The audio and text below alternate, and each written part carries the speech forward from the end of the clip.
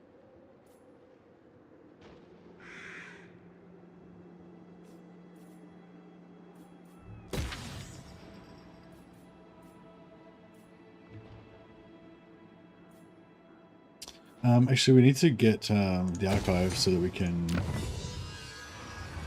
start recruiting stuff doing second level of technology. I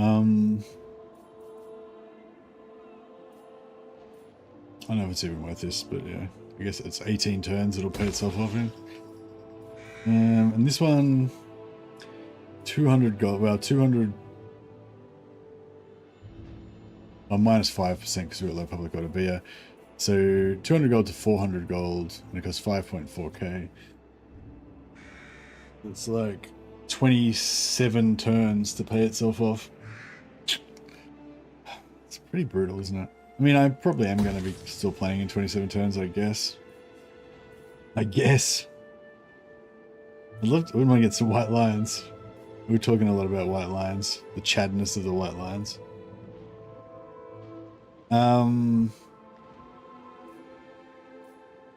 But yeah, I guess I should probably build the embassy.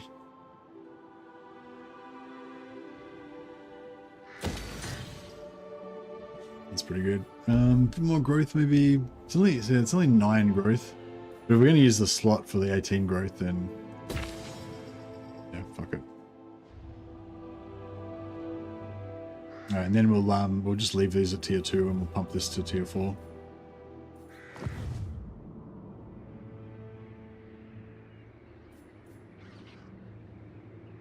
I serve the king.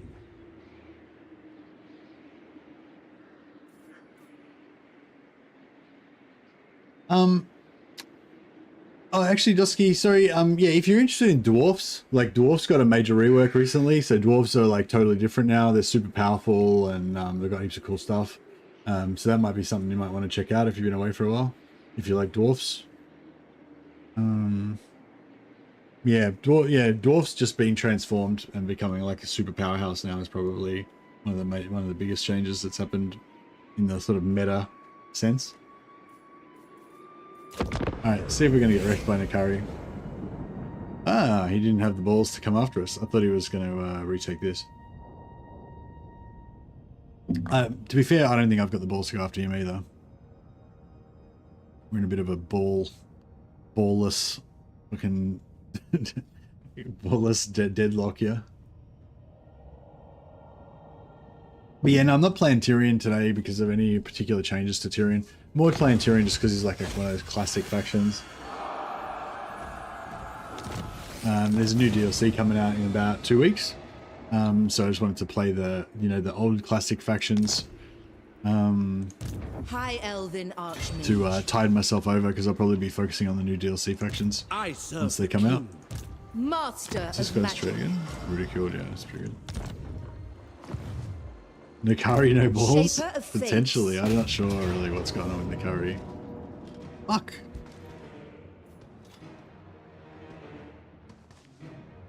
We could probably win that, but it's probably going to be pretty rough.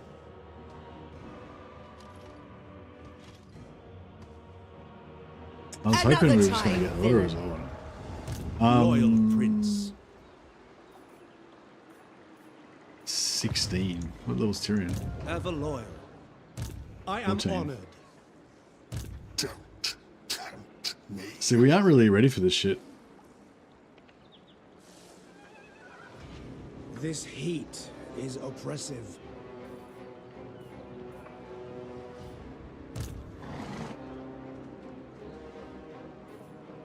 The greatest! I shall go. Sathari's servant. Hoeth sees all.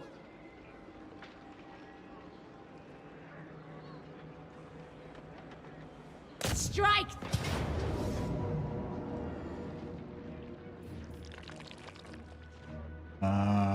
Yeah, I've got auto because I want them dead. High magic. Don't have to chase them. They can serve the tower. No, so now Tyrion, now Nakari doesn't have any extra. Mine.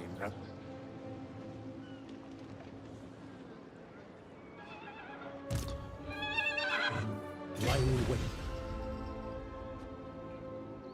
Beginning my journey. Right, so yeah, so we're just on the right side. Petty desires. in shadow. Do not tarry! Hoeth sends us! Oh fuck, Tyrion. Yeah. This sucks. I should have gone the other way. You reckon Tyrion can solo this? Maybe. The Phoenix King welcomes all, cultured or otherwise. The Warden. Alaria, all are welcome in my court. Love me some dwarfs, not chaos, right? Normal dwarfs. Yeah, no, normal dwarfs, yeah. Yeah, the ogres got a minor change to their bounty system, which the bounties are actually really cool. Now, like, just the bounties are cool because you can just cycle them. So you still get these 3 like random quests or whatever, but the rewards are better now. Like if it's a quest to attack somebody really far away, then you get a really big reward and a longer time limit to do it. So that's a bit more intelligent. But the other thing is you get 3 quests, 3 bounties for the ogres, and if you don't like them, you can just cancel all of them, and then next turn you'll get 3 new ones. And if you like one of them, but it's going to take you a few turns, you can keep that and just cancel the other 2, and you'll get 2 new ones. So the new bounty system, even that simple change, has made it heaps better. But yeah, but the dwarfs got a pretty major Shield overhaul. against the darkness. Lord of the Phoenix Court. Onward. High elf. The winds of magic guide us. How many captives? We got 12. Yes. They may live for a price. Can I offer assistance?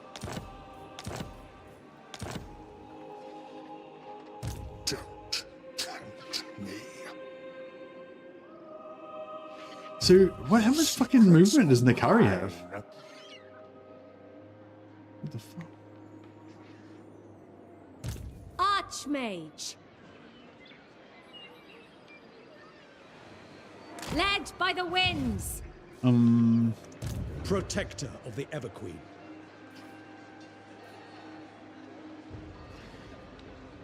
Purest sorcery. Nakari's got plenty of movement, hey? I feel like this hero just needs to get moved, switched out.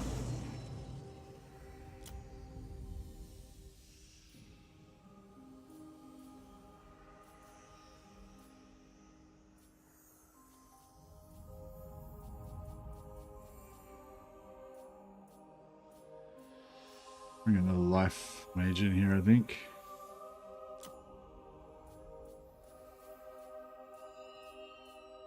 Actually, we've got another life mage. I guess we don't need this one to be life mage. We could bring in this guy. How can I assist you? I will see to it. The most gifted.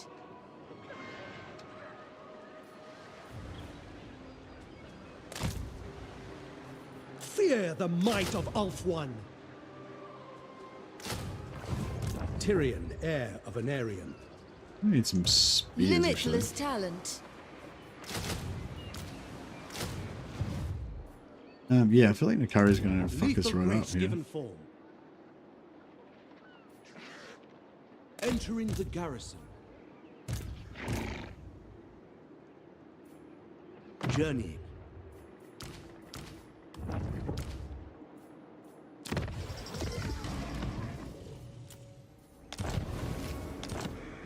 Magic in purest form. Don't tempt me. Yeah, I just see he's in camp stand, so he's got 50 movement used. So he's got this is I don't know. So he's got like at least another 30% on top of that. For my queen. So I don't feel like you can really bring her in. No, I can maybe put it there, I guess. Do not tarry. Might be alright. I don't know. I feel like Nakari might be able to make it to there. I reject your petty desires. How can I assist you? I bring Azurian's fire. Yeah, I'm pretty scared. I'm worried he's going to get me over here as well.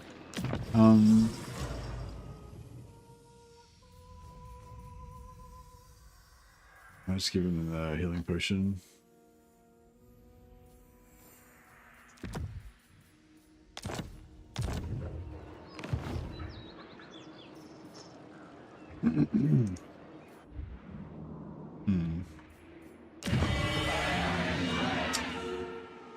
All right.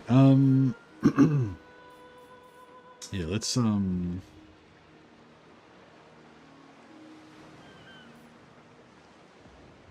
yeah, do growth.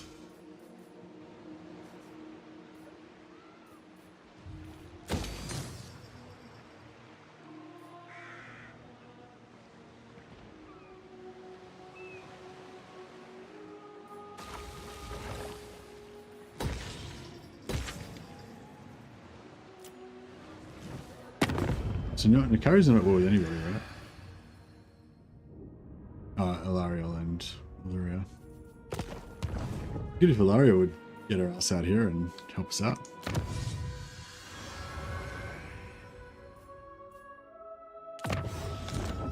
Yeah, I'm really worried Nikari's going to kick the shit out of us here, and I'm not sure what I'm going to do about it if that happens. The White Tower.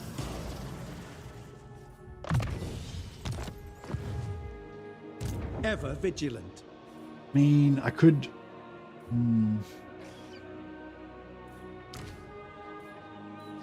Yeah, we can. I mean, we can heal this hero, I guess, at least. The winds guide me. We're on our steed. Full health back again.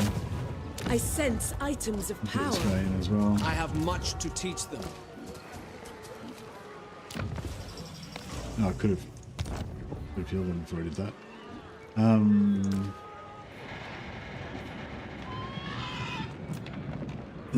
Yeah, okay, alright, let's just... We're gonna be able to beat that? I mean, I feel like we could maybe beat it if we, like, corner camped or whatever. Maybe. Nah, I guess we're gonna find out. Fuck.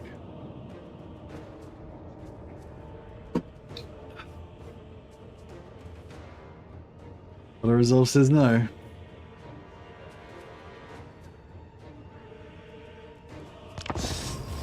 Yeah, I don't know why. I knew this. I thought this was gonna happen, but I don't know. I just didn't want to like give up. Like, because like if I retreated, then I would have been like, you know, wasted a turn basically. Plus, I would have had nowhere to go from. Like the only outcome that like I like is where we kill Nikari and then we get to just steamroll over the rest of his shit. Like running away and not doing anything, running away and Nikari still being alive, and then Nikari taking some Vow Staff, having to run away for 2 turns. Like none of these options are good. Like, you know, I don't like any of that. The only option I like is the one where we just win somehow and beat Nikari. But the only problem is I don't know if I can do that. And I get in these situations a bit where I'm like, you know, I don't know if I can win, but I'm not willing to accept any other option other than winning. So I just put myself in that situation, which is if you do manage to win, which most of the time we do, then it's okay. But if you lose, then it's like,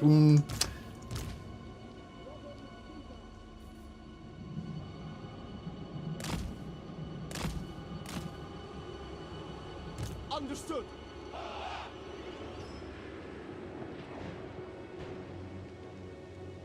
yeah, this is gonna be real fucking rough.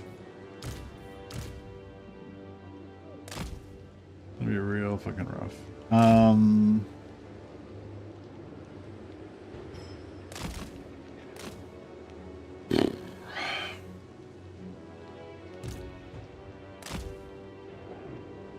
Archers!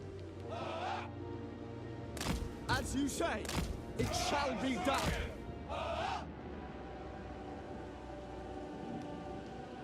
Archers! Without fail, as you say. Archers! Acknowledged! For duty! Acknowledged! It will be done. Archers! We will obey! Archers! Orders received. And he's attacking us as well, so there's no like.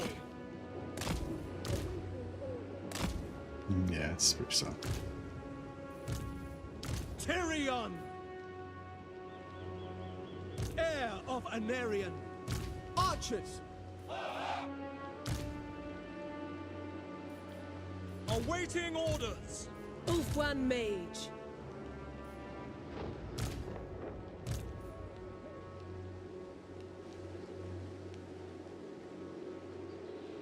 Don't let anything die in front of the carry. Yeah. This corner's shit as well because we're going to be firing uphill.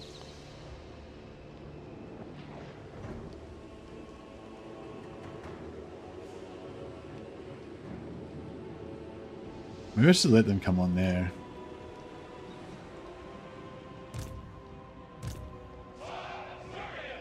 It'd be cool if we could,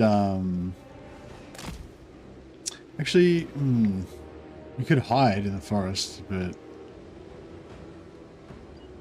yeah, I don't know.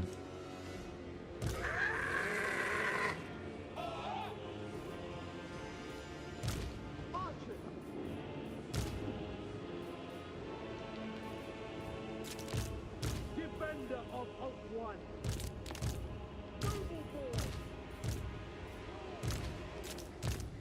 Noble. Battle called. Noble. Shield of the Everqueen. Yes. Yeah, well, we can always retreat out of this as well. But yeah, I think we're gonna get fucked up here. After Mage.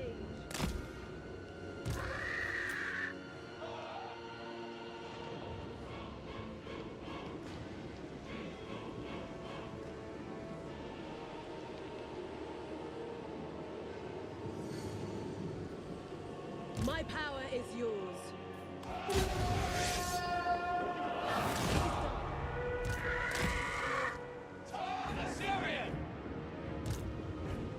Onward! Battle awaits! By Illyrio! Forward!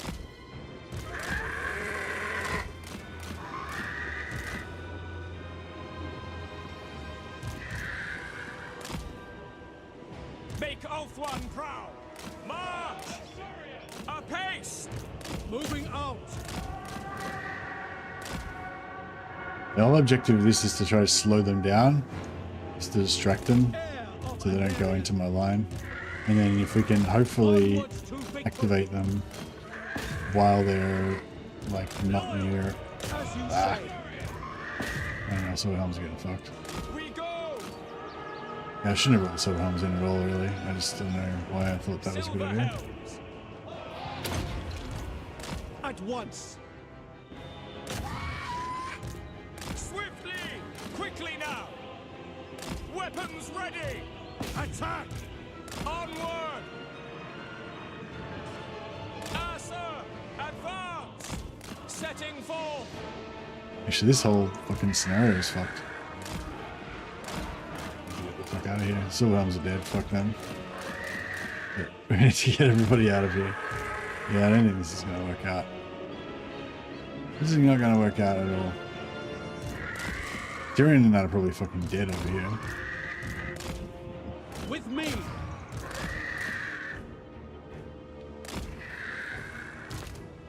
Yeah, now we're fucked. Orders. We are fucked.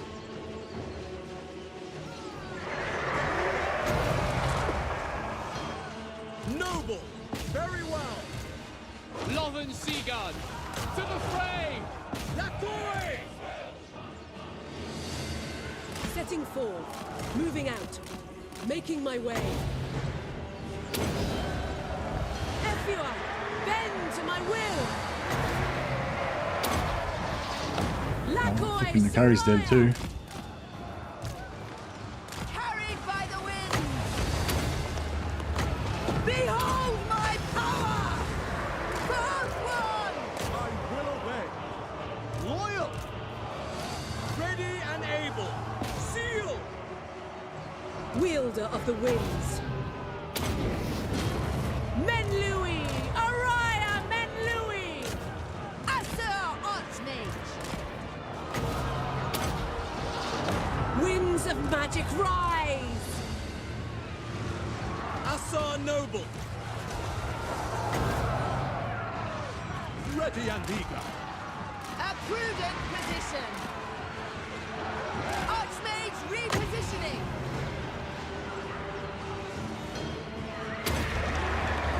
Witness true magic without hesitation. Spellcaster.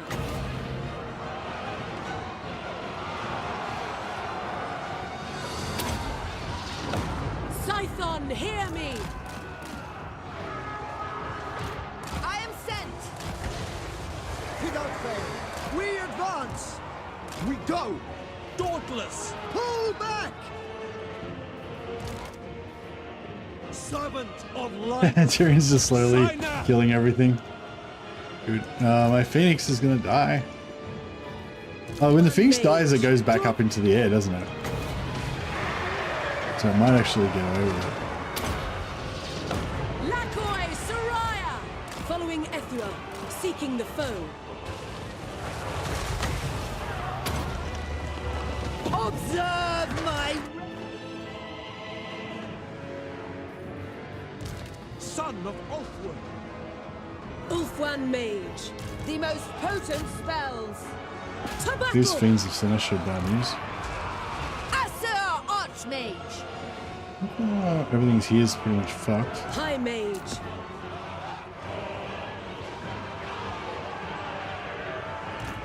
Poeth guides me. My journey continues. I go for Ulfwan. Magic's Tyrion, the Phoenix died. I was hoping it was gonna like revive. Is it? What's the deal with the Phoenix? Is it like there's like a chance that the Phoenix can revive, but it doesn't always? Back.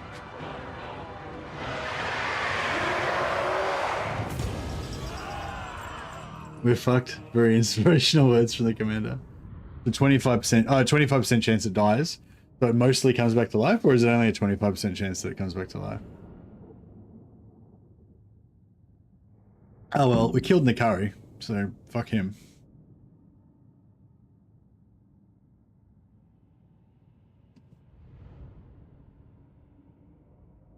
Oh, only 25% chance that it revives. Ah, okay.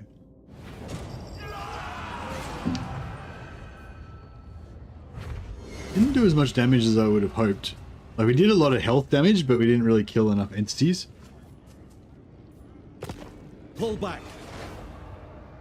Oh, look at all the marks of Slanesh. We got Slanesh the shit out of.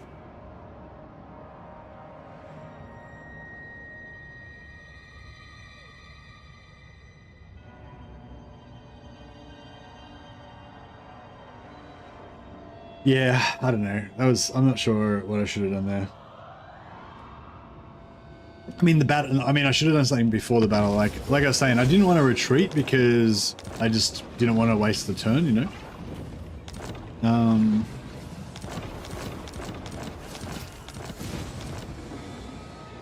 Tyrion, heir of an Aryan. A crude attempt to So now without Nikari and with us attacking, then all of a sudden this doesn't look as bad. It still looks pretty bad. It doesn't look as bad. Lord of the Phoenix Court. Yeah, this not being able to replenish in this red area here just totally fucked me. And then I thought I was going to take this and replenish, but then I realized that I would have got trapped by Nikari. Cede the territory and retreat to Safari. That's quitter talk, Scott. Yeah, that's what I was saying. Like I could have done that before, but I just didn't want to. Shield of I didn't want to lose. High Elven Archmage.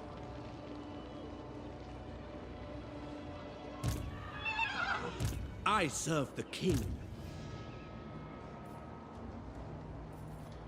Be prepared, Acer. Carried by magic. I serve the king. I second this. Traveling. Gonna risk it for the biscuit. Journey. Lethal grace given form.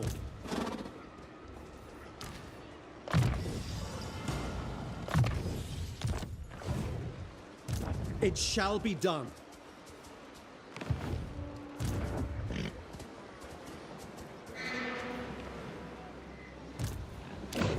All right, so let's do some. It was our. Oh, did they steal our? Did they steal my banner? What the fuck is? Prince, Master of magic. servant of the king. That's all right.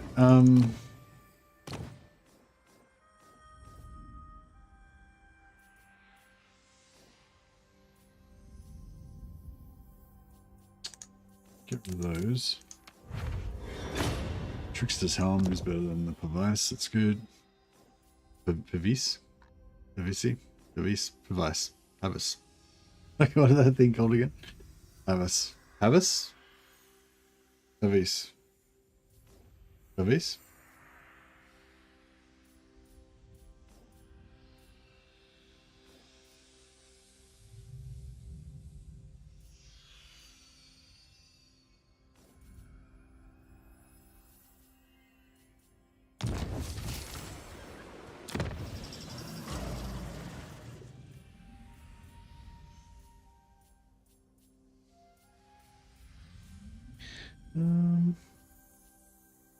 Could give her a Philith's robe, may as well.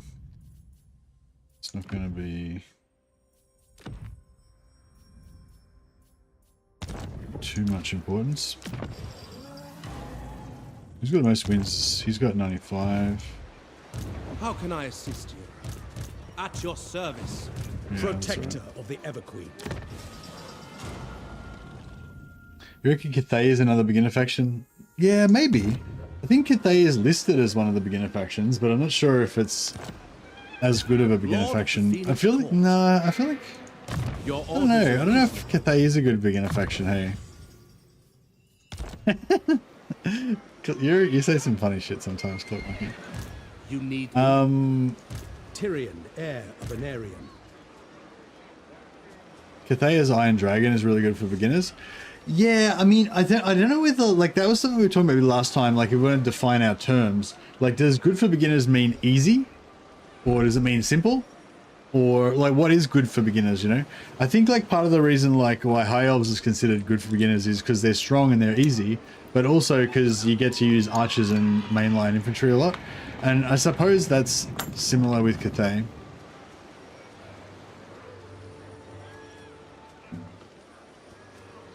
Straightforward and intuitive, yeah. See, I think that's where I think straightforward and intuitive is a bit like, I know Cathay sort of is, but it's also got like harmony, and it's also got like the battle harmony, and you know, and it's also got like heroes that aren't very strong. Like, yeah, do you know what I mean? So I don't know. I guess it would still come under that heading, but maybe not quite as much. Not quite as straightforward and as intuitive as High Elves, maybe.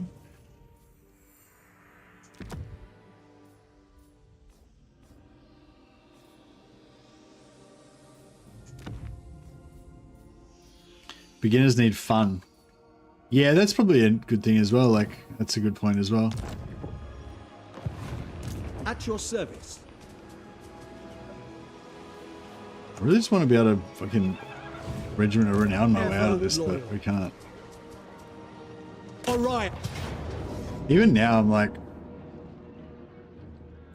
pretty into this auto-resolve idea, gotta say. Fuck yeah, I'm taking the auto-resolve. I'm scared. I mean, I should fight it, but I'm too scared. Yeah, like I think we could win this, but yeah. That auto-resolve is pretty sweet. Or battle. High Elves have just about every good unit for every situation. Yeah, High Elves are pretty good all around for sure. Bind them.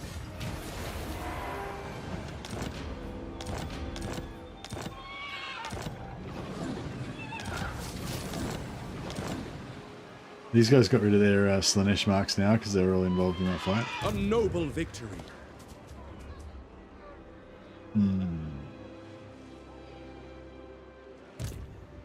The greater good has triumphed. Ready to march. You All right, called finally we can get some decent replenishment. champion of the Everqueen. Making camp.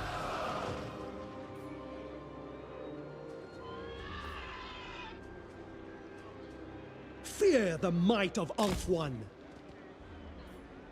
Your instructions?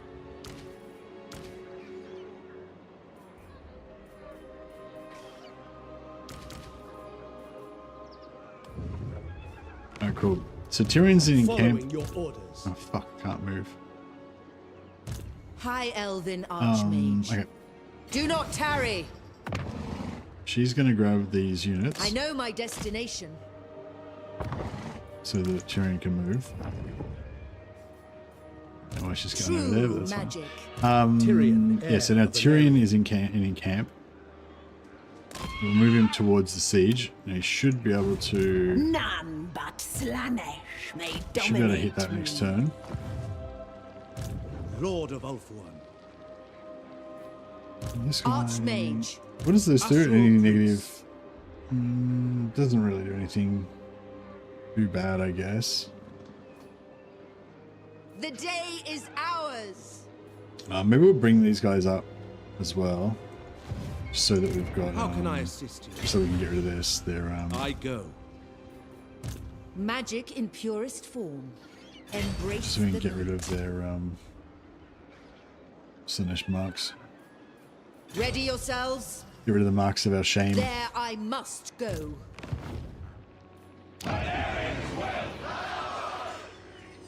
Alright, we'll start building the Widowmaker Shrine. As soon as that's built, we'll take it. Should we give Sunfang to Tyrion? I mean, should we give the Sword of Cain to Tyrion? Or should we keep Tyrion with Sunfang? Because Sunfang's pretty good. Shield against the darkness. Yeah, so with Sunfang, you can +3 control all provinces. That's probably the best thing about it. And then you got 10 weapon strength, 30 armor piercing, so it's kind of like a bluish level weapon just from those two things. And then you've got the Sunfang breath weapon attack as well, which is nowhere near as good as the Sword of Cain. But if you give the Sword of Cain to Tyrion, then no one gets the Sunfang. Whereas Tyrion has the Sunfang, then somebody else can have the Sword of Cain.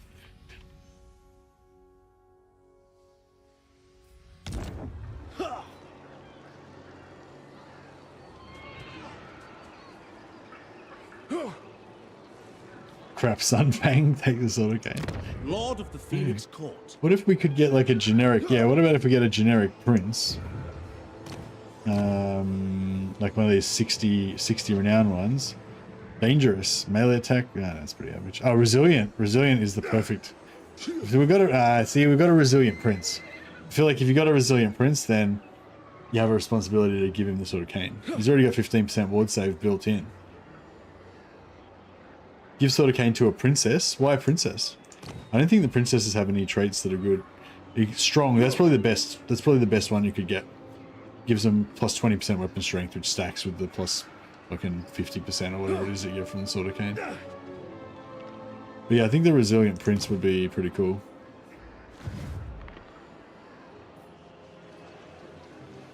The only reason to give it to a princess is because it would look really cool. Especially if it was that pretty one with no helmet on. And that is a faction. Like having a cool princess with a Sword of Cain would be pretty prestigious. Scott's like, he gets it.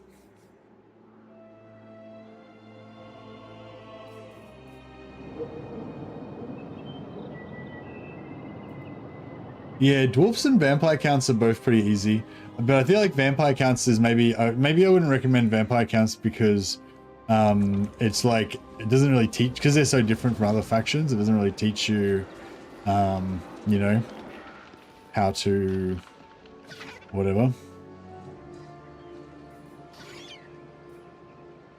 We could get some. I wouldn't mind some Reaver archers, but.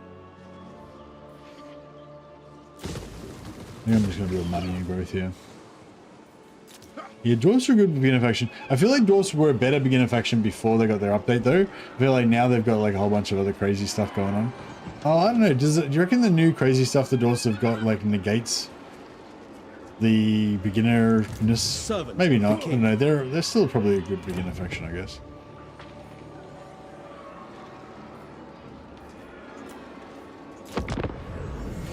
Oh shit, this guy's probably gonna get wrecked by this demon.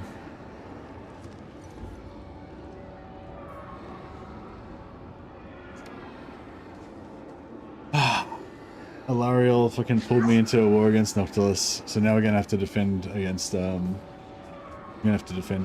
on Lothern side. So I reckon this rebel's going to attack the distant lord that's by himself, which means that we won't pull in. These guys wanted to fucking declare war on me as well. How far away are they? I feel like they're pretty far away. It's like you can't really extort me when you're like a xenophobic wood elf that's an agrophobic wood elf that's too scared to come out of their fucking treehouse. You can't go and like fucking try and extort money out of random people on a different continent. I reject your offer.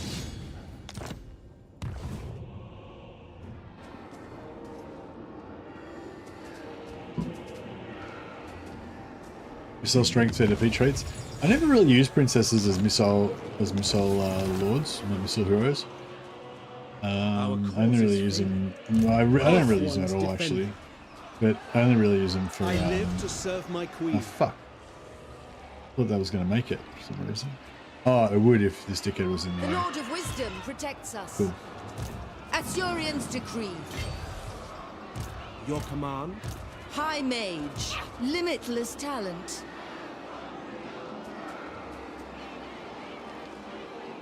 Bring them doom! Trained by the White Tower.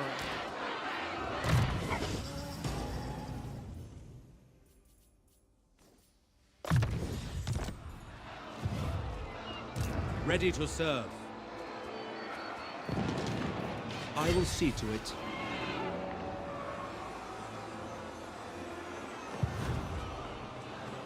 Weaver of spells. Asurion, take them.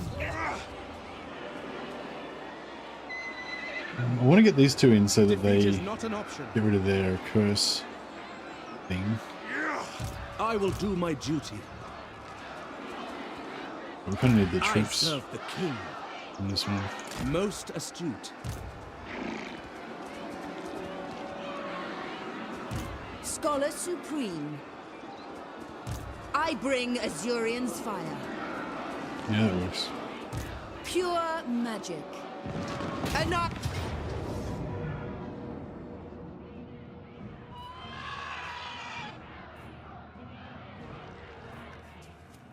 Necromancer stealing technology. Yeah, I really need to lean into the Necromancer hero technology stealing. I tend to like my first couple. I want to put them into armies, and then I get a couple more, but then I usually want to stack them into armies as well, just as a backup or whatever. So I can have 2 in each army, and then I usually have like 2 more armies come up. So I need like 2 or 3 more Necromancers, and you know, they just kind of always just get used up in armies all the time. And then I do occasionally have a couple of spare ones, and then I just forget, like, and I just keep putting them into my I just keep putting them into armies all the time.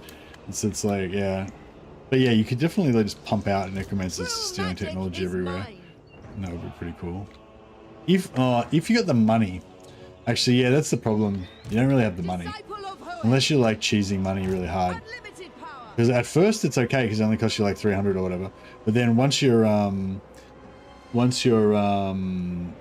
fucking Necromancers get up to, you know, level 20 or level 30 and shit, it starts costing you like 500, 750 gold per pop.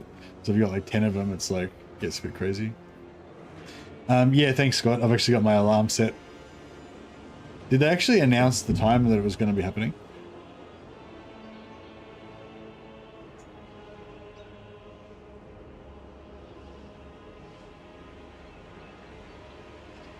Master of sorcery. Okay, cool. Yeah, we'll watch it live as well.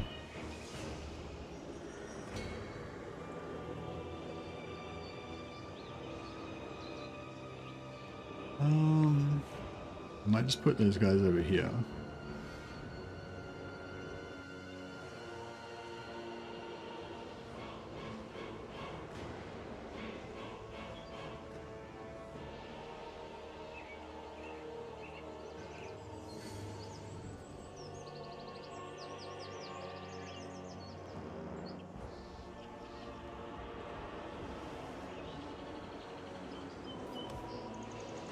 Oh, I channeled magic accidentally. I never bothered to channel magic. I think they actually changed channel magic so it actually does something now, but I've gotten out of the habit of using it for so long that I just ignore it. I feel like channel magic is like, I don't know. Like, I think the way that it's meant to work, if it actually works, because sometimes it's quite often seems to be bugged, is that it like averages out towards around 20 winds of magic or 15 winds of magic or something. So if you've got like 5 winds of magic, then it's on statistically, there's a chance it might go down, but statistically it's more likely to go up. Whereas if you already got like 27 winds of magic, like there's a chance it could go up to like 28, but it's more likely it'll go down. So I think that's how it's meant to work, but I don't know. I just don't really feel like that a lot of the time.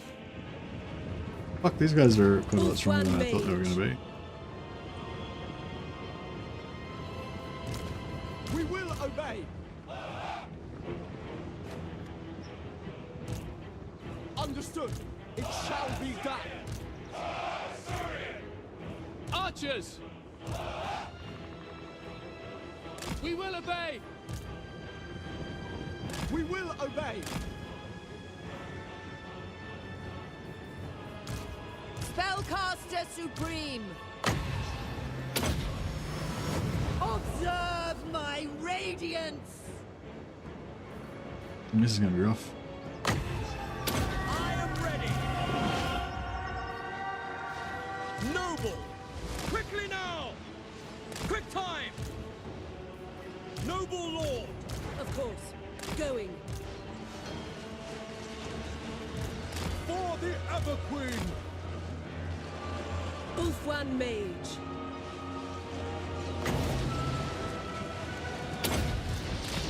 Efua, bend to my will. I summon the winds! Son of Ulfwan!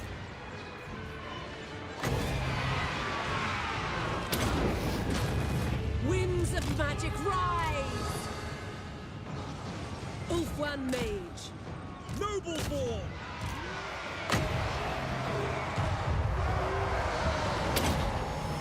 Oh man, he somehow missed those guys and hit those other guys more. Archers, Asher, advance! Direct me! Now! Behold my power! Archers! Battle call!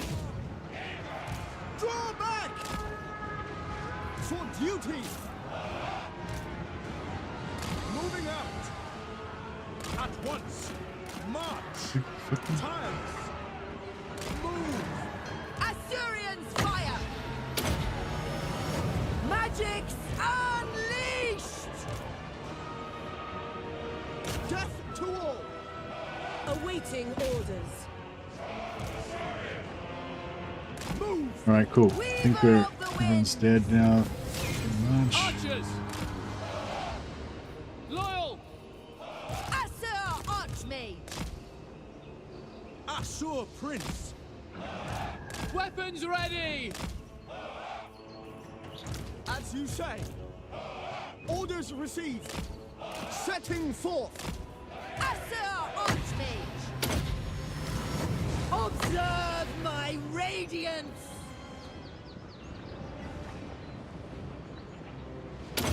The winds blow through me!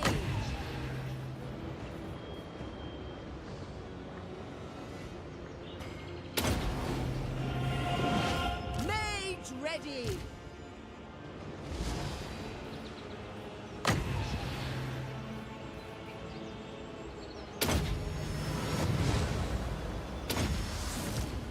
Witness true magic!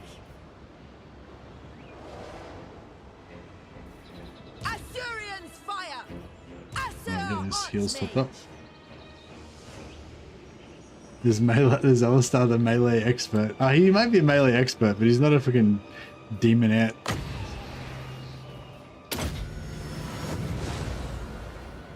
Alistar, the melee expert.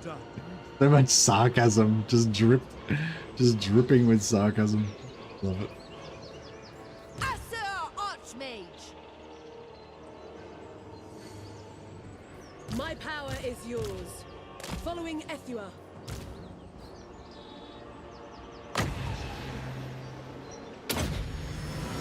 Behold my power! Ulfwan Mage. Making my way.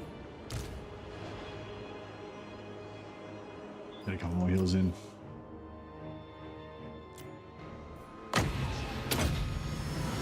I summon the winds! One more. 2 more maybe. Maybe one more.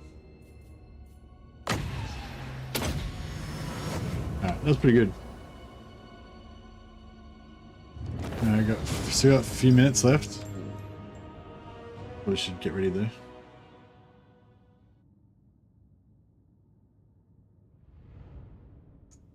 So what's it called? It's called a, it's not called a showcase, that's right.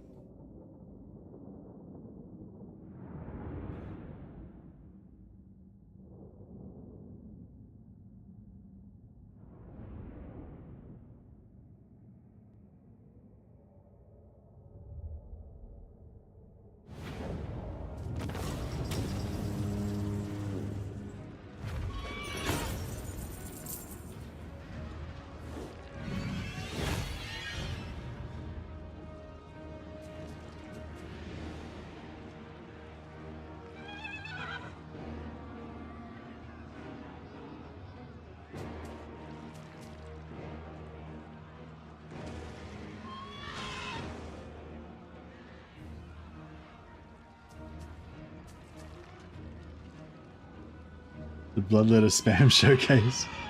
I guess that's probably accurate.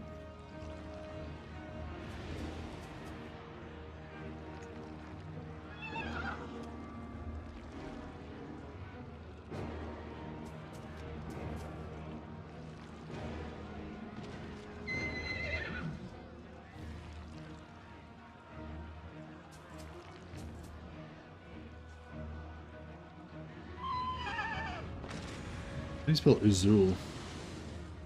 I guess you spell it SKulltaker.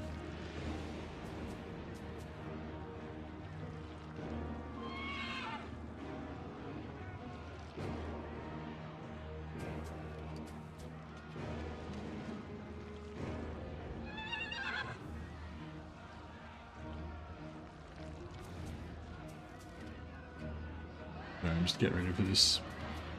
Get ready for this showcase.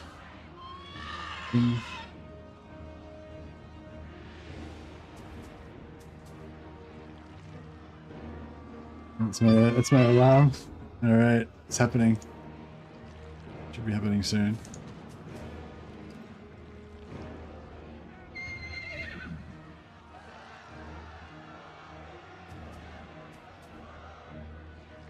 All right, it's happening. I might switch over to the showcase now because it should be coming up soon.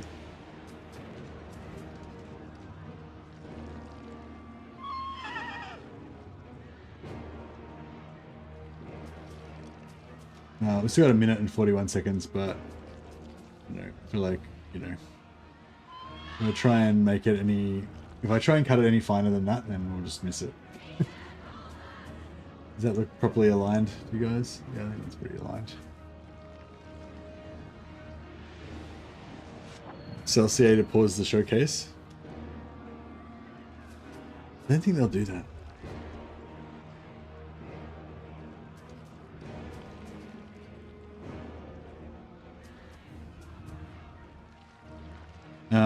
Yeah, so sorry for those of you who are not interested in the news. Sorry about that. But yeah, for the rest of you, we're gonna get to see some SKulltaker action in a second. So that should be cool.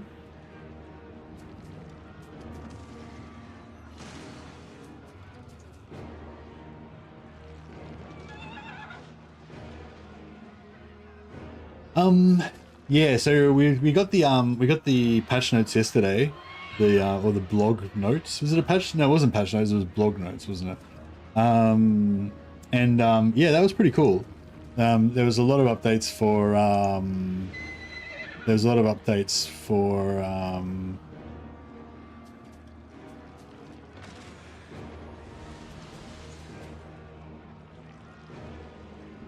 lot of updates for Khorne. That I was like thinking could be good.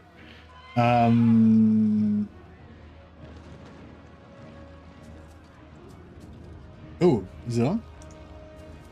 Owing to destruction, this was recorded months in advance, so there's still some placeholders in game. We're really hard at work right now and can't wait for you to get your hands on it at release.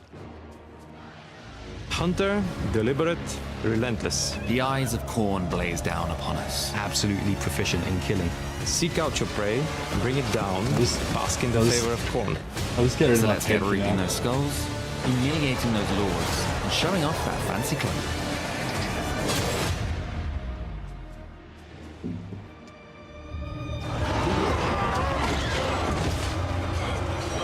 Actually, I can have my head in there. I think if I don't have my head in there, then you know I might get blocked by YouTube or something.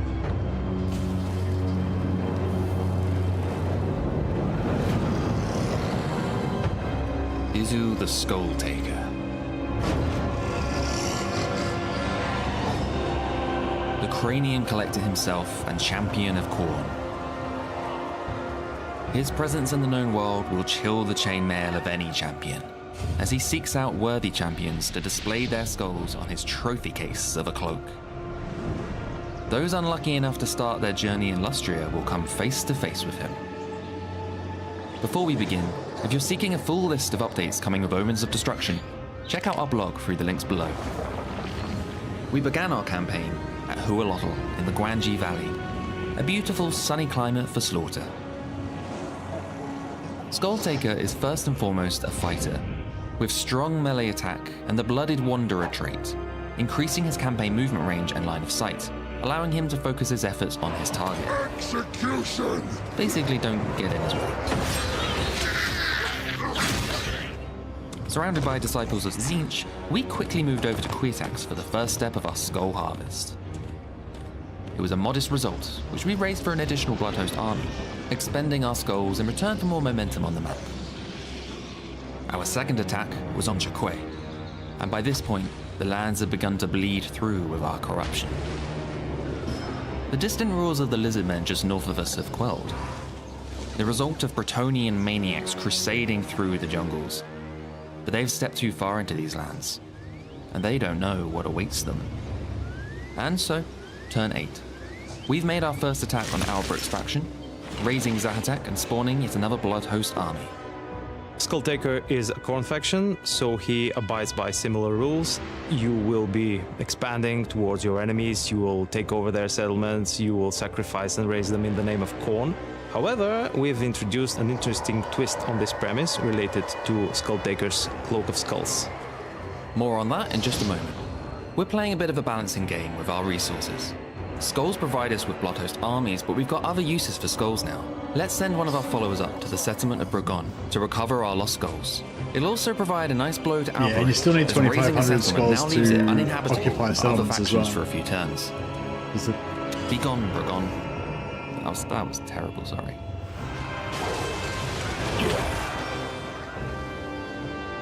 Oh, hello. It's fine, I need the skulls. Outbreak is our first encounter with a legendary lord. His reputation on the field means he is worth more to us than a generic lord. Defeating him will earn SKulltaker 60 points of champion essence, which we can spend on buffs through our Cloak of Skulls mechanic. His army is big though, so for now we'll leave him to his ruins and target Laxland. There is another tasty Bretonnian skull there I can harvest, worth 16 champion essence. Bit of an easier target for us at this stage of our campaign. According to lore, the SKulltaker is a duelist. What he usually does is when, for example, Khorne forces are besieging a fortress, he stands before the gates of the fortress on his own and he issues a challenge. Sooner or later, someone marches out to face him and they lose. Always, invariably. Why did they send a prophetess out to duel him in single combat? Of champion essence, Like, which depends on their I think she level would at of least cast experience spells from a and distance. on the victories that they fought. This is a resource that you will gain once you face them in battle and you defeat them. And you will use this champion It's a essence magistrate. to enhance the It's like the skulls weakest combat on the character in the game. Each of the skulls is giving you different bonuses. You can unlock bonuses, you can further upgrade them. I feel like So SKulltaker is this just is like actually a chief he's part like of cherry your picking his fights gameplay right loop. at this point. be on the lookout Fighting like a girl for and a magistrate. meaty enemy lords with a lot of champion essence. Attack them, gain their champion essence, become stronger, and seek other prey. Yeah, for no, you like to a hunt half down. stack of zombies. Wow, he could take them out easy. Our Cloak of Skulls holds many abilities in its noggins. For example, the Cloak of Skulls ability increases our armor and missile resistance, as well as making us immune to flanking. My original Bloodhost armies are clinging on by their claws, but they make up for the lack of recruitment I've made. Let's No, burn the them up update's in not one yet. final This is just battle a and replace this is them like as we preview. move up north. Oh, hello Empire. What's this? Another tasty skull worth 16 essence points. Alright, at least this that'll take guy's us got past the armor. threshold for the next skull on He's the gonna cloak. fight a warrior priest I that's think I should actually turn that down. Let's give chase.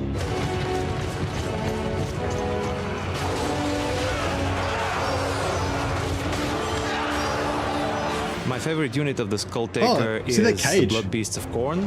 Does he have a cage Huge ability? brutish ape-like monsters that We'll are go back and exceptionally watch some of good the stuff on the again later. charge. They've got armor-piercing damage, they induce fear in their enemies, and they have a particularly cool animation.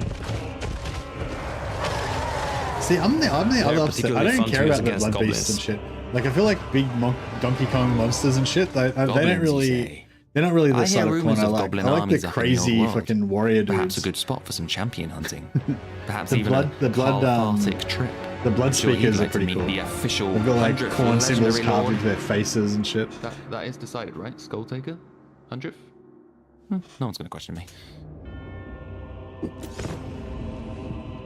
Yes, this is kind of Marcus that. is making his way yeah. downtown. Let's move out the way and get some recruitment going for a welcome party.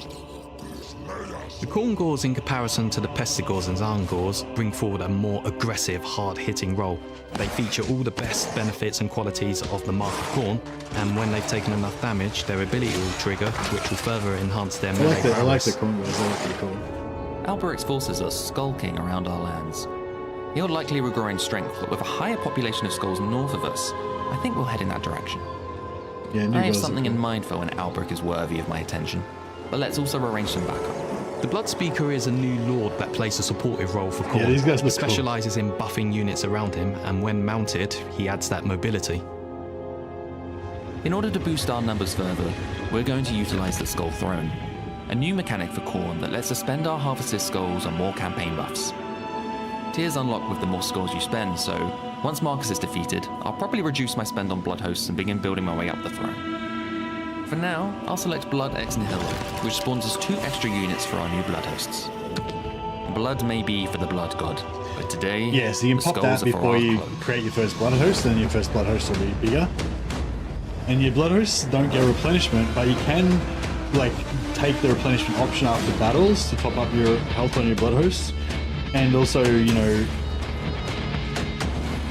if you've got any healing from any source, then you can, you know, heal single entities in your blood hosts and stuff as well. Also, a lot of single entities have regeneration, or you know, hunger.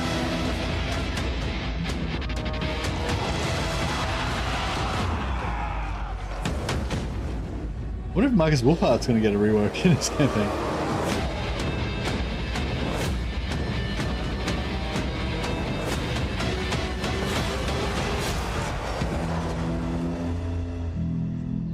It's turn 57, and we're deep in the jungles of Powalaxa.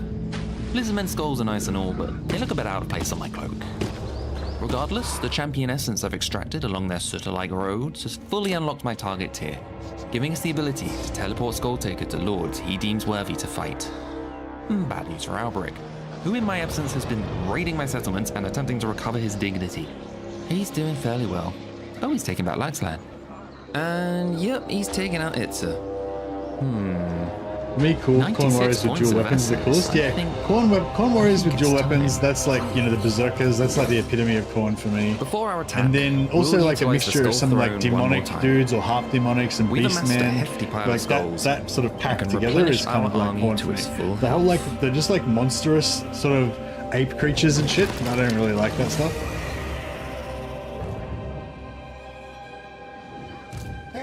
Yeah, like including Skylar. I mean, I don't mind Skylar as just by himself because he's like a unique character, but I don't really need like 10 Skylars, you know? Berserkers with the chain axes in 40k, yeah.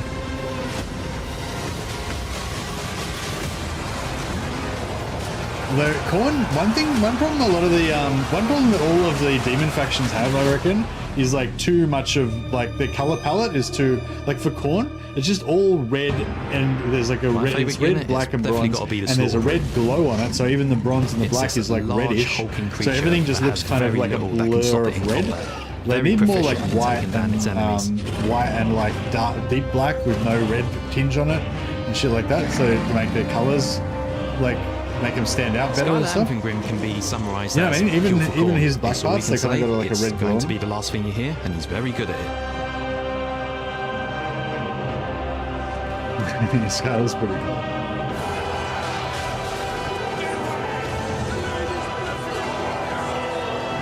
Yeah, I feel like all of the Chaos factions have that. Scar Bloodbath is our frontline hero who's themed around both self-revival and healing. He's going to be very difficult to take down. He looks pretty badass. The Wrathmongers is a unit that I feel the players will get behind, and that's primarily because of their weapons, the Wrath Flails, that enables them to deal devastating splash attacks and in general just hard armor-piercing attacks. Check these psychos out.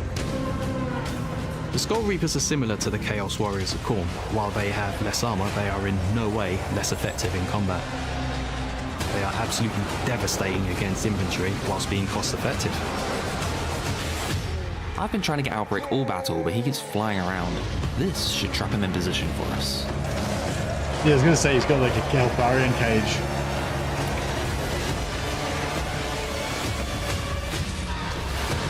Alberic may have recovered from our initial meeting, but upon his triumphant return, he has only proved himself a more worthy opponent to the SKulltaker. With his glory finally in view, the Cloak of Skulls. I didn't show it there, but previously I saw the Altharian cage. I'm pretty sure SKulltaker's got an Altharian cage. Let us know in the comments below, or follow our links to wishlist now.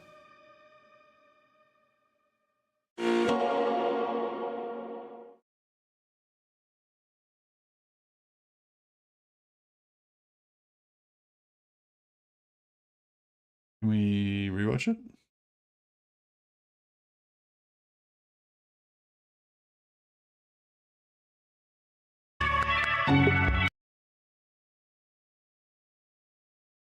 Pre-alpha footage of Owen to Destruction. This was recorded months in advance, so there's still some placeholders. Really hard at work. Yeah, I'm really liking the look of the Khorne rework. Hunter, deliberate. So one of the things they did was they made it so you have to pay 1,000 skulls to get the blood hosts instead of making them free, but they changed it so the blood hosts are free in upkeep, so they don't cost any gold.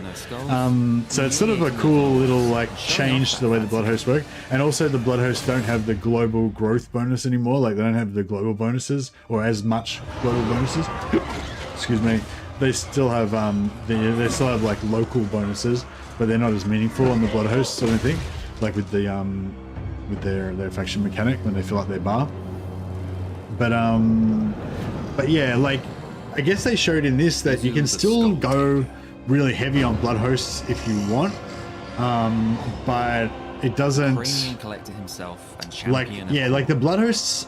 The blood host is still good in terms of if you get like a free army basically that pops out, free powerful army that you can get super early. So basically on turn 1, you know, you can be like double strength of what a normal faction would be because you can recruit and you can also pop out a blood host army as well. So they still function the same way of like giving you an extra army that can conquer shit or can help your main army win better fights and stuff like that. But they got rid of that sort of secondary effect of having to have this blood host economy where you're like farming blood hosts and having them all like doing sack cities and stuff like that. So you don't need to do that shit anymore, which I think is a good change. But you can still, you definitely can still use them in that military way like you would have thought. Basically don't get it. So he's got this chains ability. Surrounded by disciples of Tzeentch. Pretty sure we saw somebody with the Altharian cage on them in one of the battles.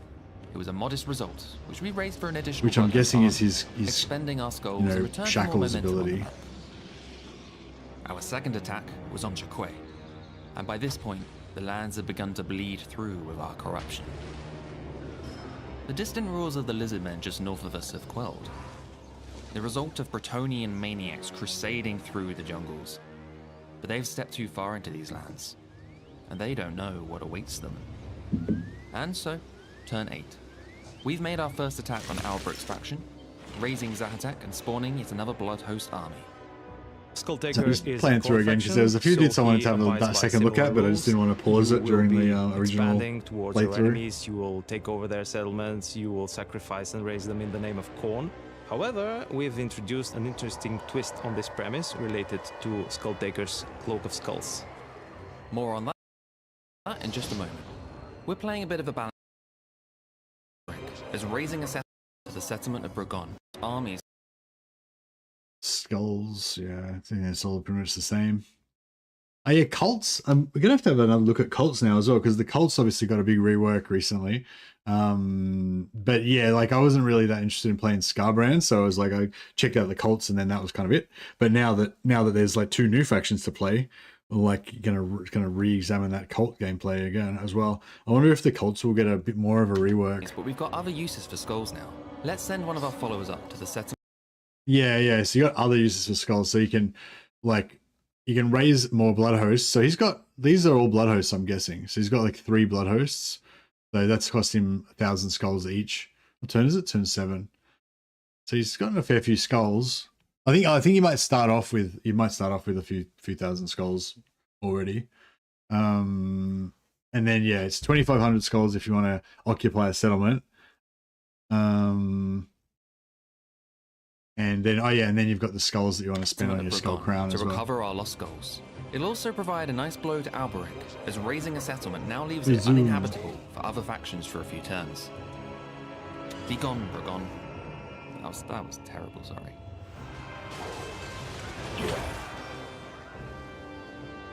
Oh, hello. It's fine, I need the skulls. One thing as well, like with Khorne, I guess, I kind of like the idea of like playing Khorne a little bit like the Chaos Dwarfs in a way, like creating a big like, burnt hellscape of like Khorne Empire, I guess, with like fires burning and skull piles and stuff like that, and then just kind of spreading out and like slaughtering our neighbors or whatever. But 16 champion essence. I don't know. Well, I guess that sort of naturally happens, doesn't it? You just like, you kind of just eradicate everything. Like, Khorne's a little bit like Beastmen, I guess. You just like eradicate everything, but with the Beastmen, it stays eradicated, whereas with Khorne, everything kind of like comes back. After raising settlements, it's blocked for 3 turns before it gets activated. Yeah, that's a new thing. You have like a little fire symbol for both Beastmen and Khorne. After you raise it, it's blocked for 3 turns. You will see that each of them carries a different amount of champion essence, which depends on their level of experience and on the victories that they fought. This is a resource that you will gain once you face them in battle and you defeat them. And you will use this champion essence to enhance the skulls on the so we were looking at this on the blog. So if you want a bit more detail about this, you can check out the blog. But yeah, there's basically like how many? 1, 2, 3, 6. So there's not 10. There's 10 different skulls, I guess. Each one of these has got a name. So this one's Kakalek, Greatest Tomb Warrior, and each one's got like 3 levels that you can upgrade them in, and they get progressively more expensive. So this slot's like 25 for the second one, 50 for that one. These ones are 25 for the first slot, then 50, then 100, I assume. This one's like 50 for the first slot, then 100 and 200, I guess, and then like these ones are like already 100 for the first slot, I think. And like, so they basically just go up. So I think these ones like 200 for the first slot, and then higher, more expensive to unlock the higher levels. But yeah, basically you can unlock all these things. Eventually you'll have everything unlocked, but yeah, it'll take you a while to get them all unlocked. Each of the skulls is giving you different bonuses. You can unlock bonuses, you can further upgrade them. So this is actually a chief part of your gameplay loop. Be on the lookout for meaty enemy lords with a lot of champion essence. Attack them, gain their champion essence. Is 50 the most champion essence you can get? And seek, or is there some, like, when he said that when Albrecht came back and he had more essence, did he have more than 50? For example, the Cloak of Skulls ability increases our armor and missile resistance, as well as making us immune to flanking. My original Blood Host armies are clinging on by their claws, but they make up for the lack of recruitment I've made. Let's burn them up in one final battle and replace them As we move up north. Oh, hello, Empire. What's this? Another You can get more than tasty 50? skull Yeah, worth okay. 16 Just happened to be essence that. points. Just happened to be 50. That'll take us past our threshold for the next skull on the cloak. I don't think I can turn that down. Let's give chase. I kind of feel like they should be a like. I kind of feel like the essence should like drain out of the no, there it is. So he's got the that's the cage, and you can see the shackles are on cooldown. You just cast it, and it's just not gone cooldown. It's like it's active right now. It's running out. So yeah, so that's the shackle. It's just Eltharion's cage. The Cloak of Skull's ability just Eltharion's increases cage our armor and ability. missile resistance, as well as making us immune to flanking. So if you liked Eltharion's cage My original mechanic, then Bloodhost yeah. armies are clinging on Because by you their have to claws, actually but they kill make the up for the lack of Lord, don't recruitment I've you? made. Let's burn them up in one final battle. So and I replace wonder them if as we move up north. Oh, hello, Empire. So What's if this? you Another tasty skull worth 16 you have to, essence I wonder if you have to points. kill them That'll while take they're us in the past our cage. threshold for the next skull on the cloak. I'm guessing you don't have to actually kill them while they're in the cage like you do for Eltharion. You can just kill them anytime. Just the cage helps you kill them.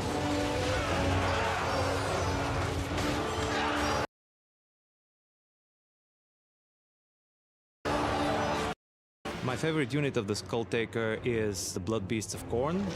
Huge, brutish, ape-like monsters that are exceptionally good on the charge. Yeah, see these things, like, I don't know, they're cool. Like, nothing really against them, but you know, but yeah, they don't add anything to the spirit of Khorne to me. You know what I mean? Like, these are just like, it's sort of like the beasts in the woods sort of thing. You know, like they're just some random monster. I feel like they don't really add much to the Khorne vibe. You know.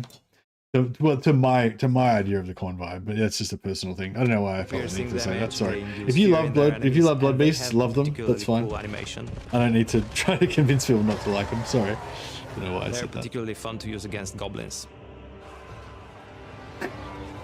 Particularly fun to use against goblins. That dude's a bully. Like beating up the gobbos with the blood Goblins, you beasts. say?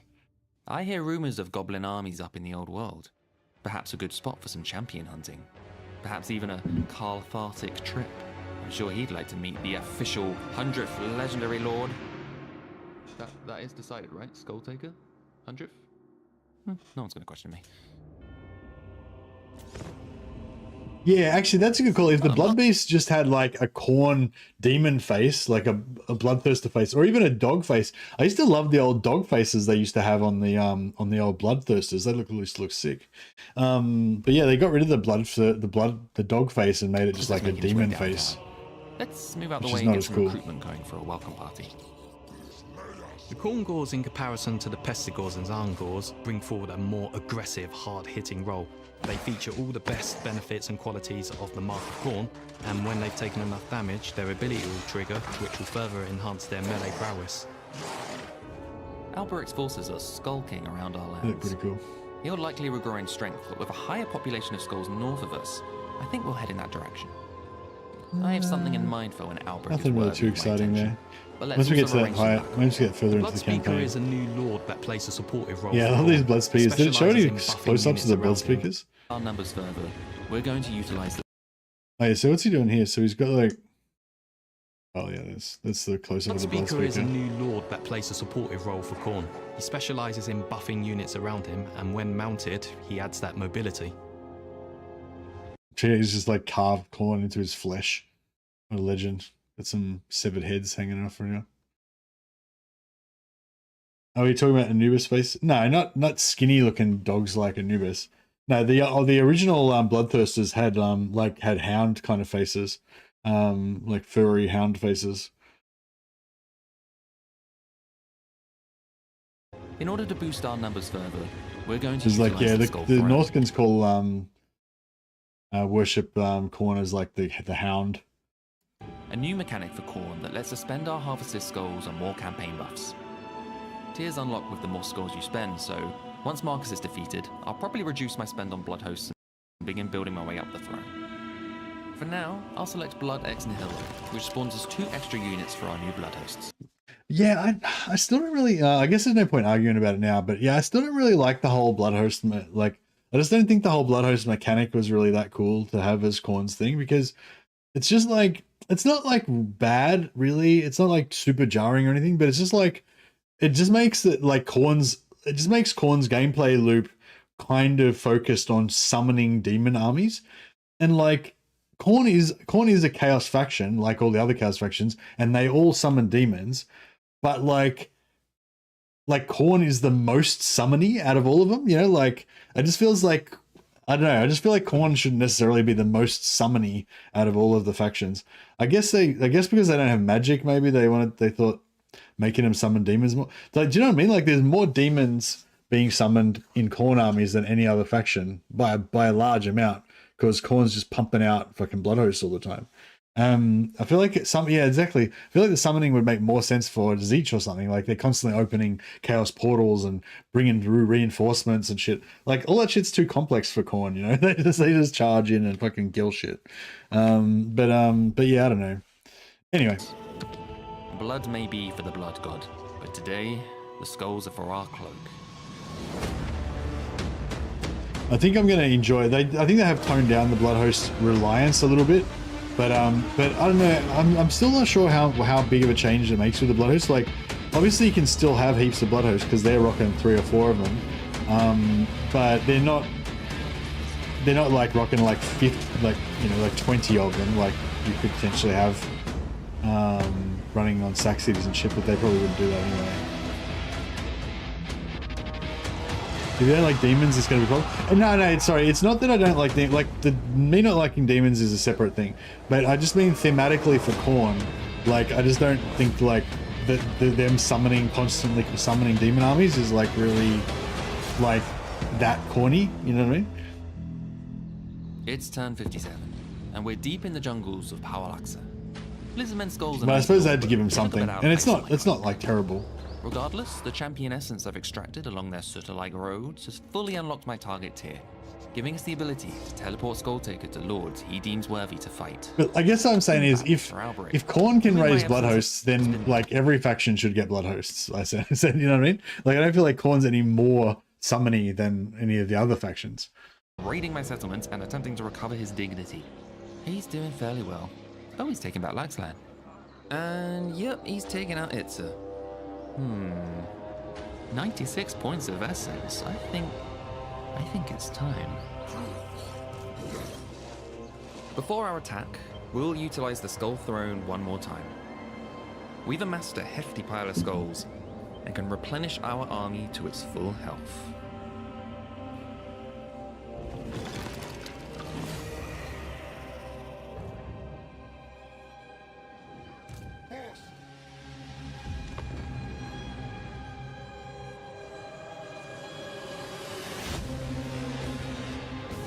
Happy he's in Lustria, won't be bothering you in Sylvania. True.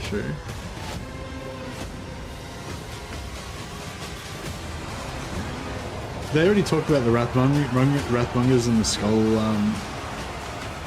dudes.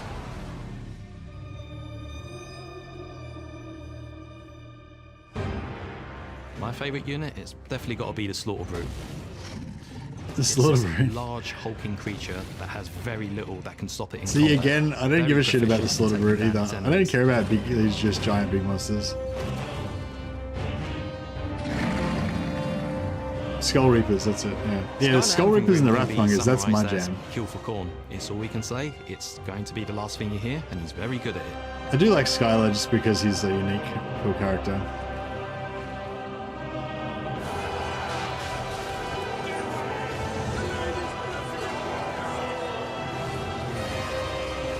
Scar Bloodwrath is our frontline hero who's themed around both self-revival and healing. He's going to be do we ever kind of look at his stat very line? good at it.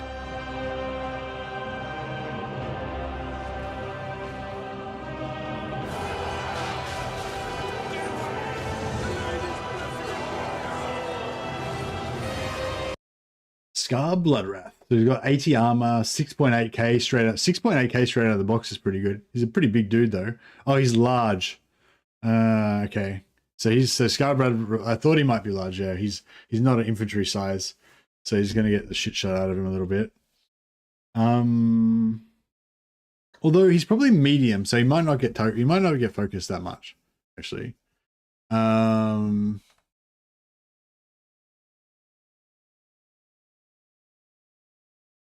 What's that? Armor break? He's got armor break on his melee attack, magical attacks, 460 anti-infantry armor piercing, Siege attacker. Don't know what those mechanics are. Scar Bloodwrath is our frontline hero who's themed around both self-revival and healing. He's going to be very difficult to take down. Yeah, he looks pretty corn as fuck. Look at these fucking terrifying psychopaths.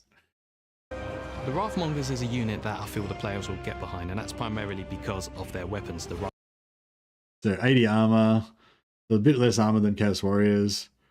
9.6k. Oh yeah, so the Wrathmongers, I thought so. The Wrathmongers are like Doomseekers.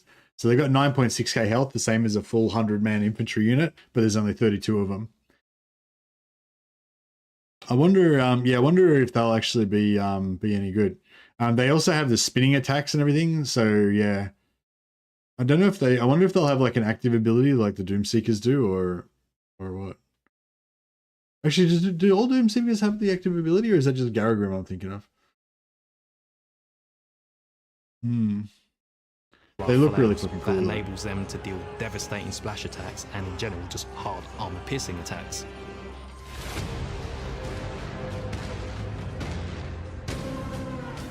The Skull Reapers are similar to the Chaos Warriors of Khorne. While they have less armor, they are in no way less effective in combat.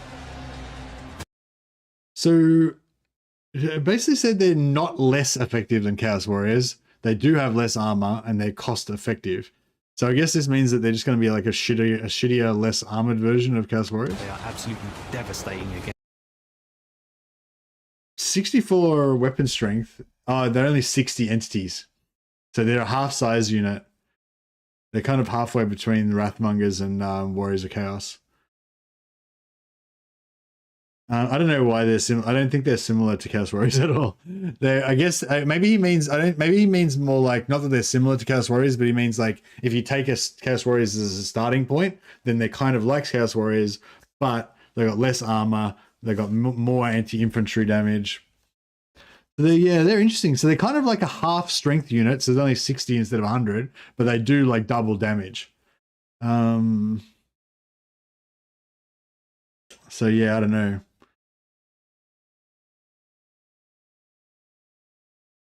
Yeah, shock troops, they got 34 charge bonus, pretty high for an infantry unit. 50 melee attack, magical attacks. Yeah, magical non-armor piercing anti-infantry attacks. Speed 35, nice, yeah. Similar to Chosen. They're nothing like Chaos Warriors or Chosen, really. They're like an elite, I don't know. Yeah, like if they start like they look like I think you just meant like if you take Chaos Warriors as a starting point, they're like, yeah. But yeah, they look really cool though. They look corny, very corn. They look corn as fuck, basically. So I feel like if you mixed in a bunch of Skull Reapers in with your Chaos Warriors and your Chosen, then they would look really cool, basically. Which is like, that's when I just want my guys to look really cool, go psycho, and just be a massive blender mob of infantry. They're like flagellants. Yeah, they're like corn flagellants. Skull Reapers will be wonderful berserker meat grinders. Yeah. Azul is a demon. Azul's a bloodletter. He's a lesser demon of Khorne. But he's like the greatest of the bloodletters or some shit. I don't know the full story of him, but he's clearly a demon. He's a bloodletter. Against infantry whilst being cost effective. You mean Azul or Scar? I've been trying to get Albrecht all battle, but he keeps flying around. Scar looks like a demon, but I think they said he was a Chaos Champion or something. Oh, Azul is a demon now, but he didn't start off as one. Oh, okay, fair enough.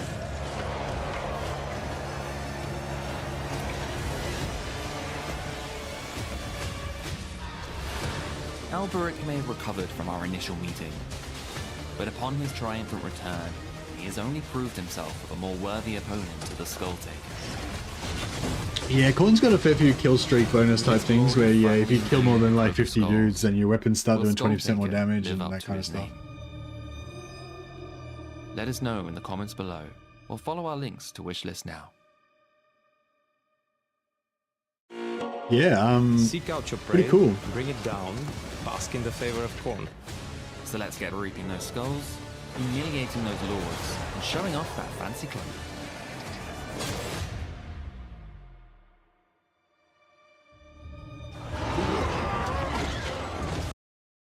Should I just switch to this version?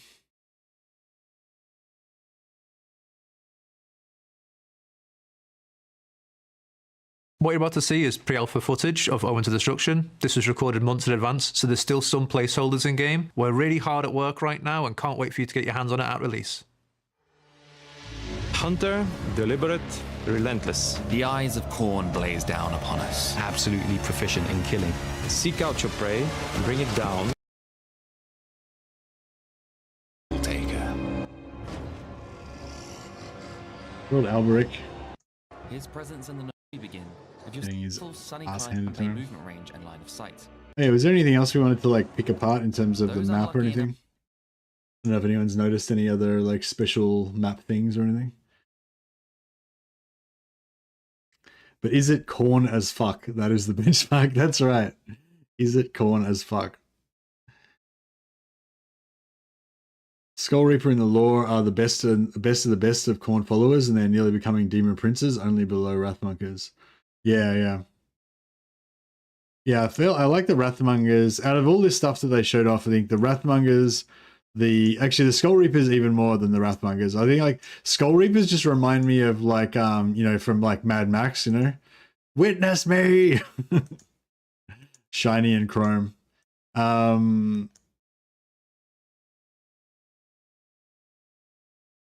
Faction-wide reduced upkeep for bloodletters for his faction effects. Yeah, so demon armies are going to be a bit more interesting now because you've got like they're bringing Dead Rise again for demons, and you can you know, and different lords are going to have like bonuses. There's probably like a blue line bonus to the Dead Rise again mechanic, the same as there is for undead. Scar Bloodwrath is our frontline hero who's themed around both self-revival and healing. He's going. Yeah, I wonder if Bloodwrath is like Scar's is Scar's a demon, or is he frontline hero? He doesn't have the demon tag, so he's like he's a mortal. That's cool. So he's not going to melt on us. But he can. Oh, is that little resurrection symbol there or something? I don't know if I recognize that. I thought it looked familiar, but yeah, I'm not too sure.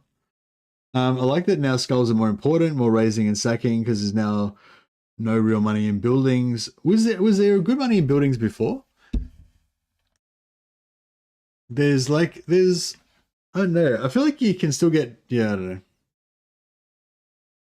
Scar can resurrect, they say so. Yeah, no, they said Scar can resurrect. I was just wondering if that symbol there is the symbol, is the resurrect skill.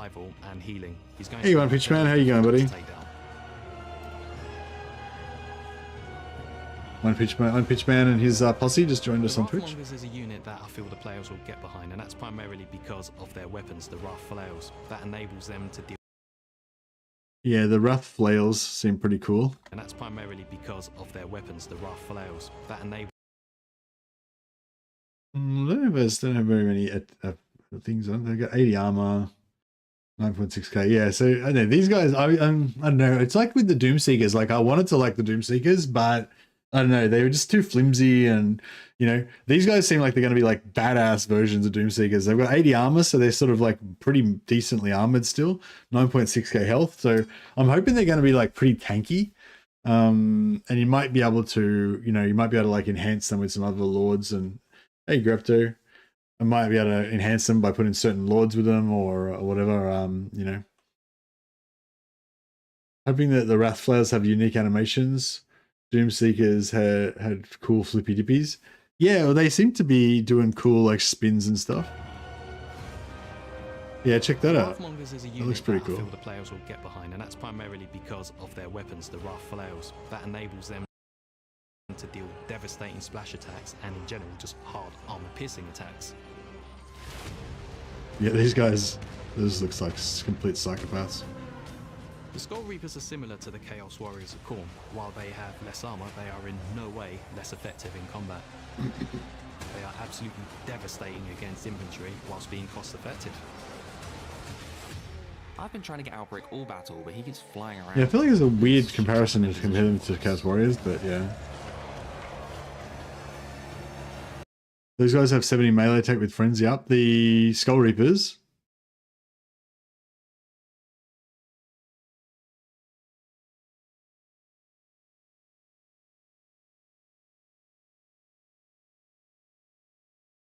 Skull Reapers, yeah.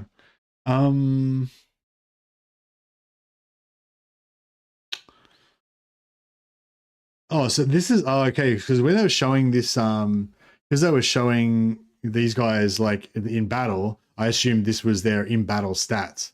But yeah, it's not, is it? Because if it was in battle, they would have the green, bars on everything showing that they're buffed and stuff. So they don't, yeah, so here's no frenzy, this is without frenzy.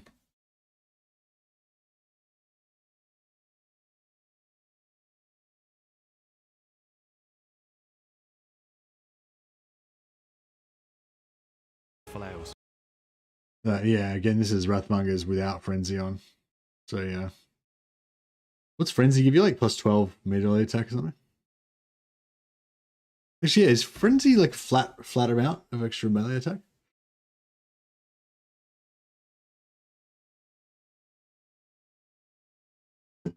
Plus 10 flat. Yeah. Fuck, frenzy's crazy, isn't it? Especially on like low melee attack units. But yeah, I mean, even on high ones, it's good too. I mean, yeah, they just look badass as well. Devastating splash attacks and in general just hard armor piercing attacks.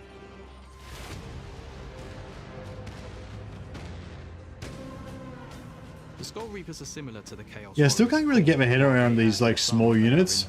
Like what's, you know, I think they are absolutely devastating against infantry whilst like cost effective. I think one good thing about these small units is the local superiority, you know? Like if it's like with heroes, you know, when you send a hero, if you have like 5 heroes together, then they just become like a wrecking ball, because like the 5 heroes together can only be surrounded by maybe like 10 or 15 infantry, and they can be attacking them at the same time. And like 5 heroes, each of them doing like 500 damage a hit, versus 20 infantry guys, each one doing like 35 damage per hit or something. You know what I mean? It just doesn't add up.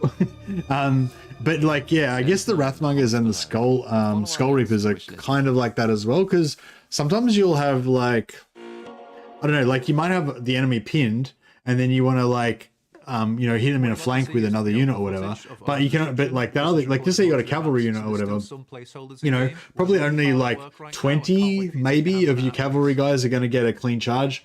The others are going to kind of bump into themselves and whatever. And if it's an infantry unit, even if you make the infantry unit as wide as it possibly can be, it's still going to have like 4 ranks. So you're only going to get a maximum of like 25 guys in combat, right? Or can you go 3 ranks, or is 4 ranks the thinnest you can get with the infantry? I can't remember. Maybe it depends. But yeah, like, do you know what I mean? Like, you're only going to get like a certain amount, 30, 25, 30 guys or whatever in that frontage that's going to hit the other unit. But if you've got like if you've got Skull Reapers, they've only got 60 dudes in the unit. So if you know, stretch them out, you probably can get like 20 or 30 of them in. But the 20 or 30 of those guys are doing like double damage compared to normal infantry. And the Wrathmongers are doing like even more than that probably. What's the Wrathmonger's damage? Because of their weapons. 64 weapon strength. Actually, it's not even that much higher, is it? Well, it's armor piercing though, I guess. But still. But yeah, see the frontage thing, you know, like in terms of like, what am I trying to? I'm trying to explain a better way of explaining this. So just say you had like there's only a certain amount of frontage that you can get on. So just say you've got like 20 units of Chaos Warriors and you're trying to charge into like 3 units of enemy dudes. You can only get like 2 or 3 of your Chaos Warrior units to actually have their frontage like on touching the 3 enemy units. So that's only like, you know, 60, 70 guys are actually going to be in melee. Whereas with the Wrathmongers, you know, you could get 3 units of Wrathmongers and most of them would be able to get into melee, but they're going to be doing like double damage, maybe 20 maybe triple the effective damage. And have splash damage. Yeah, actually, yeah, that's a good point. They have splash damage, so it's going to be, you know, potentially even more effective. So yeah, anyway, like, yeah, I guess it's just the local superiority thing, basically. You know, if you're trying to like roll up a flank and just delete a flank, you know, you can't really, you know, like, especially when you're on the flank, there's only one unit there and you're trying to chew that one unit and then chew the next unit and chew the next unit. If you've got like 10 units there, you can't effectively get them all onto that unit. But if you got like Wrathmongers, they can chew. So yeah, I guess that's one thing that we're really good at. Devastating against infantry. Oh yeah, the other thing too is the Skull Reapers. Oh, Skull Reapers are the same damage. Fuck. They're the same damage, 64, but anti-infantry. So it's probably like 80 against infantry. So they can one-shot infantry. That's pretty good.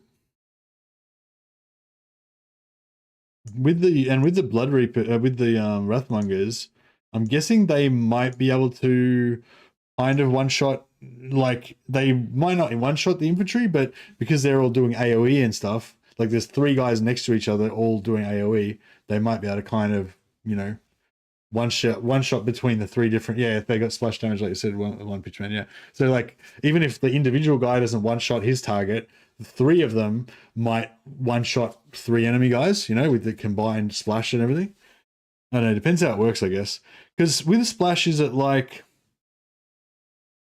yeah, it's probably just going to be normal splash, isn't it? Yeah, so we'll just split evenly.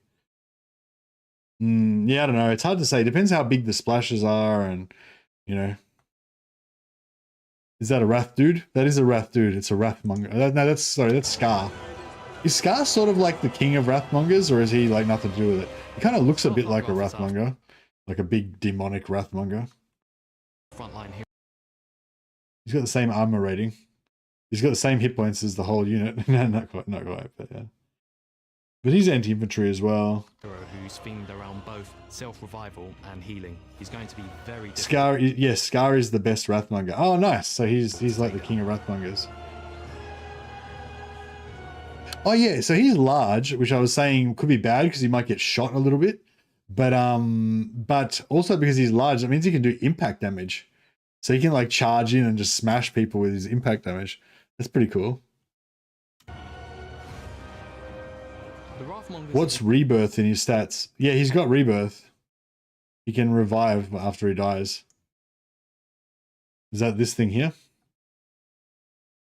Yeah, apparently he can resurrect himself. Isn't it how demons have a chance to reborn if they die in battle? No, I think he can actually resurrect while he's in battle. I mean, it didn't really go into specifics, but that was the vibe. Both self-revival and healing. He's going to be very difficult to take down. I think when they give splash damage to melee infantry, they only make it max targets 2 or max targets 3 or something, don't they? I imagine it'll be similar to the way they do it for the killer, what are they called? The killer, the Black Hawk, dual wielding Black Hawks.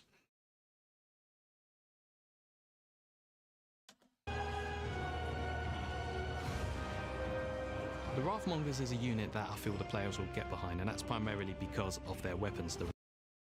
When Scar dies in the lore, he resurrects with less humanity and senses each time. He becomes a puddle of blood and then gets remade. Nice, thanks for that little bit of lore there, Buddha.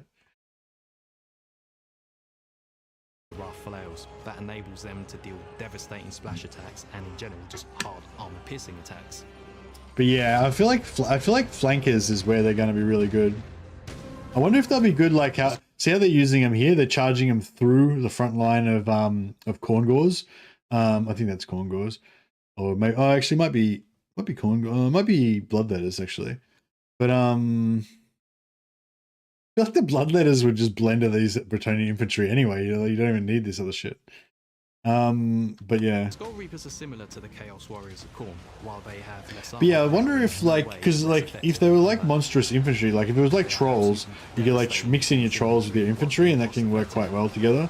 But these guys are sort of like trolls, but they're only small. Like they're in the same size category as your normal infantry. So I don't know if that's gonna like work as. I wonder if mixing them in is like the ideal thing, or if it's better to. These guys just like charging off like real fast. Recovered from our initial meeting. I wonder what you can't see his mask, can you?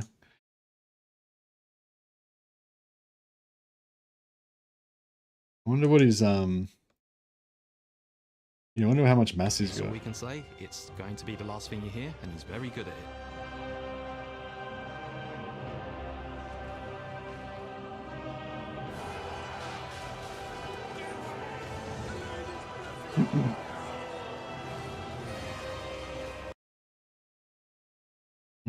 Yeah, I don't know. All we can see is that he's large, but we don't know what his mass Skulltaker is. is our frontline hero who's themed around both self-revival Look and at him just healing. running, It's going to be fucking very difficult to take pelting.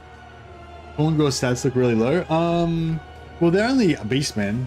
They're not like Wrathmongers or whatever. Wrathmongers is a unit that I feel the players will They're also they're armor piercing, of their weapons, the and they have Wrathfires frenzy that enable- that you probably can't see on the stats. Where's the beastmen? Are they after?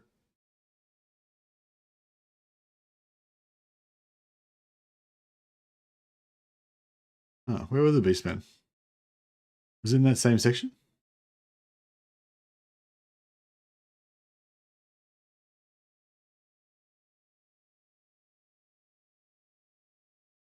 The beastmen, so who cares? Yeah.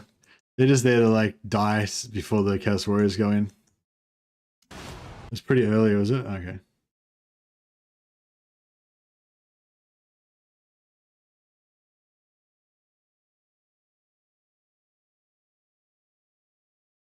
Choose a challenge. Sooner or later, someone marches out to face him, and they lose. Really? Always, invariably. You will see that each of them carries a different amount on the charge. They've got armor-piercing damage, they induce fear in their enemies, and they have a particularly cool animation. I can't find it now. Gorngors can be good alternative chaff to Marauders. Green armies get a buff. Goblins, you say? Yeah. I hear rumors of goblin armies up in the old world. Perhaps a good spot for some champion hunting. Perhaps even a Carl Thartic trip. I'm sure he'd like to meet the official 100th legendary lord. That is decided, right? SKulltaker? I don't really get into SKulltaker. I don't know. I feel like Scar's heaps cooler than SKulltaker. But yeah, I guess it's just a theme. It's just a Let's move out aesthetic the way and thing get some recruitment for me. going for a welcome party. Poor Albrecht. Yeah, Albrecht's just getting The smashed. Gorngors, in comparison to the Pestigors and Zangors, bring forward a more aggressive, You see the hammer? hard-hitting role. None of these are the hammer. These. Oh, here we go. 55 armor, 62 leadership, 23 melee attack. Oh, actually, yeah. 23 melee attack is pretty shit, isn't it? I mean, you do have to take into the fact they got frenzy, so it's like 33. Oh, they got 30 charge bonus though. They got like 63 melee attack on the charge. Oh, plus they got anti-infantry. Yeah. So yeah, you don't know how much anti-infantry they've got though. If they've got like plus 12 anti-infantry, then that's like 35 base melee attack, which is good offensive, that normal offensive melee attack. And then they've got frenzy on top of that. So they're actually pretty good against infantry. Pretty sure Null Ironsides would wreck these guys in melee. Maybe, yeah. Decent charge and then they melt. Oh, it's anti-large. Sorry, yeah, sorry. Not anti-infantry, it's anti-large. Tier 2.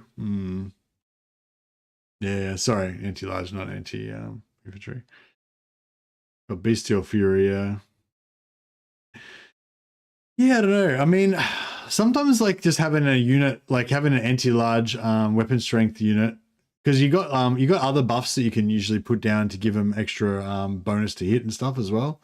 So like just say, I don't know, a fucking large monster like a Lord Karl Franz on his on Deathclaw or something comes in, then you can he's trying to kill your Lord or whatever. Then you charge these dudes in. They surround Karl Franz. You drop like your army ability that gives them like plus 40 melee attack, and then they just fucking delete Karl Franz. So you could kind of use them like that. Maybe they're not. Yeah, they're obviously not meant to be like mainline frontline infantry. They're kind of like anti-large flankers, I guess.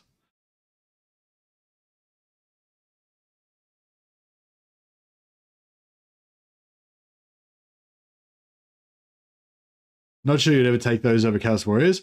Yeah, no, you would never take them over Chaos Warriors. They got 38 speed. So yeah, I was just sort of thinking like, just say you were having like a main line, just say you had like a main line of Chaos Warriors, and then you have like you have like 2 or 3 units of Chaos Warrior halberds for your anti-large. Like I think these guys, you know, they're a lot faster. So, you know, like if the enemy's got cavalry or they've got like fast single entities, like sometimes your halberds can have trouble like chasing them down. Like maybe these guys are like kind of like slayers, I guess. They're like fast infantry with anti-large and heavy armor piercing, that kind of thing. But yeah, I don't know. Yeah, they don't look that impressive. They look cool though. They look pretty cool. The you know, like the skull rune helmet thing. Yeah, the skull rune helmet does look kind of weird, doesn't it? I wonder why they look like that. Maybe it's maybe that's like what one of the models looks like or something. They usually model the in-game models are usually like modeled directly off like miniatures. 55 armor is a little lower than what I thought, to be fair. Yeah, fully. Yeah, the 50. I thought they'd have like 70, 80 armor maybe. Wonder if they have the passive that slows routing it. Nah, they have this thing, whatever this skull thing is. I don't know what that is. The head looks like an anvil waiting to be bashed in. Yeah. I don't know. They look pretty cool though. I do reckon they look pretty cool.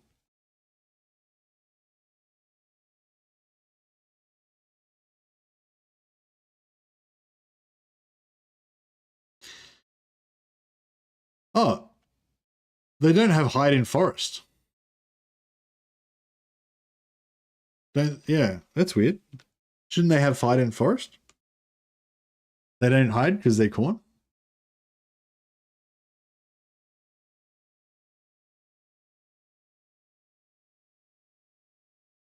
Now I'm like, wait a second. Does anyone have hide in forest? They don't hide, you coward. Lol. Skylar doesn't hide. No hide in forest. To be very difficult to take down.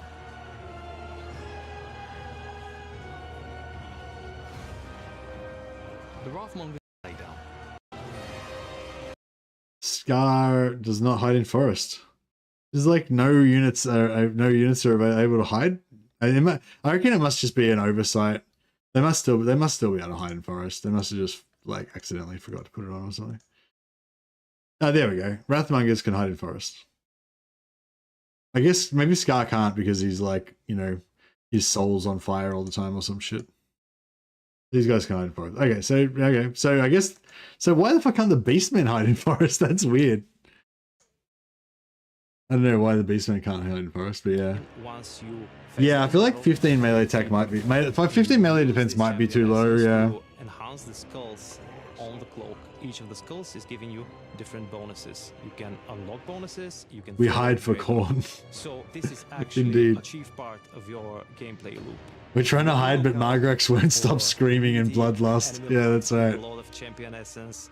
Attack them, gain their champion essence. I'm just imagining these like stealth commando corn berserkers, and they're all like creeping through the forest, and then like they get to their position, and like the sergeant's like, "All right, cool, everyone's sweet," and he like just glances around and he just sees Margrath there like.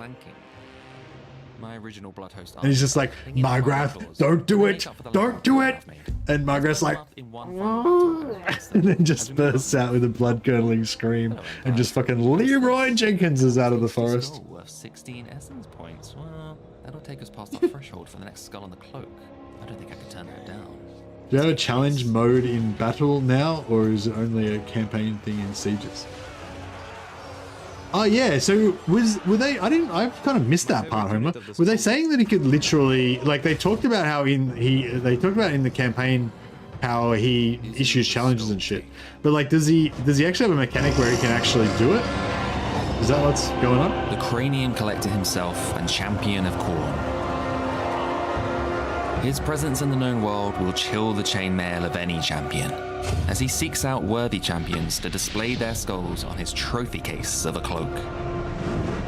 They talked about him challenging people and stuff, but I didn't maybe I skimmed over it. I didn't notice him actually saying that he could actually get them to come out and fight him. Omens of Destruction, Check out our Where's that blog part where through he's the like links killing below. everybody? We began our campaign at Lothern in the Guanji Valley. Where's that part where he's killing a all those beautiful girls sunny and climate for slaughter. magistrates? SKulltaker. That was terrible, sorry. There it is. And he issues a challenge. Sooner or later, someone marches out to face him, and they lose. Always, invariably, issues a challenge. It's like, send out your greatest champion, the toughest, most bloodthirsty, Sooner or ruthless later, slaughterer someone marches amongst out to you. face him, I will face your child. They lose. Always, invariably. You will see that each of them carries a different amount of champion essence, which depends on their level I bet she only had 15 melee defense as well. of experience and on the victories that they fought. This is a resource that you will gain once you face them in battle and you defeat them. Yeah, I think it was just an Use in this the champion lore type essence of thing. I to didn't enhance get the the sense that there's skulls any actual on the mechanic board. where you can Each of the force the skulls is lords to giving come you out and fight you. different bonuses. That would be pretty You cool can though. unlock bonuses, you can further upgrade them. So this is actually a chief part of your gameplay. Be on the lookout for meaty enemy. We should have a similar mechanic in battle. Yeah, I don't think there's any mechanic in the campaign or anything. Become stronger and seek other prey for you. Sorry if I hurt your ears there, Wolfswell. I was just trying to listen to what they said in case they said anything about it. Many abilities in its But yeah, it doesn't seem like. For example, the Cloak of Skull's ability increases our armor and missile resistance, as well as making us immune to flanking. My original Bloodhost armies are clinging on by their claws, but they make up for the lack of recruitment I've made. Let's burn them up in one. But yeah, I am excited about the new Khorne. Move up north. I think Arbal is the one I'm most excited about because he's like he's a proper champion of chaos, you know. Trying to win glory for Khorne. I don't think I can turn that down. Or trying to avoid ignominious defeat.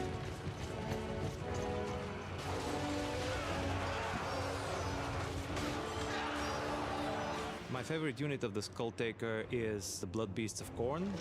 Huge, brutish, ape-like monsters that are Yeah, see, like single big brutish monsters, single entities and stuff are actually pretty cool. Like with infantry, because if you have like a big if you play Khorne the way that I kind of like to play Khorne, I guess it's like with just heaps of infantry, just like shit tons of infantry. But then if you have like some big dudes, the big dudes can kind of plow through the infantry and like get to place. Because like if you just have only infantry and like some human-sized lords, then your infantry just all get engaged. They can't really disengage, they just have to fight, and your lords can't really get anywhere because there's just a carpet of fucking infantry everywhere. Whereas if you've got like a bunch of really high mass, you know, big dudes like Stonehorns or fucking, you know, Scarbrand or whatever, he can like charge through the infantry and just run around everywhere as if the infantry is almost not there. It's kind of cool. Pestigors and Zangors bring forward a more aggressive, hard-hitting role.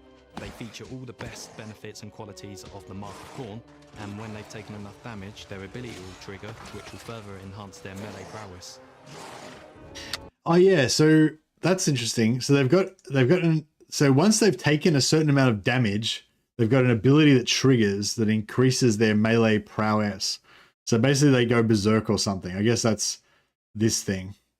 So maybe they've intentionally got low melee defense to make them take damage faster so that they can then, you know, go berserk. Hey Pico, you like Zeech? I don't know, this isn't really a big Zeech appreciation thread here. The cage spell looked like something like that, and it's option to teleport to a lord with a second part. Yeah, the cage thing you can, he's got like Altharion's cage that he can use basically in battle. Looks like the same icon as the Gores. What Gores? They've got Primal Fury. I'm talking about this Khorne symbol they've got here.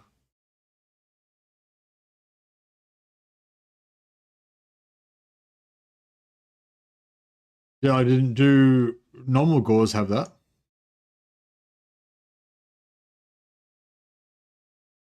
Or are you just talking about Primal Fury?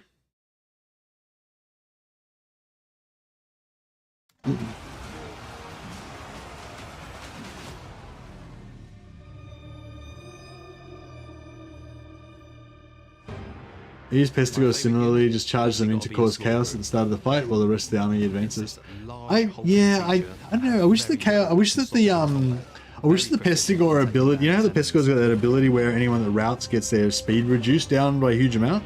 I wish that had like a cooldown on it, like you could use it like a, I don't know, like even a really long cooldown, like 180 seconds or something. Because I feel like just only being able to use it once and then it's gone is kind of sucks. But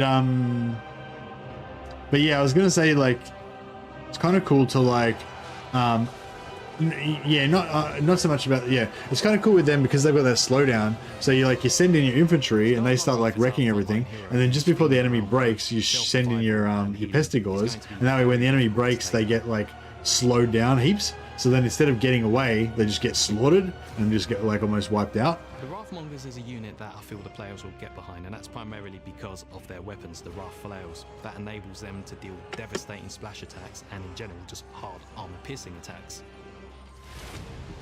Maybe the Wrathmongers might be good to mix in.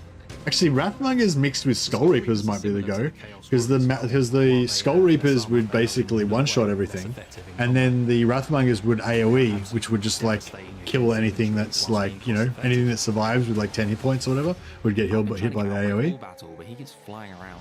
This should trap him in position for us.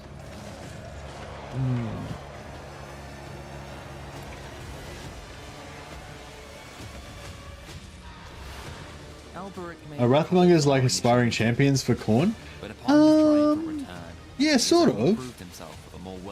I think, well, sort of. I think aspiring champions have 16. Wait, do aspiring champions have 16 or 32 entities? Yeah, how many entities do aspiring champions have? Are they 32 as well? Yeah, they're 16, yeah. I thought they were more like 16, yeah. Yeah, so they're not quite as elite as aspiring champions, I guess. Although, I wonder who would win out of the Wrathmongers or aspiring champions.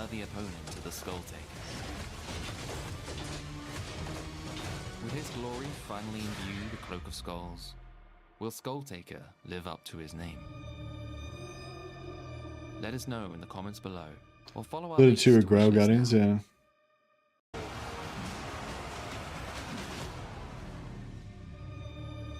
That can stop it. Grim can be on both. The Wrathmongers is a unit that I feel the players will get behind, and that's primarily because of their weapons. They look pretty cool. They look pretty cool. They're pretty fast. They're faster than normal infantry. Yeah, I wonder if they will have like high mass. It'd be pretty cool if they did have high mass. Just to make them be able to pull out, like use that speed to be able to pull out and recharge again and stuff.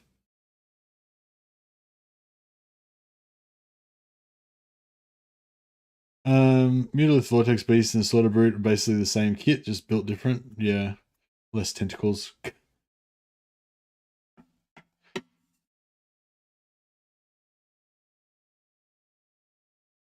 Sorry to hear that, brother. Well, hopefully you'll be able to come back again, you know, in a few years or whatever, next time you get a good computer upgrade.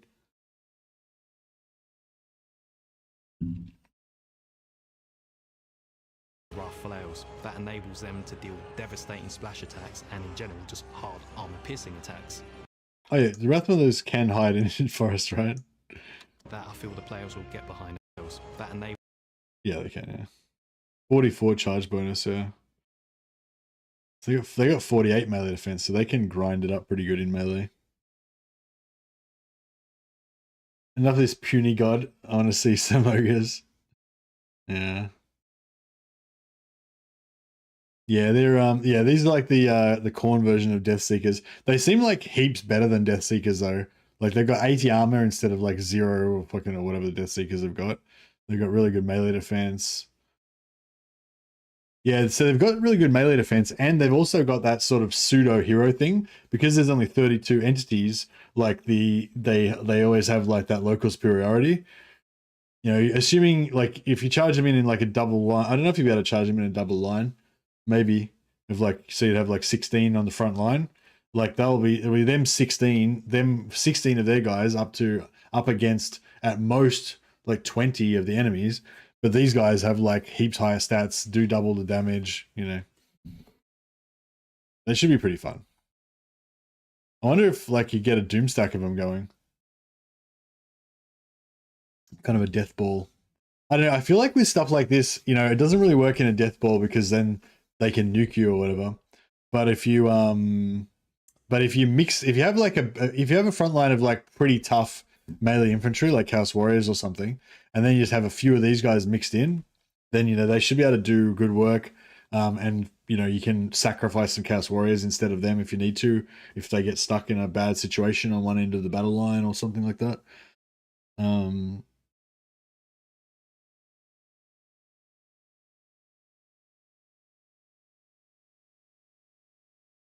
Shouldn't Wrathmongers do magic damage? Aren't they half demonic? I don't know. I mean, they just like throwing these hammers around. The Skull Reapers do magic damage, I think. Armor piercing attacks.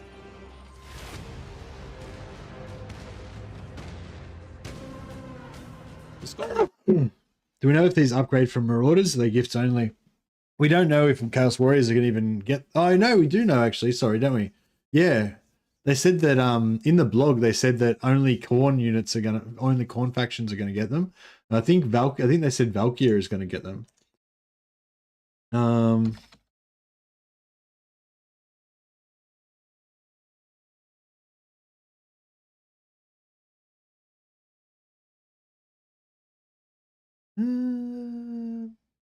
Where's the... I'm trying to find the blog, but I've lost it. Wait, I can get it from the news. Where is that blog? Oh yeah, just bringing up the SKulltaker blog. Similar to the Chaos Warriors of Khorne, while they have less armor, they are in no way less effective in combat. Yeah, so... Whilst being cost effective. So, Scarbrand, SKulltaker, Arbal, Valkyr, and the Demon Prince, if fully aligned with Khorne, will have access to Skull Reapers, Wrathmongers, and Blood Wraith, and Scar Blood Wrath. Oh, yeah, Valkyr is going to get the Blood Speaker. That's cool. So, because it was sort of shit at the moment, because Valkyr's only got one Lord. She can only do the Khorne Lords. So now she's going to be able to do the Blood Speaker as well. Yeah, Archaon doesn't have access to them yet, but will do later on. Live up to his name. Seems like Archaon's getting his end times armor. Yeah, that's right. Yeah, Archaon's gonna get it at some point, so he can still be the ultimate. What you're about to see is pre-alpha footage of Owen to Destruction. This was recorded months in advance, so there's still some placeholders in game. We're really hard at work right now and can't wait for you to get your hands on it at release. Hunter, deliberate, Archaon, they never chosen. The eyes of Khorne blaze down upon us. Absolutely proficient in killing. Maybe they want to release equivalent units for the other Chaos Gods before giving him to... No, they'll Archaon will get access to those units probably in the next patch. You know, if not in the hotfix, in like the, 6.1 or whatever, they'll probably give it to Archaon, I reckon. There's no reason to hold it back until they get the other units. They haven't done that in the past, so I think they'll just give it to him as soon as they can. I think they just didn't have time to give it to Archaon yet. Is all.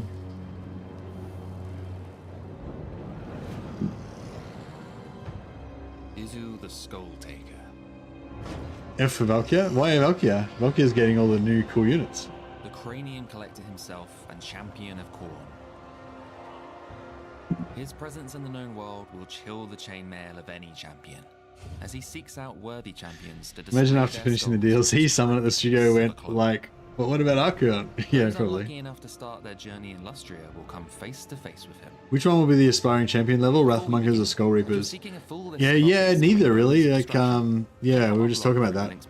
The Wrathmongers are the highest ones out of the Skull Reapers. The Wrathmongers are stronger than the Skull Reapers. But yeah, I don't think they're still. Neither of them are probably still going to be as strong as the aspiring champions. Like, I'd be interesting to see like whether aspiring champions would win against Wrathmongers in combat, because like, yeah, I don't know. I have to have a look at the stats of the aspiring champions, I guess. But like having them, yeah, what aspiring champions are like doubled again, aren't they? Aspiring champions do like 150 damage or something a pop, don't they? It was a modest result, which we raised. Yeah, no, I'll have to check it out when I get back in the game. Expending our skulls in return for more momentum on the map. More like F for Malekith, gonna get messed up by these new units. Yeah, that's true. Malekith's gonna get rolled even harder than he was before. The distant roars of the lizardmen just north of us. But yeah, I'm pretty keen to check out the new Khorne maniacs crusading rework. through the jungles. But they've stepped too far into these lands. Yeah, Wrathmongers are a tier above Chosen, but aspiring champions are kind of like, yeah, tier, like another tier above them, I guess, probably. Raising Zahatek and spawning yet another blood host army. SKulltaker is a Khorne faction. The aspiring champions will still be better at tanking because they've got regeneration and they've only got 16 units instead of 32. But in terms of damage output, I don't know, the Wrathmongers probably would do more damage than them. But the aspiring champions, I don't think have ever really been like super high damage. Like, I mean, they're good, but they're not like blenders, you know. With our resources. Skulls provide us with blood host armies, but we've got other uses for skulls now. Let's send one of our followers up to the settlement of Bragon to recover our lost skulls. It'll also provide a nice blow to Alberic, as raising a settlement now leaves How many turns? How many days now? 5 days, I think, so we can show off some of these units in battle. And then the 6th, I'll be able to stream, probably stream Arbal campaign or maybe Ogres, I don't know. It's fine, I need the skulls. Outbreak is our first encounter with a legendary lord. His reputation on the field means he is worth more. Aspiring champions are great for grinding it out and killing with your wizard. Yeah, for sure, exactly. A small number of entities just makes them really tanky. We can spend on buffs through our Cloak of Skulls mechanic. Especially once you've got like 5 or 6 of them and they're all blobbed up. For now, we'll leave him to his ruins and target Laxland. There is another tasty Bretonian skull there I can harvest, worth 16 championesses. Alright, well, I don't know, have we thoroughly dissected this this video yet? The SKulltaker is a duelist. What he usually does is when, for example, Khorne forces are besieging a fortress, he stands before the gates of the fortress on his own and he issues a challenge. Sooner or later someone marches out to face him and they lose. Always, invariably. Yeah, what's each of them carries a different amount of champion essence, which depends on their level of experience and on the victories that they fought. This is a resource that you will gain once you face. Oh yes, it's the weekend now, so there won't be anything. There won't be anything released the next couple of days because it's a weekend for Creative Assembly. Each of the skulls is giving you different bonuses. You can unlock bonuses. What's with the lizard man skull on his cloak? Has he got a lizard man skull? So this is He's probably got all the different skulls. Of your gameplay. Oh, you mean on the cloak mechanic? Increases our armor and missile resistance, as well as making us immune. Yeah, I think he's got all different ones. He's got Tomb King's ones, Vampire ones. Clinging on by their claws, but they make up for the lack of recruitment I've made. Let's burn them up in one final. We already got the Zeech aspiring champions with their ROR. Well, I've got access to more of those. It would be literally game over. Yeah, it'd be. I wish we could get more aspiring champions like dedicated to particular gods, like the Zeech ones. I think they're really cool. They haven't shown us what the regiments are renowned for Khorne yet, have they? I don't think so. My favorite unit of the At least not all of them. is the Blood Beasts of Khorne. Huge brutish. It'd be pretty cool if there was a Khorne aspiring champion unit. Maybe like dual wield chain axes. They induce fear in their enemies, and they have a particularly cool animation. They're particularly fun to use against goblins. Goblins, you say? I hear rumors of goblin armies up in the old world. Perhaps a good spot for some champion hunting. Perhaps even a Karl-Thartic trip. I'm sure he'd like to meet the official 100th legendary lord. The other factions are the same, like Blood Hosts, focus on raising, etc. Hey Anthony, no, Khorne got a rework, so it's a bit different from how it is currently in the game. Marcus is making his way down. I haven't really had a chance to fully, understand all the changes, but yeah, I'm excited about the changes. I think they feature all the best. Yeah, in terms of the way that they changed the Blood Host stuff, so they made it so that what's that bar called again? I always forget what that bar thing's called. You know, like on the side of your side of your army, how you've got your blood. What's it called? Blood. Blood. Everything's like blood something with Khorne. What's your blood bar on your army? Blood. Battle. Fucking. What's it called? Bloodletting. Yeah, the bloodletting. They changed the bloodletting, they said, to get rid of the global effects and make it more just for the local faction. So I think like bloodletting gives you like global recruitment, upkeep reduction, global growth bonus, replenishment, and max level gives you replenishment enemy territory as well. So I think they're like basically like getting rid of the global parts of that, but making but keeping all the local parts of it, maybe making the local parts, some of the local parts stronger. I'm not sure. But yeah, the growth bonus loss is huge. But it's good. I reckon it's good because fuck blood hosts. like this thing, like, yeah, like having to have like shitloads of blood hosts to pump your growth is just, I don't know, it's just really shit, and I don't know, it feels weird. It's not thematic, I don't reckon, and yeah. So I don't know. I like the fact that the blood, like I like the way that you can summon a blood host and then have another army that makes you stronger, so you can kill more shit. Like that makes sense. But having to have like 17 blood hosts and try to keep them all alive turn after turn, just so that you can have plus 1 million fucking growth. Like, how is that cornate? It's just weird. You know what I mean? It's just a weird, not very corn thing. So they got rid of that, I would guess.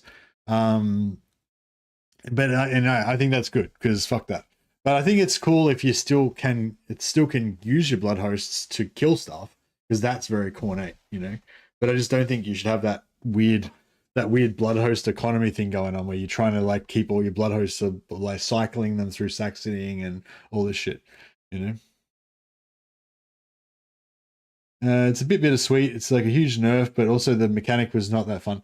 Well, I don't know. Yeah.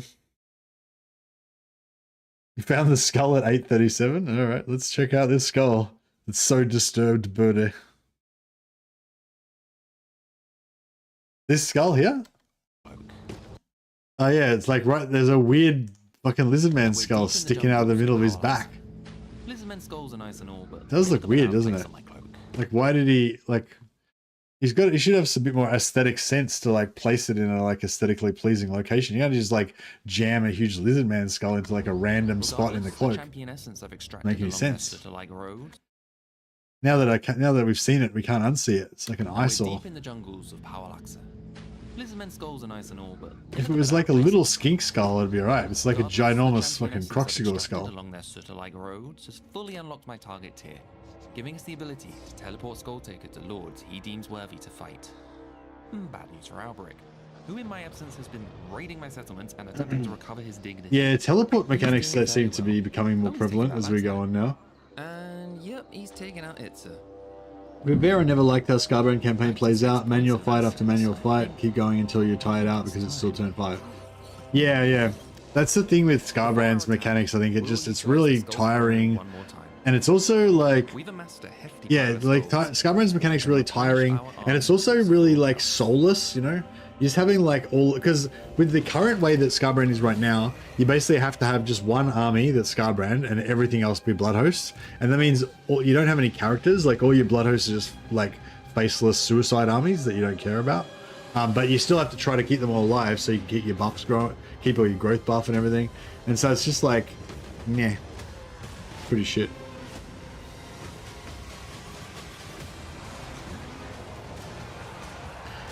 But yeah, like, and the other thing too is like, oh yeah, Collaborator Joe said, yeah, but by turn 5 you've raised the whole map anyway. Yeah, but that's the thing as well, like with that whole thing of like trying to like maximize every turn and like try to like keep your turns going forever and ever and keep like going and then like conquer the whole map like in 5 turns or whatever.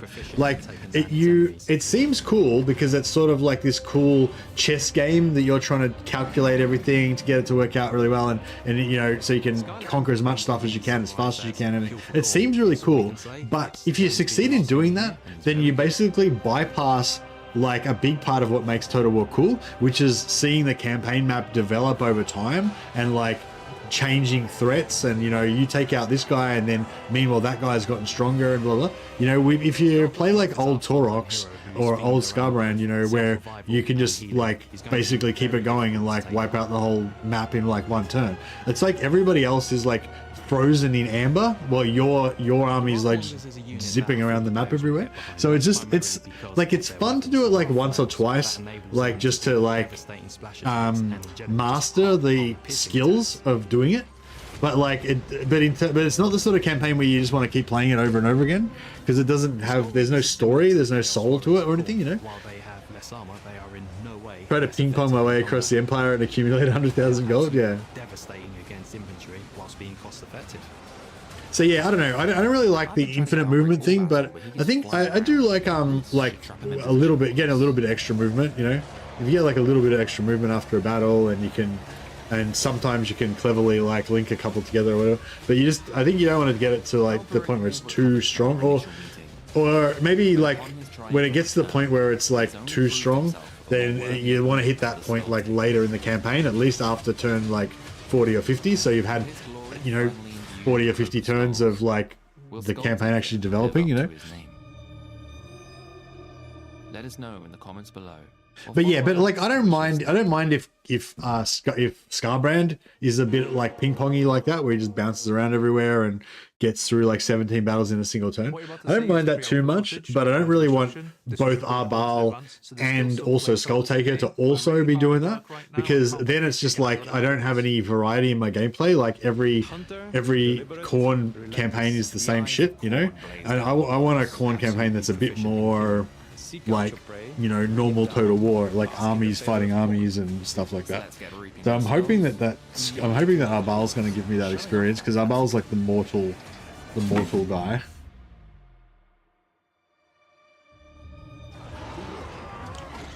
But yeah, anyway, yeah, I feel like we've kind of like looked at everything now. I mean, we could just sit here and watch the trailer over and over again and just keep talking about it, but yeah, I might wrap up this segment of the stream and get back to our classic Tyrion, classic Tyrion campaign. Sorry. Where do you want Arbal's start position? I want it to be where it is, I guess.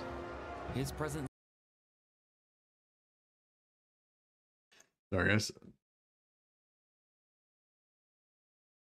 500th time seeing Albrecht being killed, but you still want to see him get killed more.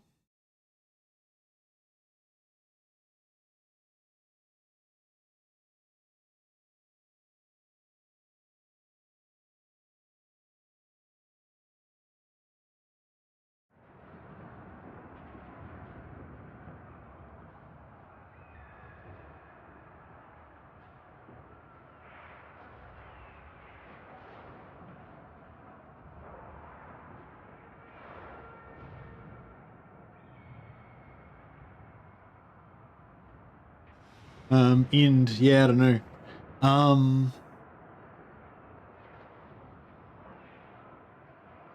Yeah, I mean, like I already know where he starts, so yeah.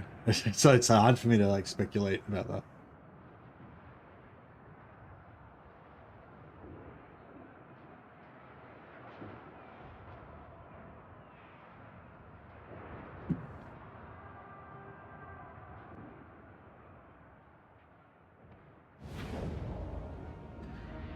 Looks to me like a variant that you could play for a weekend and really enjoy it and never touch it again. Yeah, that's pretty much that's it. Like I played Scarbrand like a couple times, quite enjoyed it, but didn't really want to play it anymore. And I played Taurox like a couple times, really enjoyed it, but never really felt like playing Taurox again after that.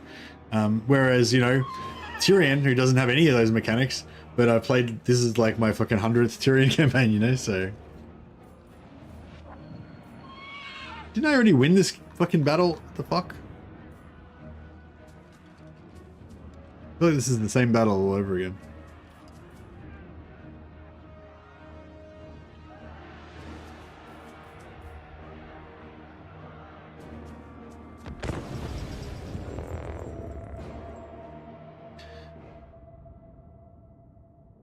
If you don't go full rampage, you just die because bloodletting goes on the negative. So that's the only way to play it. Yeah, I don't mind like having that like role-playing imperative to keep attacking all the time. I just don't really want too many like over-the-top magical kind of mechanics, you know, for Khorne. I just wish Khorne would be a bit more like, you know, honest and straightforward and just like brutal combat, you know.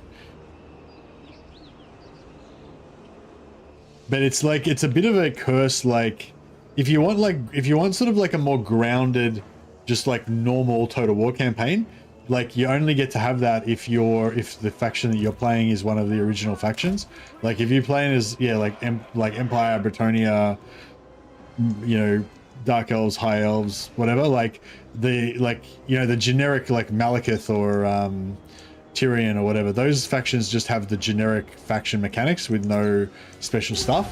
But if you're trying to play a DLC faction, then you're just always going to have like crazy shit.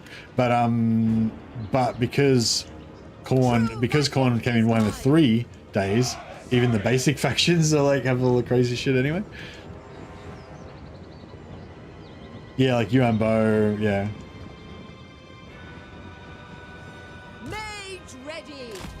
But yeah, so I kind of wish there was like a basic Malekith / Karl Franz / Tyrion version of Khorne where it didn't have all the crazy mechanics, or you know, they would less in your face.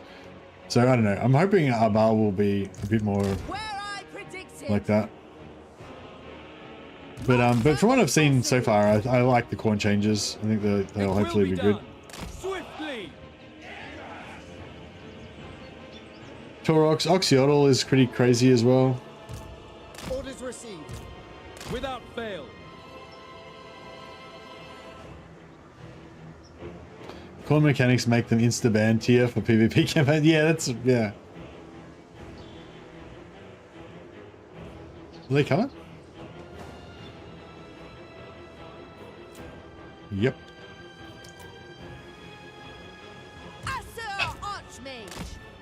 Archers! It shall be done! Onward! For duty!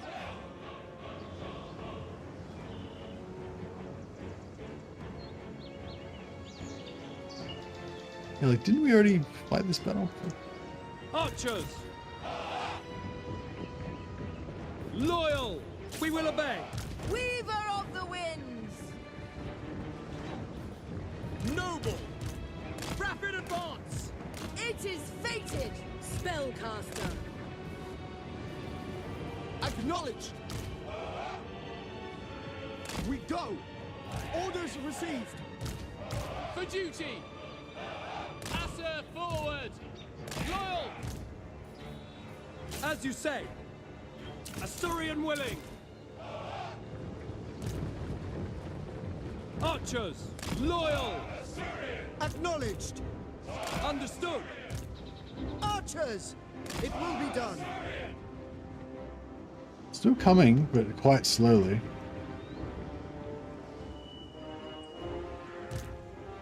Moving out! By your command! Acknowledged! It will be done! As you say! It shall be done! Asa, move! For duty! Understood! We will obey! Yeah, we need to be chucking some heals down. Behold my power! Weird that they're coming in so slow. They're being very disciplined. As you say, it will be done. Acknowledged. Advance without fail. Swiftly. We will obey. Acknowledged.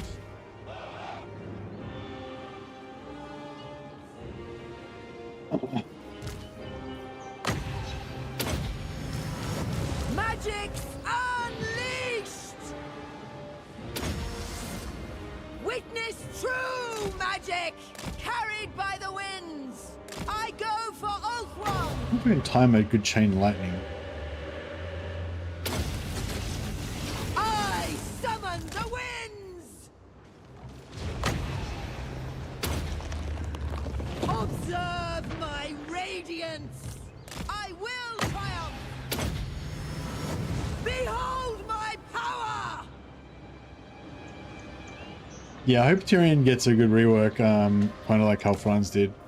I love the Karl Franz rework. It's so like perfectly enhanced him a lot, but then also kept his essential vibe intact as well. Power.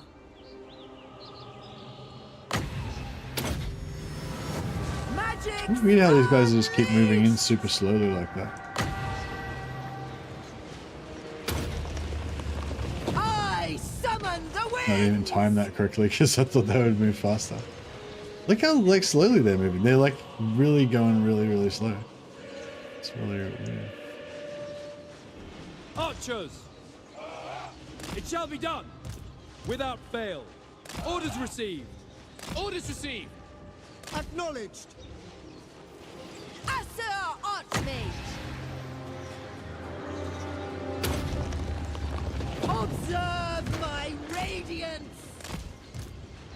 What orders? Asur Archmage! Assyrian fire! Witness true magic! With me! All for one!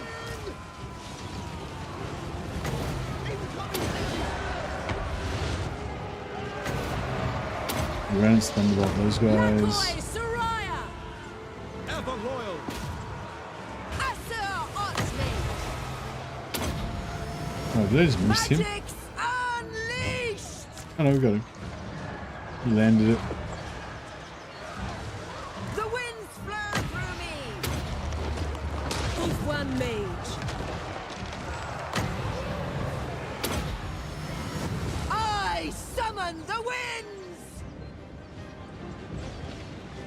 The most potent spells!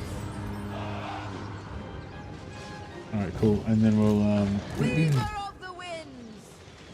and Archers! I shouldn't have killed that guy. Right.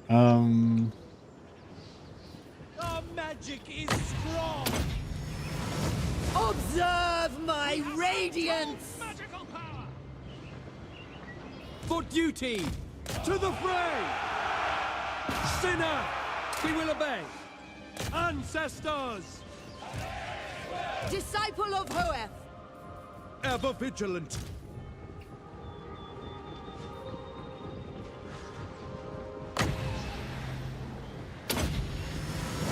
Witness true magic!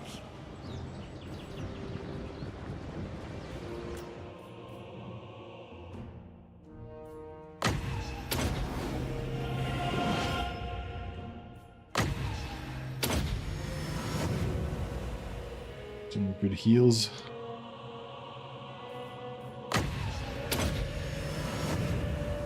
Alright, we're done.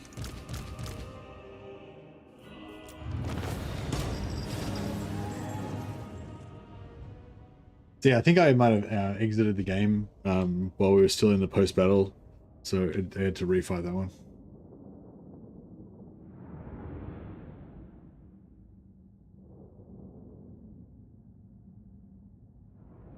Yeah, I think it was something like that. Like I think they weren't fully activated because I hadn't cast any spell damage on them at first, so they were just coming in slow. Or maybe they were sort of waiting for my reinforcements. Yeah. Oh, big 10% replenishment, that's pretty good. They can serve the tower. Glorious. Okay, that pushes them out of the way. Protector of the Evergreen. No, I still can't hit this in one turn. Come on. Oh, do they not count? Oh, that's bullshit. So these Slaanesh rebels don't count as Slaanesh. So these guys didn't get rid of their thing. Shield against the darkness. Pretty suck. Preparing a fire. As you say. Lethal grace given form. Because it's not the same Slaanesh faction, I think. I don't think so. I don't think you have to fight the same Slaanesh faction. I thought you could just fight any Slaanesh faction. Maybe. Yeah, maybe. I guess it would track. It must track which faction it is because it's got to give them the devotees. You reckon it's got to be the same faction? Okay. The gods are with us.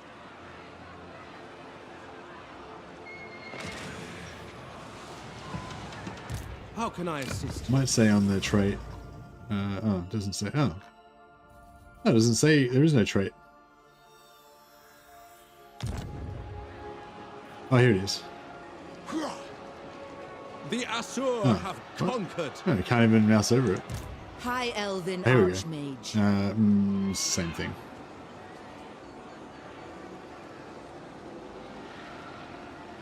The winds were with us. It does say Gift of Slaanesh provided by Seducers of Slaanesh. It doesn't list the actual name of the faction. So yeah, you must... Oh no, that one said you just need a recognized Slaanesh faction. Oh, okay.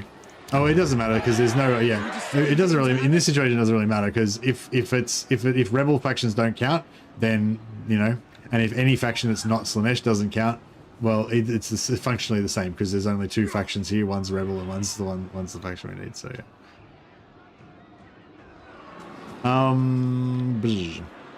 Your behest?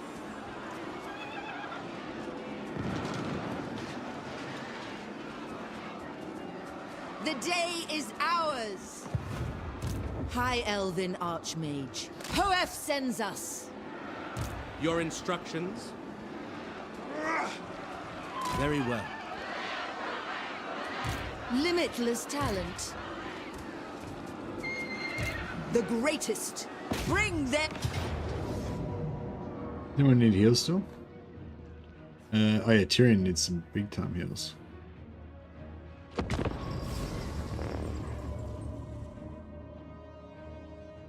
Yeah, I mean, it may be that they don't count as the Slaanesh faction because they're just rebels, but it may also be that you have to have the specific faction because it does name the specific faction that gifted me, so maybe I have to specifically fight them. I don't think you do have to fight the same specific faction though, because I feel like I've had it before where I've like gotten Slaanesh gifts from. Oh no, actually yeah, no, I'm not sure. I think if you just kill the faction I think if you wipe out the faction that gave you the gifts, that gets rid of it though, right? Most often Slaanesh faction I fought was on the Gotrek mission, yeah.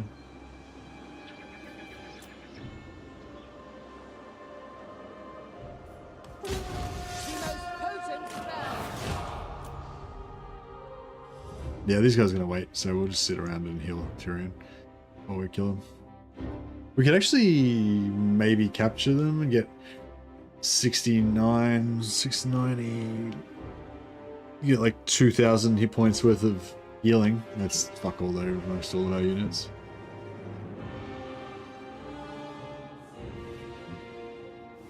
Azazel Sigvald can cause you to lose gifts in Nakari. I think they just need to have access to the gift mechanic. Yeah, oh yeah, maybe they just have to have access to the gift mechanic. Yeah, that makes sense. Whereas the rebels maybe don't have it. Yeah, because if you fight Slaanesh rebels and you lose, you don't get a gift. Well, actually, I'm not sure about that because I don't know if I've ever lost that. I don't remember. Certainly don't remember ever getting a gift from fighting rebels.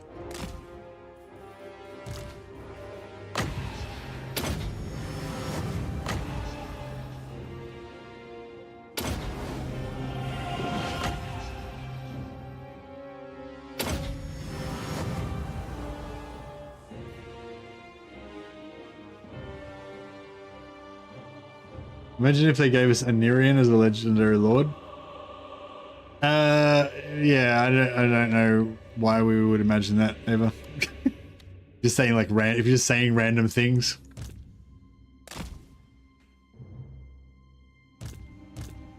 Let's say random things.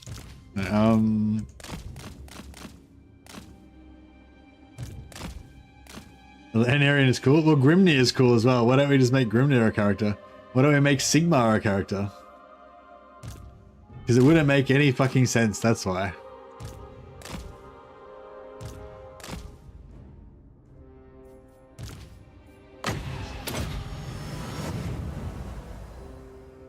I'm not sure. Actually, that's a good point. Oh no, yeah, actually no, I do have a favorite. If they were going to make a high elf another high elf legendary lord, I'd want it to be one of the white lions, like Korhil or whatever.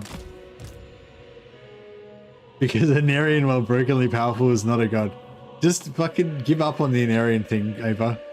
In no possible world is Anarian going to be the next High Elf Legendary Lord. The next High Elf Legendary Lord is going to be Korhil, because he's the manliest axe-wielding fucking elf around. Because Sigmar is cringe and Anarian is based. Lol. Okay, but then I want Finnabar. Finnabar did cross my mind, but I was like, yeah, I don't know.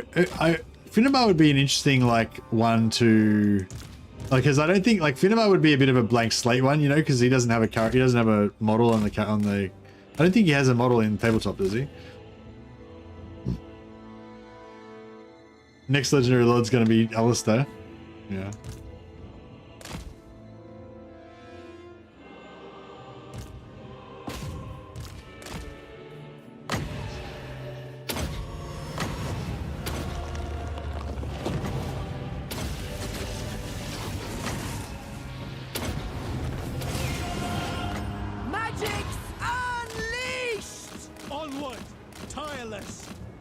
I'm trying to dodge. I was trying to dodge the missiles with Tyrion, but they were chasing him. My goal.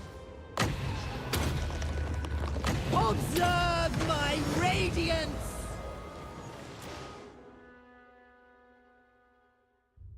Oh yeah, I was just doing it, so I was just waiting for Tyrion to get healed up before I ended the battle. You paint and play the tabletop? No, I did collect some Warhammer Fantasy miniatures way back in the day, like when I first got into miniatures and stuff. But then I got into Warhammer 40k and I collected Warhammer 40k miniatures. My first army was Harlequins, but then after that I was Space Marine boy. I've still got a shitload of Space Marines. My latest, well, sort of current project is well, Space Marine Terminator Squad, but they have been undercoded for quite a long time and have not made it past that stage yet. They're getting like dust on them and stuff.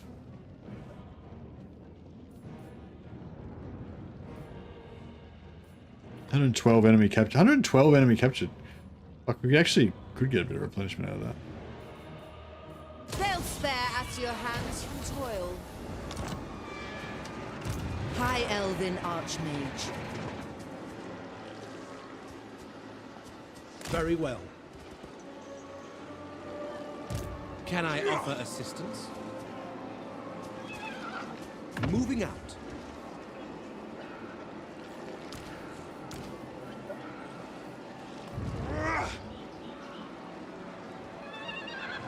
Who cares about High Elves? They're fine, aren't they?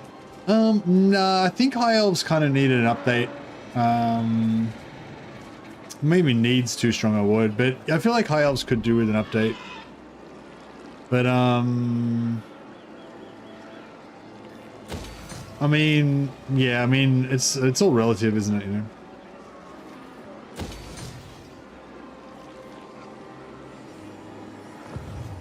High Elven Archmage. Rest, weary feet. No. Belief, hear my prayer. Onward. Trained by the White Tower. People only care about Empire and France. Empire got one good rework, yeah. That was then when they needed though. For such as I, even archmages sleep. I serve the king.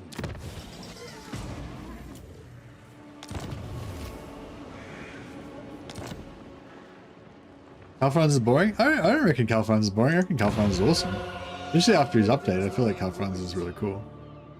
Oh yeah, this guy. I forgot about that.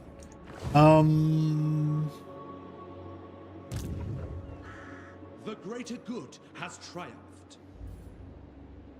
Might sell this guy towards Reniel just in time for him to get it taken off him. Please make your request. Yeah, you can have Torge Reniel. How about that? As you say. I'll just keep every time a Noctis is about to take a settlement, I'll just sell it to Illyria again.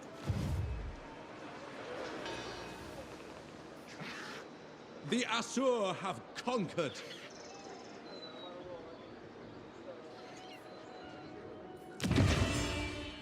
All right, our income's starting to get a bit better now.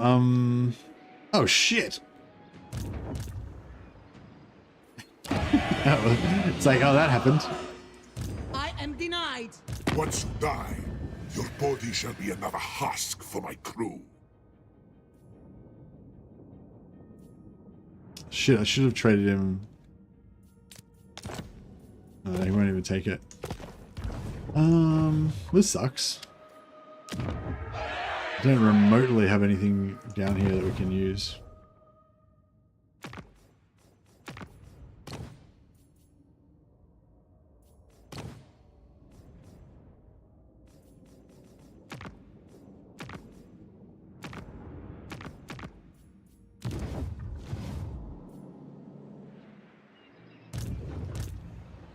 Yeah, I shouldn't have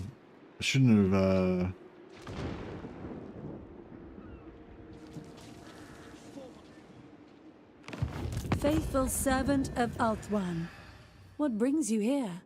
Oh, I could almost confederate her.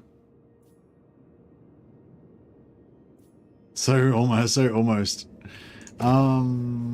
You stand before the mistress of the undying forest. Who can I declare war on? If I declare war on somebody and that pulls Alariel in, that'll probably make her join. Probably make her join me. 1 sec, I just gotta...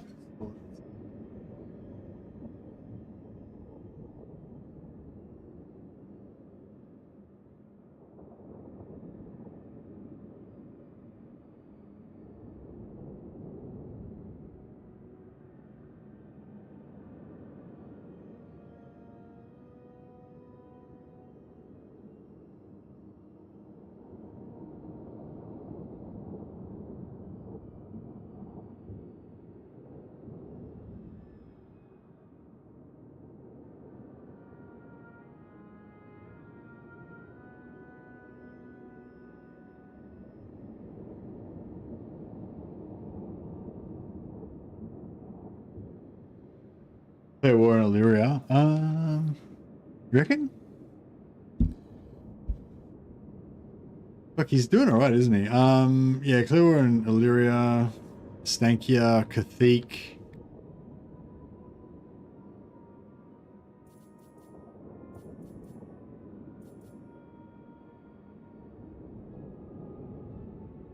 Do I want to declare war in Illyria? Stankia. We can't see Marathi yet, can we?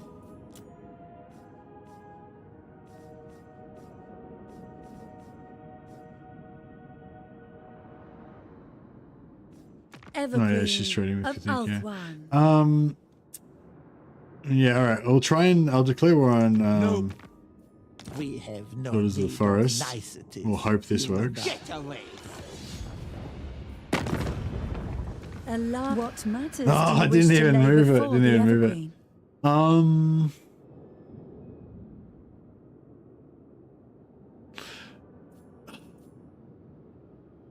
I could oh,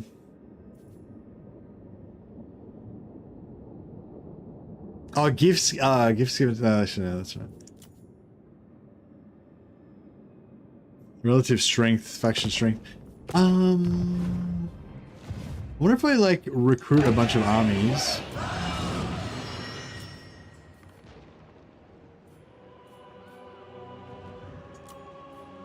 Master of high magic.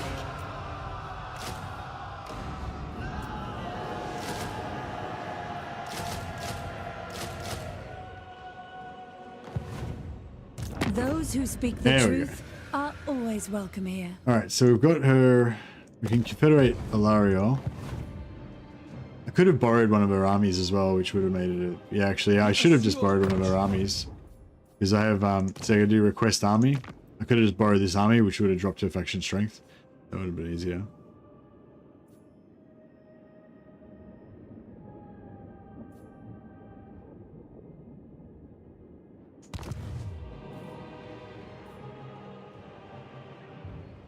The winds were with us.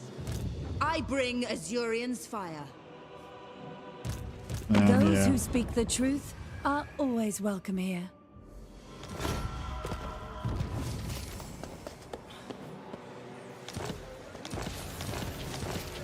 Yeah, if I had borrowed that army, that would have been fine. But I mean, I probably wanted to recruit these guys here anyway, so that's okay. Alariel the Evergreen. But yeah, bringing these guys in changes the complexion of things quite a bit.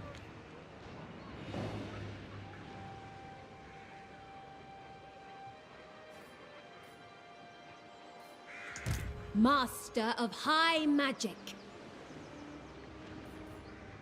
Archmage. Mistress of the undying forest. Scholar supreme. Yeah, bring Alariel down. Gifts.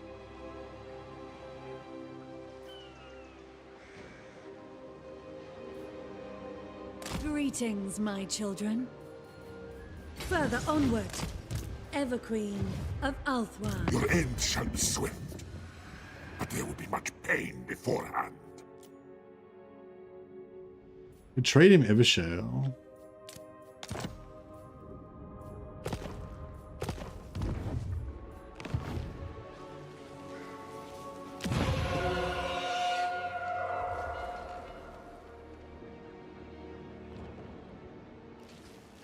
You could trade him Evershale for peace. And that way he's kind of like, it won't have anything to do. Death comes to those who Apart from kill trespass into Illyrio. my...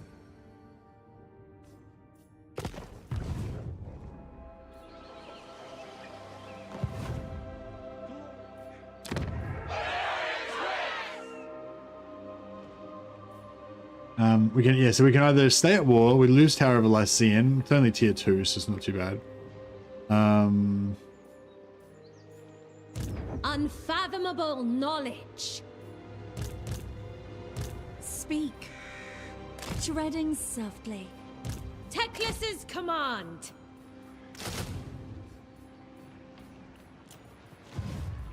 High magic.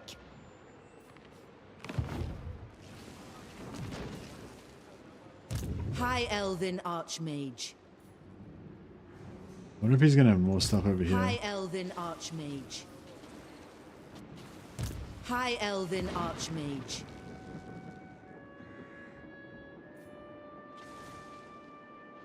Gifted advisor. Oh yeah, nice. We're getting pretty broke though.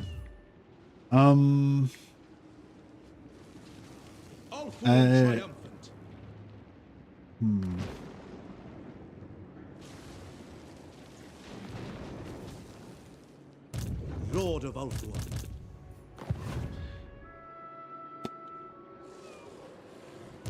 An Archmage is accustomed to victory.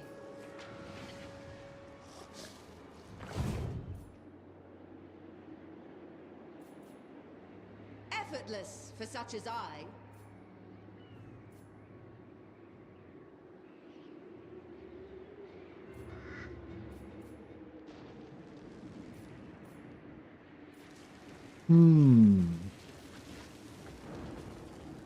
Sathari's servant. High Elven Archmage. Student of Teclis. The most gifted. Full speed, Asur! Alright, I might just put her True magic. in there. Shouldn't use any movement. Master of magic.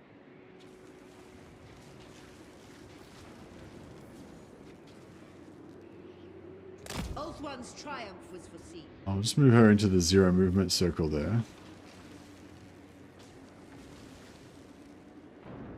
The Asur have conquered.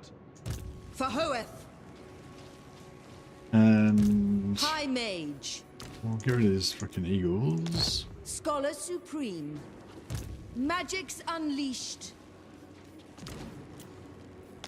Asur Sorcerer. I bring Azurian's fire. True magic guides me.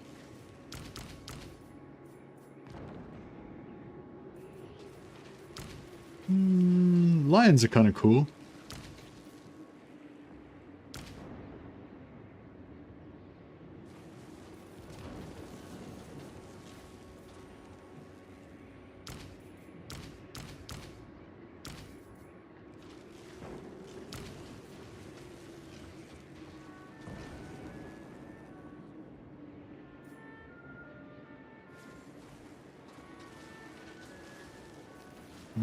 Actually, yeah, probably get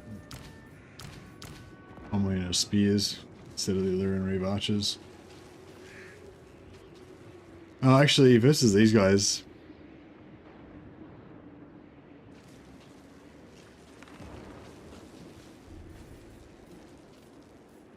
I don't know, the cav's kind of good against these guys, isn't it?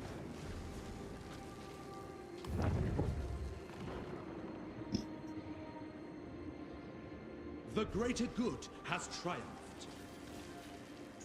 Magic in purest form. I know my destination. Limitless talent.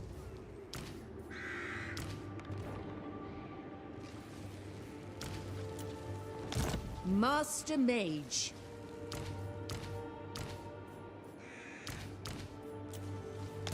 Hoeth's disciple. Master of magic. Pure magic. I am their end. They cannot withstand. Yeah, I'm just high zone lock magic. those guys there for a minute. Sorry, siege lock them. Weaver of spells. Bring me my tomes. Shaper of fates. High Elven Archmage. I bring Azurian's fire. Bring these guys Destiny in as well. beckons. Yeah, this side. No, this doesn't look that great, really. That's their main stack. Can't be done. Get out of my sight. Maybe if we ambush tech them or something. Elven Archmage. I don't know, it depends which army they put in. If they put the good army inside the settlement, then we can maybe like siege lock them again and smash them there. But yeah, I think we'll just we'll keep the war going. We'll take what we can get from it. We are the guardians of order.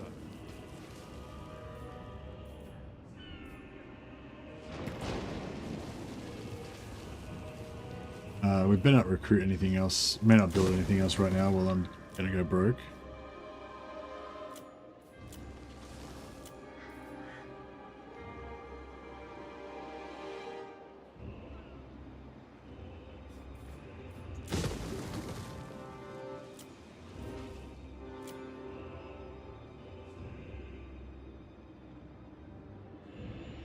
Alright, I think this is looking pretty good. The AI spec her? Oh yeah, what level is she? Queen of Level 12. She's only level 12, so... yeah, it's not too bad, I guess. I'll respec her for sure, but yeah. Alrighty.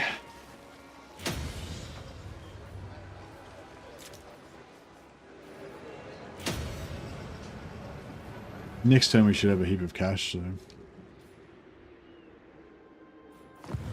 we get him to go to war with Noctis, perhaps? That aids Tor Ivres.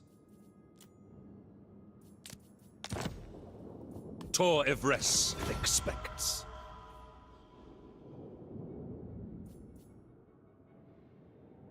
ICH, yeah, if you just scroll back to when you can see the video playing, you'll be able to just go talk about it for like an hour or so, or 2 hours nearly.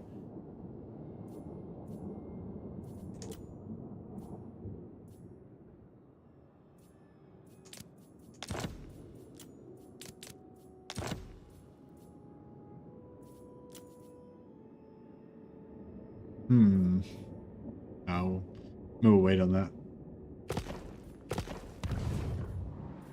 Alright, I think this is looking pretty good. Archmage. Dampener, okay, so we got a pretty decent lord there. The most What we got here? Shadows, Limber. Oh, nice. Limber Shadows Mage.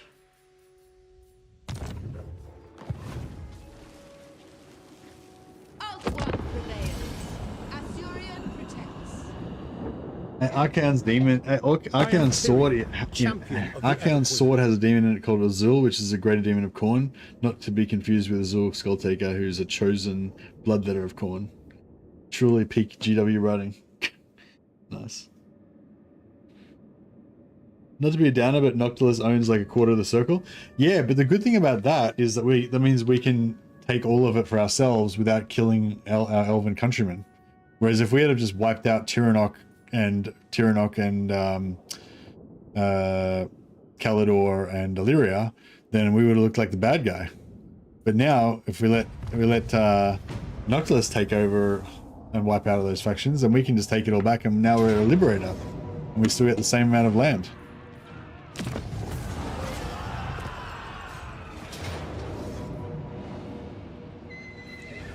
Oh, Noctilus, you fucked up.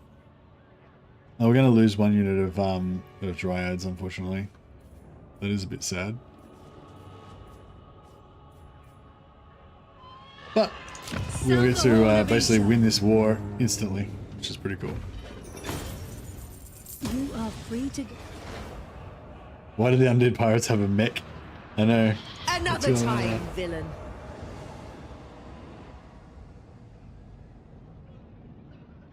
Yeah, this is cool. So we can quickly smash him, and then we can downsize everything and get back to having an economy again.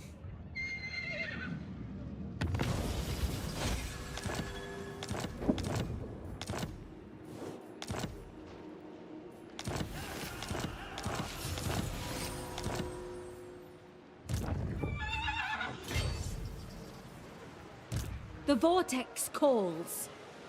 Alariel the Everqueen.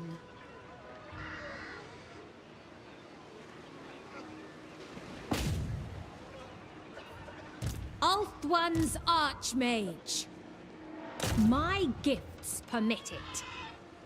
Alariel, Everqueen. For Ulthuan. To battle! I've been trying to get a Mads map for Lithanar's army. That's my goal. Yeah, actually, having Mads map and like constantly, if you can constantly end your turn in, actually Mads map for the Beastmen would be cool. Just constantly end your turn in ambush stance, so you're just like ambushing random places. Playing the same campaign right now, Novok? Nice. It's always nice when you start a new campaign and you've got a streamer who's like either streaming the same one or they've previously done a stream and you can just go back to the start and play it as you're playing. It's pretty fun. We breathe. Oh, did he not even take Tower of Lycian? Oh, fuck. Hoeth sees all. Dawn's hope. Saint Louis, under her protection. I see the winds. There I must go.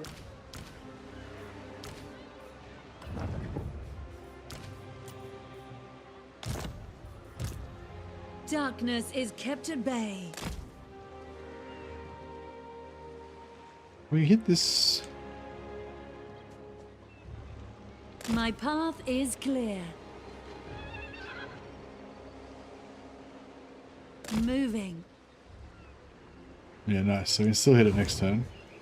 Infused by Hoeth's wisdom. What tier is it? 2 or 3. Okay, we'll loot and occupy that then. She can... Sathari's servant.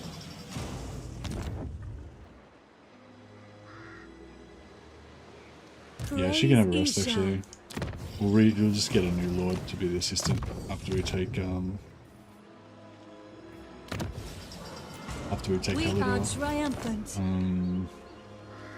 We'll miss out on a bit of magic item drop chance, but it's not very important. Alright, what's we got here? So she's limber. Oh, that's the really nice trait, Shadow Limber. Be prepared, and this is a pretty good trained assistant by lord the as well. White Tower. I mean, it's not good, but she's just like... Yeah, now I can like replace all of my shitty lords with better ones.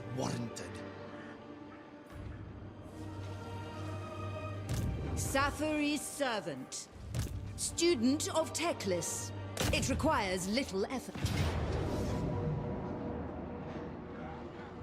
We need not fear our lessers. Your Alariel wasn't vibrating as much as mine. Master of magic. There I must go. I bring Azurian's fire. Beyond possibility. Wrath of the heavens.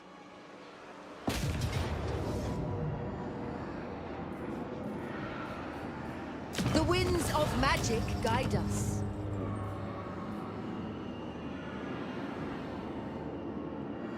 Sack their homes. Without mercy. Missed that backspace. High Elven Archmage. Limitless talent.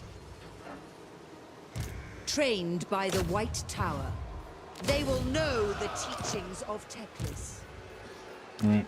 And then we'll respec her out. Just to save a little bit of Azurian's decree. upkeep cost. Magic in purest form.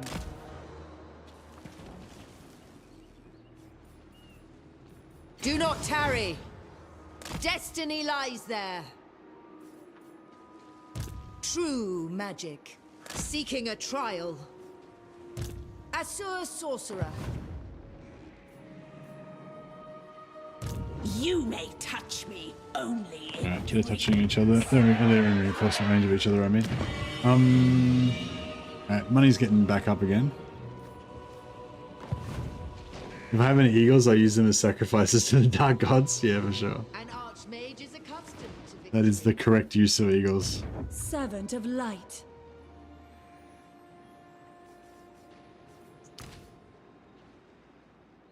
I'll keep him for one more turn just so that we can auto resolve. It's this guy, Hale and Hardy. Yeah, it's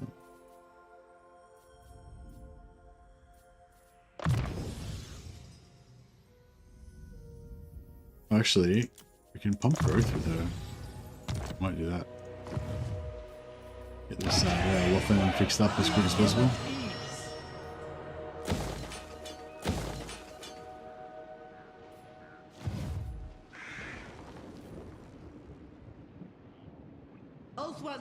You liked my Valkyrie gameplay enough to play another one? Play one again? Yeah, I think that's my new favorite Valkyrie I'll play through now. Like, get set up Malekith as my puppet to guard my west, and then go east and try and make it to the Empire before I get bored. I am honored. He doesn't have siege attacker, does he? Nope. Tyrion, heir of an Aryan. Tier 3. Do you reckon it should loot and occupy to take it at tier 2? Pure magic.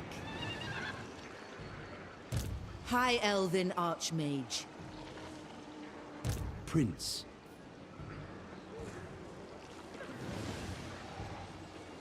Order shall prevail. This is tier 3.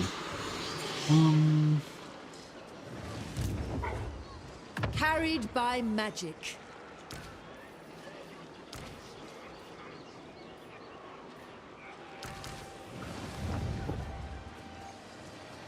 At your service. Alright. Alari. So we'll take siege that with siege attacker. I am ready to fight. Your will is done. Siege that with him. I will lead the Assur. The winds empower us. A wise plan. Kill them. Master of magic. Oriah. Trained by the White Tower. Led by the winds. No mercy. Only defeat. What the fuck? You're having to fight battles. God damn it. I lust for battle. We might have to fight a battle here, guys.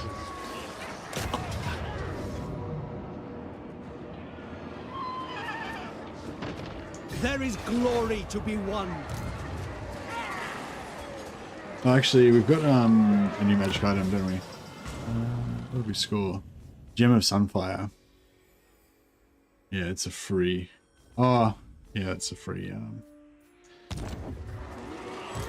Master Mage. Free spell.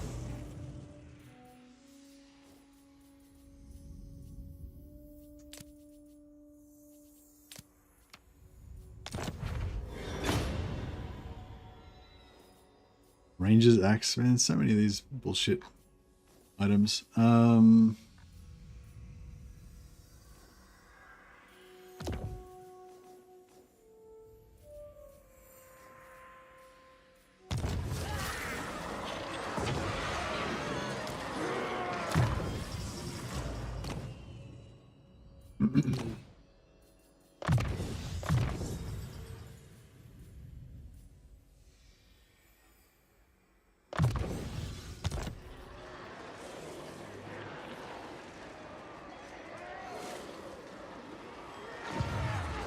By Assurian.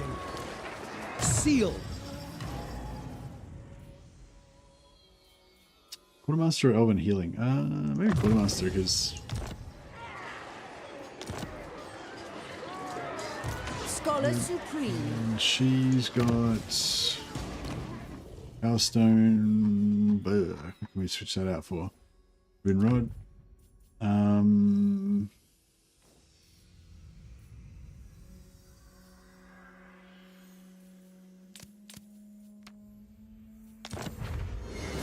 The white sword. Nah, I haven't got any Helm of Discord still. Another white sword. It's not bad, but Obsidian Blade is better. Aspo, right? Yeah, get rid of these ranged. I feel like there's just way too many of those ranged items. They just come up too much. Considering like the relative amount of ranged characters we've got in the game. I don't know. It'd be cool if we got more ranged characters, like maybe if we get Hey Demon Pharaoh, how you going, buddy?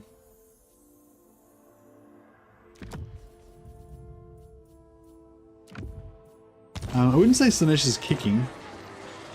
They're about to get wiped in the next one turn, so they're kicking their last death spasms, I guess.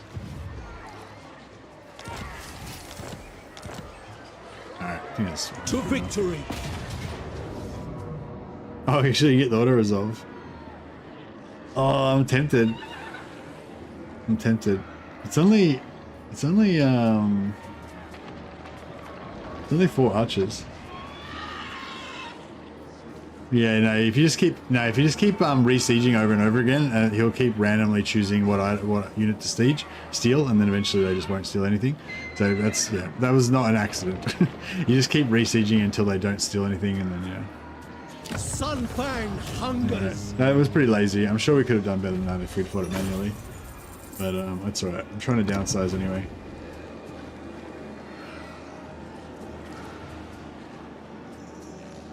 Claim anything of value.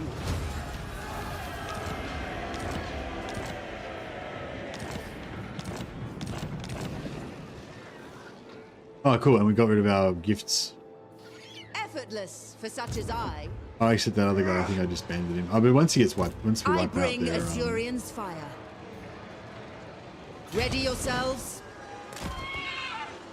Uri fair. Master of magic.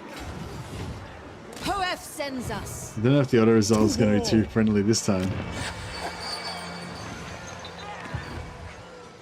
No mercy.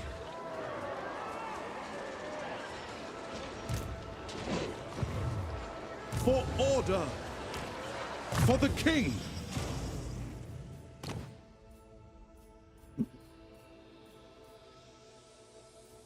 I should have switched that in Ring of Hukon about. We could have got heaps more cash.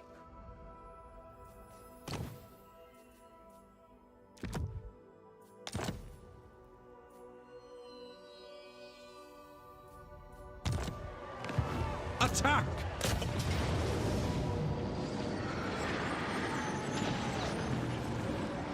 Actually, we're not going to lose anything in auto resolve. Fuck. My I feel like that's too good to pass up. We'll just reset the siege a few times to see if we can get them to not steal anything. Beautiful. And then yeah, no auto resolve deaths. Easy. It is ours. Oh, nice. I'm playing at home Discord as well. Shaper of Fates. A reckoning. Full speed, Asya! Honor calls. I will study here. Bizarre. That was weird that we just randomly got vision on Misnar Glory to and the moved into king. that settlement. I guess we were just close enough. Maybe. All right, that was a solid turn. Did did Nikari get wiped out?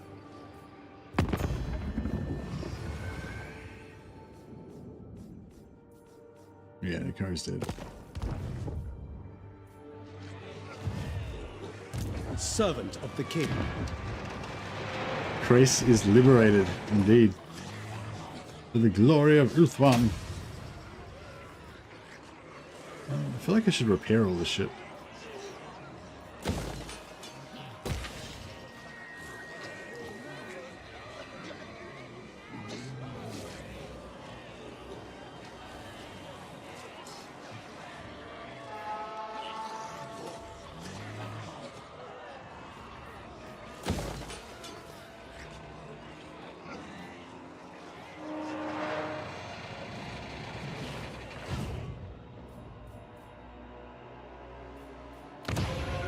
And triumphant.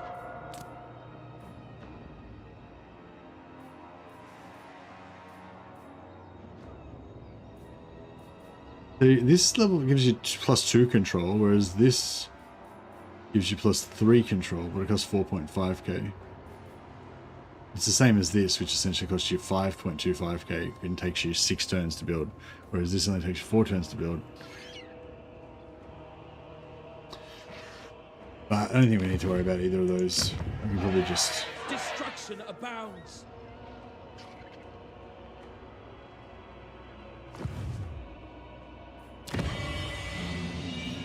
Alright, we can just build money like everywhere. Try and get this economy a bit fixed.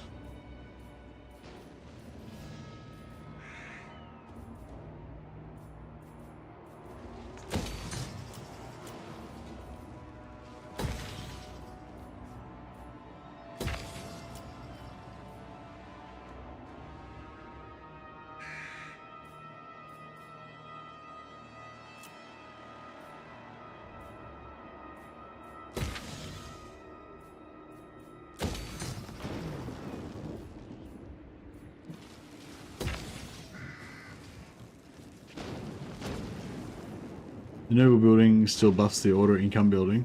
Yeah, nice.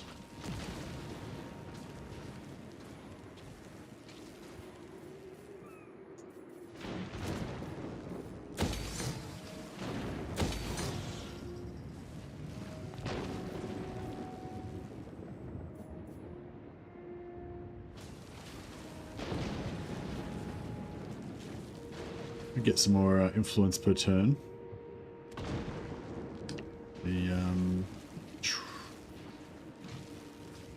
The port income's not really a huge consideration though. Not this one, not settlement.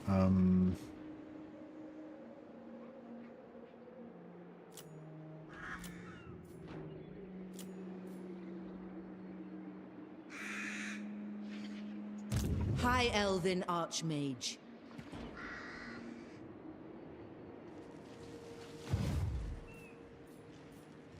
High Mage. Archmage.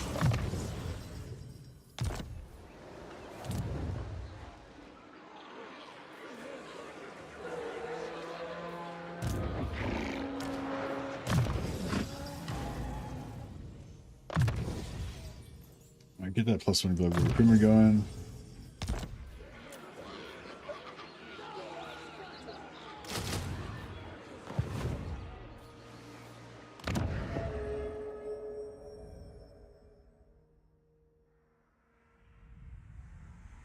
Cooldown is 20.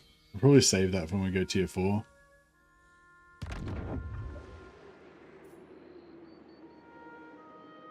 Oh yeah, we've got that 60 influence so we can get that resilient prince as well.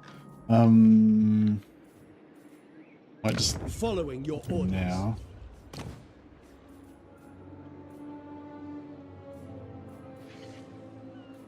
Resilient.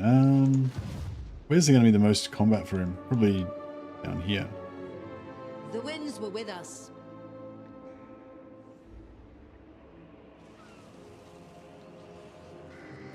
The city is crumbling. She got a Treekin? Magic in purest form. Fuck. I bring Azurian's fire.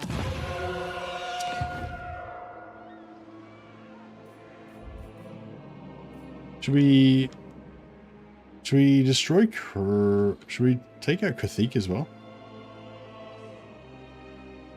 Feel a bit mean if we take out Cathik. But if we don't take out Cathik, oh, I suppose we can go back this direction. Because we need to invade, we now need to invade, what's the name?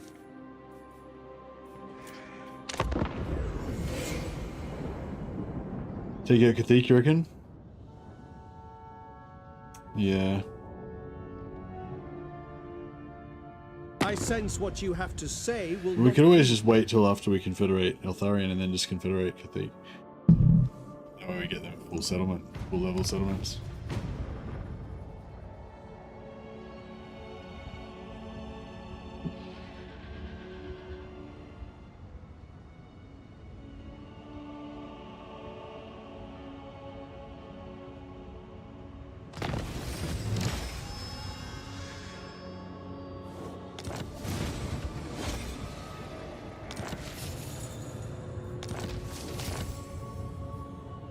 Look at fucking Eltharion.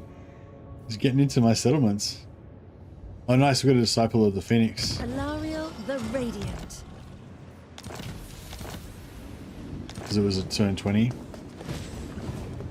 Look, it's a turn divisible by 5 and we're in the same region as the mage building. So we got a chance to get the disciple of the Phoenix.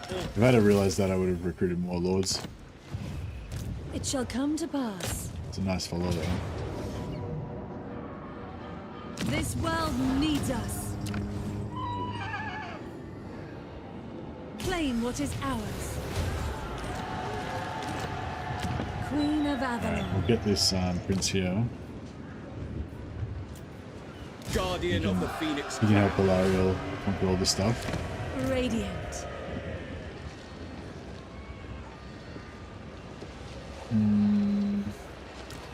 Go to the Eagle. How much recruitment she got? 2. Oh, plus global, but yeah, 2 global. I might just get rid of one of the units of Mistress rangers. of the Undying Forest.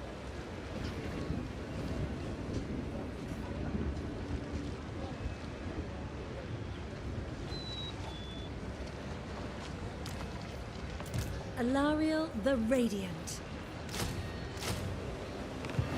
Not the eagle, the poor eagle. The I know, Everqueen. it's terrible. A terrible fate for the eagle, but, you know, it's just life. Trained by the White Tower. Strike!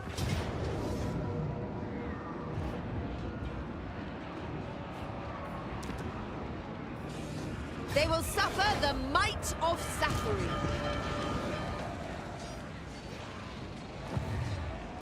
Weaver of spells, rest weary feet. Toward power.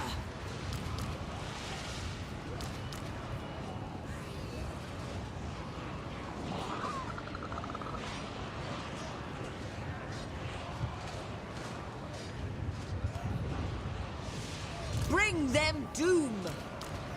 They are unworthy.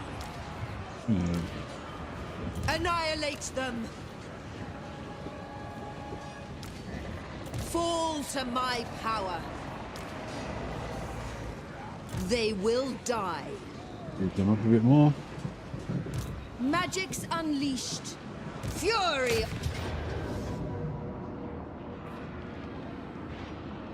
One prevails. Oh, Warline's getting rich. Are you gonna like just be? Are you gonna lament like every single thing I do? No! I'm surrounded by fools!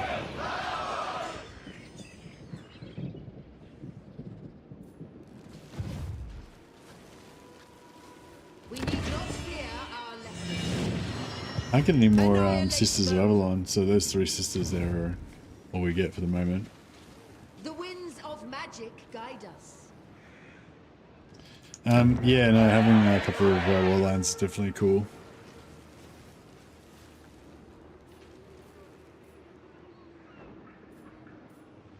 Might have to get one of these bad boys going.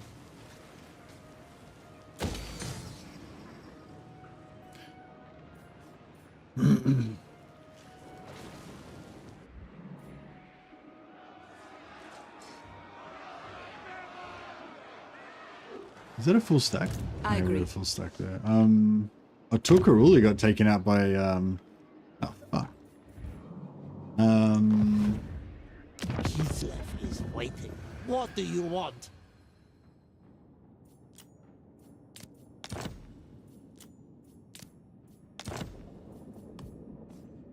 Might just peace out with her and go to Marathi instead.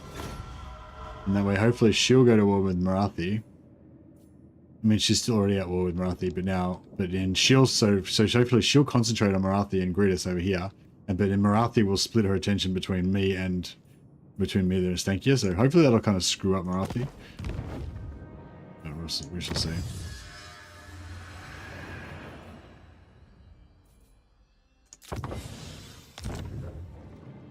We've still we've pissed away all the money nearly.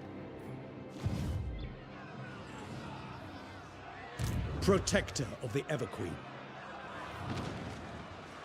For Ulthuan!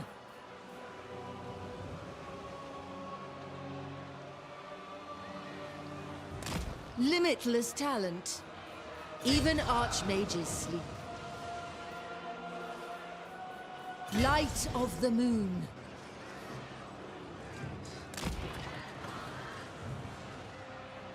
Shadowed.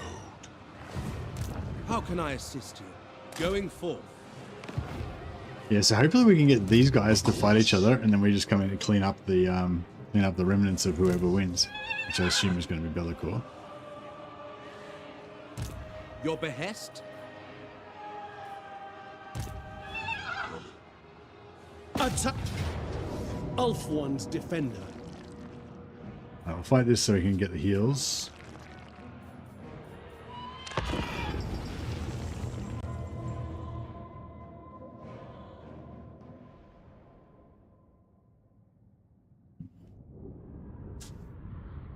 But yeah, I think like yesterday when I was talking about the update, I was sort of saying how, you know, I hope that we get really good updates for like, you know, all of the major factions in the DLC, plus even one extra update for one of the other factions not in the DLC would be awesome, or at least some like significant changes. And I was sort of saying like the most cynical kind of like negative version of that, I guess, like I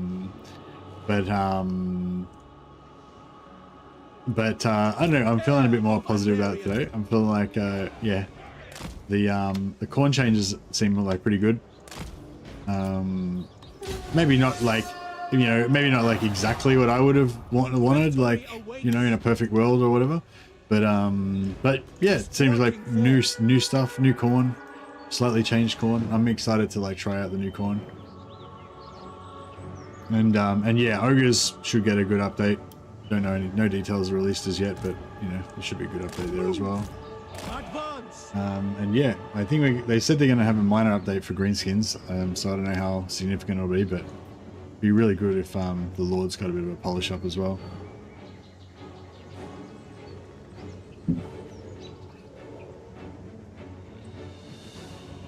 But overall, like, yeah, I think people were asking me like which Lord I'm the most hyped about or whatever, and I was basically saying I'm not really that hyped about any of the Lords. I'm just hoping that there's going to be really good updates for all the factions. Like basically that 6.0 patch is good, but I was like a bit like I'm more like scared it's going to be bad rather than I'm excited about it being good. But yeah, I've changed now. I'm more excited that it's going to be good. That's the update.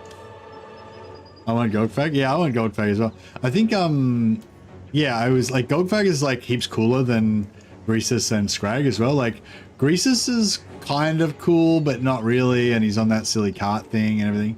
And Scrag's kind of cool, but he's a bit soft, you know? He's not like as badass. He's not like Goldfag, I feel like is like a big tough bruiser of an ogre as well as like, you know, his faction mechanics and whatever. He's just a big tough badass mofo, you know?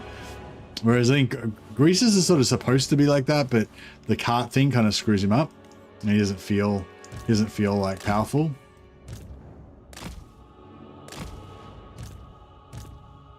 So yeah, I think Greasus is definitely going to be my favorite ogre in the future.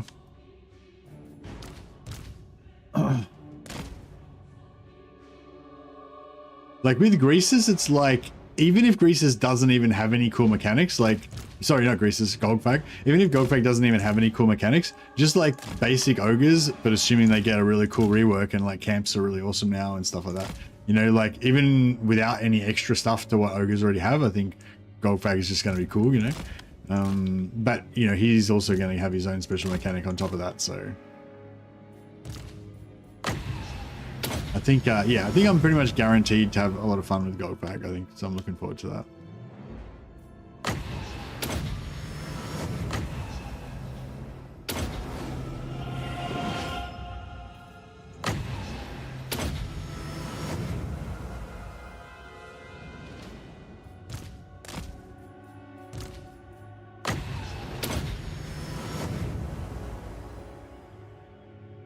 I hope cams pack up and move, even if it takes one turn to pack up before moving or something, to make them different from Black Arcs instead of C. Yeah, I think that would have been cool if that would be cool if they made it take a turn or so to pack them up, or if there's some sort of like restriction on the movement or whatever.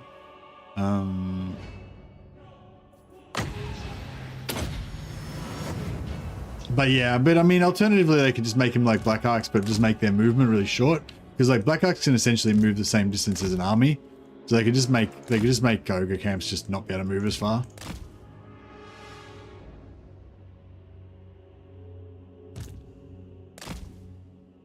What's going on over here? Are you guys gonna fight me or what?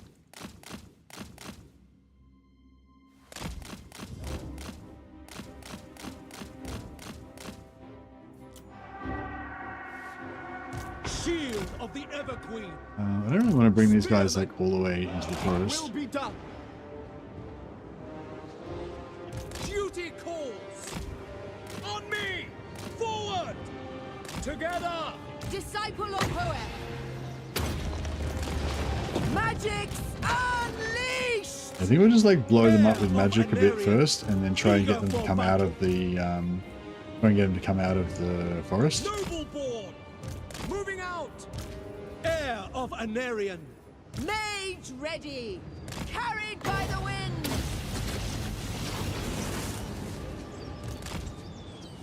Asser Archmage. Observe my radiance. And we can use our missile superiority. Are they aggroed? I feel like they're aggroed. To victory. I feel like we've successfully annoyed them enough now. It will be done. Understood. Heir of Anarian. My power is yours. Following Ethua. Behold my power! Heir of Anarian. Going abroad. Yeah, that's got a Wielder good of the flogging. winds.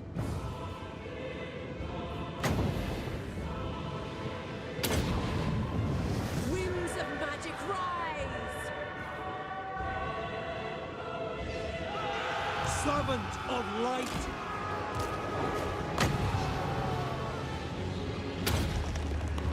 I summon the winds! Orders. Immediately.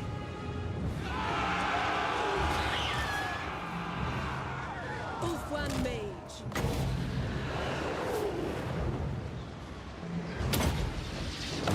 Scython, hear me.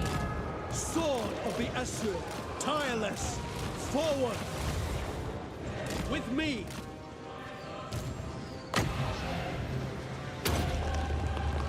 Witness true magic! Spellcaster. Unlimited power! Magic unleashed! Shoot all these guys down. Noble. Off our health. Spellcaster supreme! Assar Noble. As one. Rapid advance. Ulfwan Mage. Oh yeah, what's a cool show? I don't know if you guys. It's not necessarily something I should advertise here, because it's probably not something that's like of general appeal to everybody. But it's called PK CK Strike, something like that. PK Strike, CK Strike. And I think it's on Binge. And yeah, it's like a detective. Kind of like it's almost like noir detective story style, I guess. It's like a private detective and his assistant solving crimes and shit. There's like I think there's 5 series. Each one's like a different case. Yeah, I don't know. I really liked it. Like I was saying to my wife, like I kind of wish there was something we could watch, just kind of like Sherlock Holmes or something, but like. Not like the really old Sherlock Holmes, and like the new Sherlock Holmes I don't really like that much. You watched it? Was it called is it CK Strike? Something like that. Yeah, I thought it was pretty good. Yeah. Would you describe it as a noir sort of thing? It's sort of noir-y, but it's not as you know, noir exploitation sort of full on. Heir of Anarian, defender of Alt 1. Neo-noir, let's call it. But yeah, it's cool. It's cool. It's a British show about this ex-military police guy who's a private investigator, and yeah, he just solving, trying to solve murder cases and stuff. The British put out some really good shows. They do. They do indeed. They are a nation of many millions of people though, so.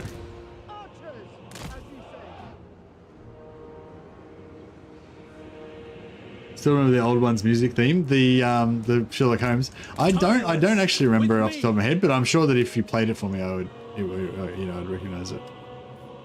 But yeah, I remember watching like The Hound of the Baskervilles when I was a little kid, when my parents watching it or something, and like I still like I don't really know what the storyline was. Like I never really understood what was going on, but I just had that like vibe of it being really like mysterious and a bit scary and stuff when I was a kid.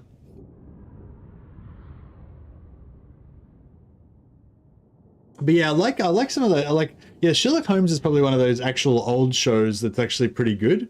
Like a lot of the old golden age of Hollywood stuff. It's like, oh, actually, I was thinking about watching Robin Hood. Who's that? Errol Flynn, the 1938 Errol Flynn Robin Hood.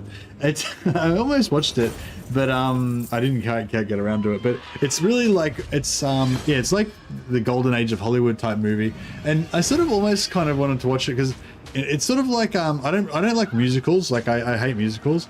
But I recognize like why people kind of like them, because they're like colorful and bright and entertaining, and there's like all these like charismatic, people doing things and stuff. And it's kind of like that with the 1938 Robin Hood. It was like, it's sort of like, it's not like gritty or realistic or cheesy or anything, but it's all like colorful and cool and like, it's kind of like a more like a stage show.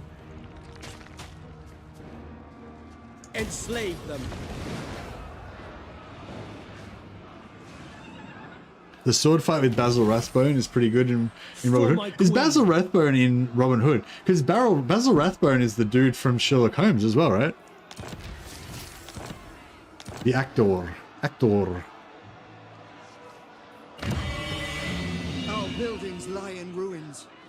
Servant of the king. Alright, so we're all healed up, but we can also get another attack on this guy just to get some more magic item drop chance if we so wish. Fear the might of Ulf One. High Elven Archmage. Toward power. Can I offer assistance? I go. Ulf One's defender. As you command. This is another rogue army. It's just a random. It's a beastman. No, they're not rogue armies. What are they called? I don't know. They're like beastmen. They're like noble victory. When they get wiped out, they can be brought back again. Lilith, hear my prayer. Lilith, watch over me. Kill.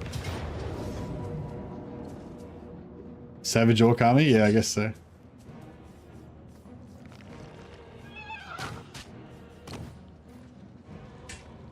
I am ready to fight.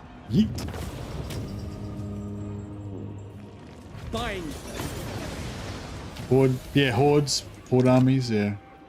No, I get what you mean. Alrighty. Shield against the darkness. High Mage. At your service.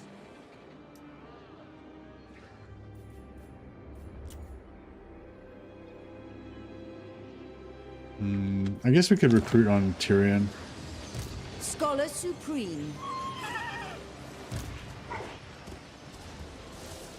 My journey begins.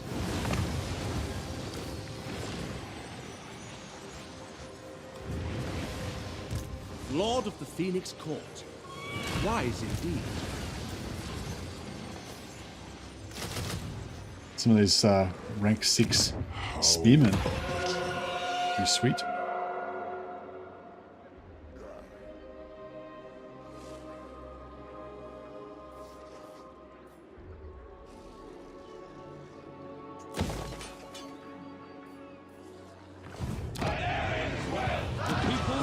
Restive.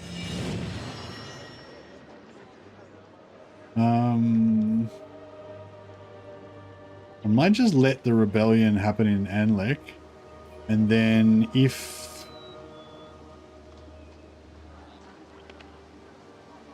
Yeah, I might just let the rebels take over and like actually fuck it. And then that'll be enough to keep the Shrine of Cain happy for more turns. Alariel the Everqueen. Yeah, we'll take this guy up here. The Warden of Tor Ivres. So with Valkyr, do you think the aspiring champions would upgrade into Wrathmongers or a branch of the Marauders? But I reckon it would make more sense if Marauders would upgrade into Wrathmongers, kind of. But yeah, I don't know. I don't really know the full background of them, so yeah. Champions are undivided only. Yeah. Yeah. So they definitely won't go from undivided into Wrathmongers because that'd be yeah, changing the mark. But yeah, like, so yeah, probably a better choice. A better question would be would they go from like Khorne Chosen into Wrathmongers or some kind of Marauders into Wrathmongers? I'm guessing it would go Khorne Chosen into Wrathmongers, but yeah, I don't know. Oh well, no, it would go Khorne Chosen into Skull Reapers and then Skull Reapers into Wrathmongers, I guess.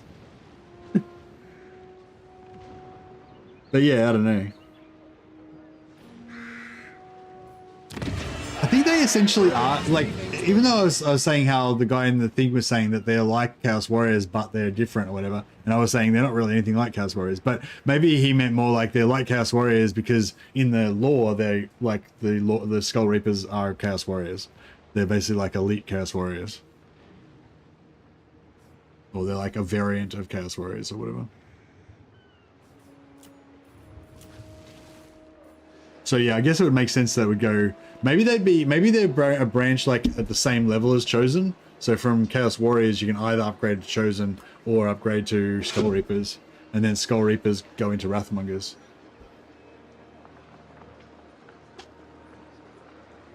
Chosen can go to Wrathmongers, yeah. No, but I think they said that Skull Reapers are the only, like, Skull Reapers are better than everybody else except for Wrathmongers. So it would be like Chosen, Skull Reapers, then Wrathmongers.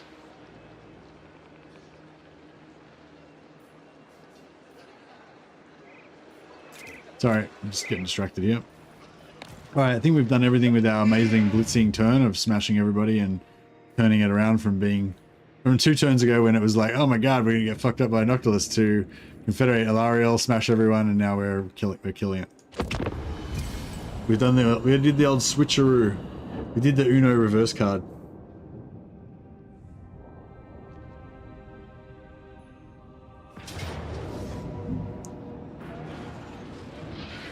Oh shit. I didn't consider they might actually sally out.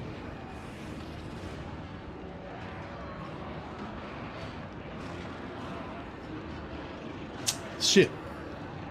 Yeah, I don't think we want none of that. Seek safety!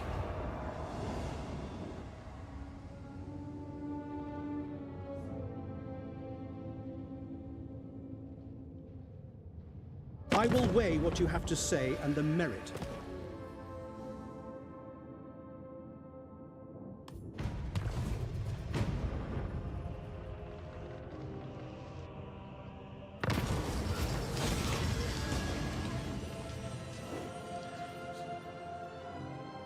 Skull Reapers were shown as tier 2 units, which is the same as Chaos Warrior tier. Okay. That kind of, again, makes sense from what the guy, what the dev was saying. I forgot his name now, sorry. I did remember, I did know his name.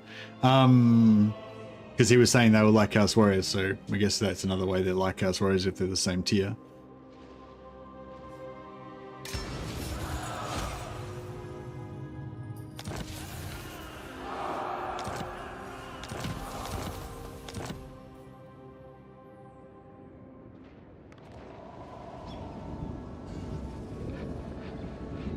High Elven Archmage.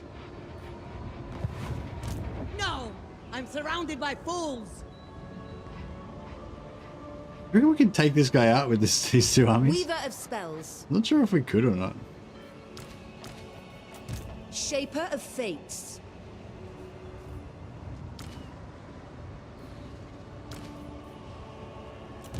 High Elven Archmage.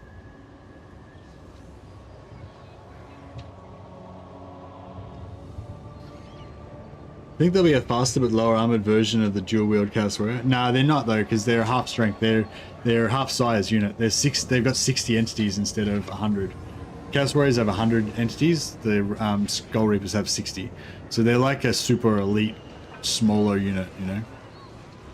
But yeah, I mean, yes, they will be a faster, lower armored version of the dual wield Chaos Warrior, but they're also going to be like, you know, not really like aspiring champions, but kind of towards that Doomseeker aspiring champion thing, where they're like, you know, really high, like really high damage for their for the smaller unit size. Throne. None shall. The Asser needs me.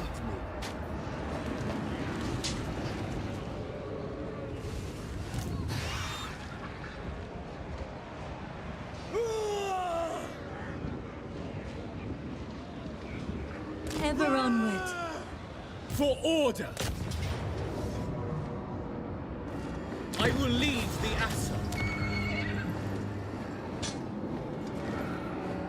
Seize it.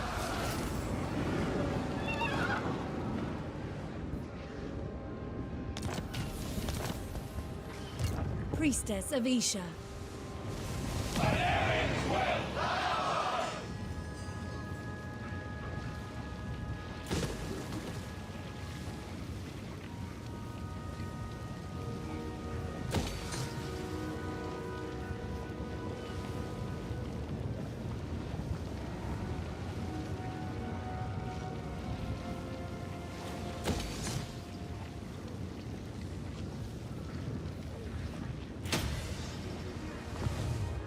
Alariel, Everqueen. Alright, we'll go for... Lilith, hear me. The Everqueen. Excuse me, French. 44 down 11 to 33. What's you gotta get under 30, don't you? For Mistress of the Undying Forest. you gotta get under 30 to get no corruption. I don't know if we've got any. Do we have any corruption things?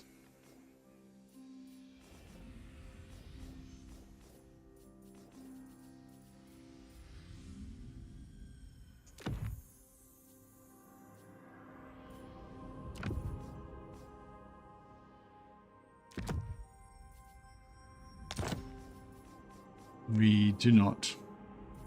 We have no corruption things.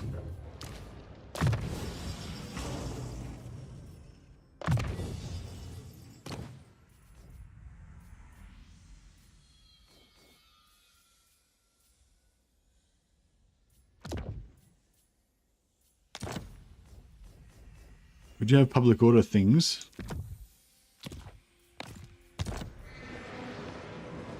Alright. We cannot slay what does not live. Oh, she's got... no. Does she have Radiant? Is this Radiant like a unique one that gives you double? She's got like double control like compared to everyone else.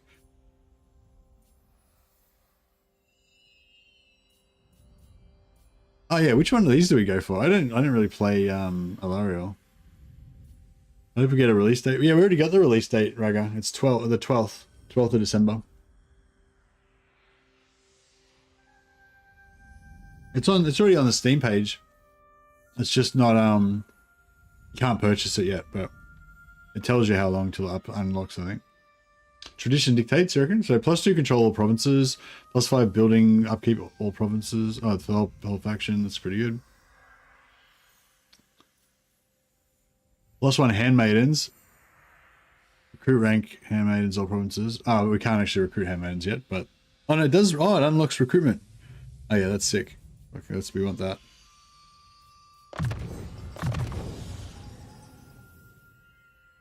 Local recruitment duration for sisters, all provinces. Yeah. Okay, cool. Thanks. Saved me some time. So this, what's this one for? This one's for if you want to go forest spirit specialist. But overall, it's not not that great. And it gives you a little bit extra upkeep and movement for Alariel.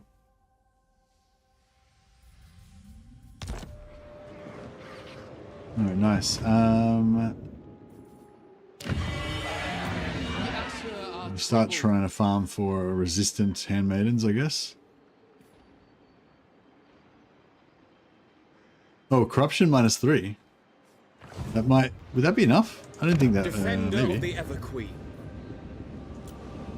So we're trying to get for the 10 influence point trait resistant.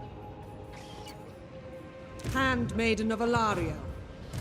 Handmaiden of Alariel.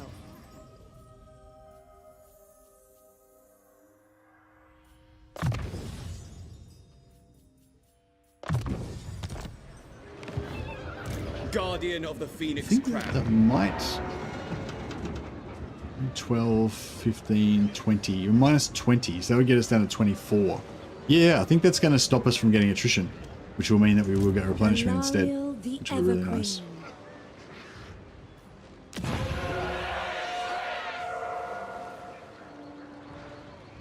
Only 6 turns till we get that. Okay, so... this is annoying. High Elven Archmage. Can't be done. For Hoeth. Hoeth's disciple.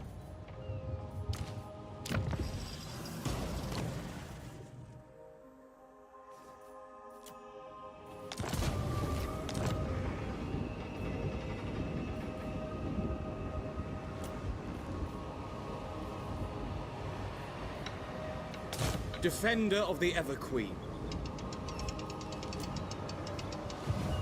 I don't think we're going to be able to auto-resolve this, but I'm just going to try anyway. We can. Glory. Done. Oh no, this chick dies. Oh. Crap. Do I want these dryads?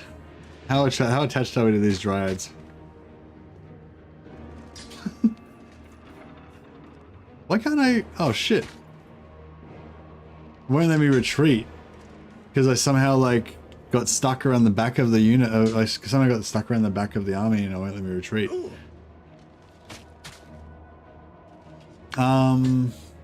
Shit. I'm gonna lose all our sisters as well.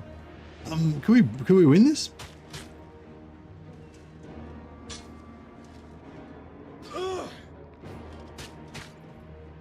I mean, maybe.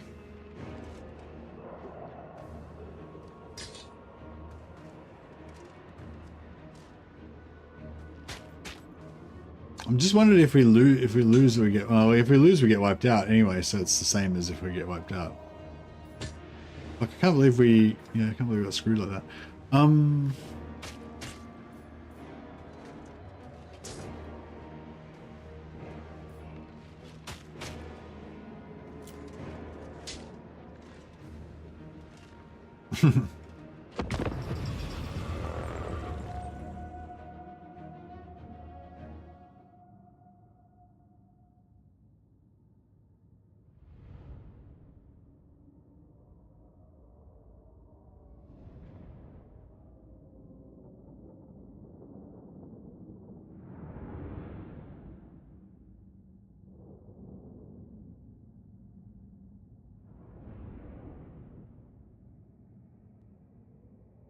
The map is so easy to defend, isn't it funny? Well, technically they're the ones defending, I'm the ones attacking, but yeah. We should be able to change their minds. For duty. Should be able to change their minds. Without fail. Prince of Ulthuan. Illyrian archers. It shall be done.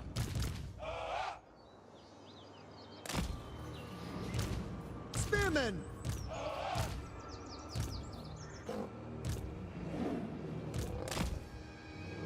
Without fail.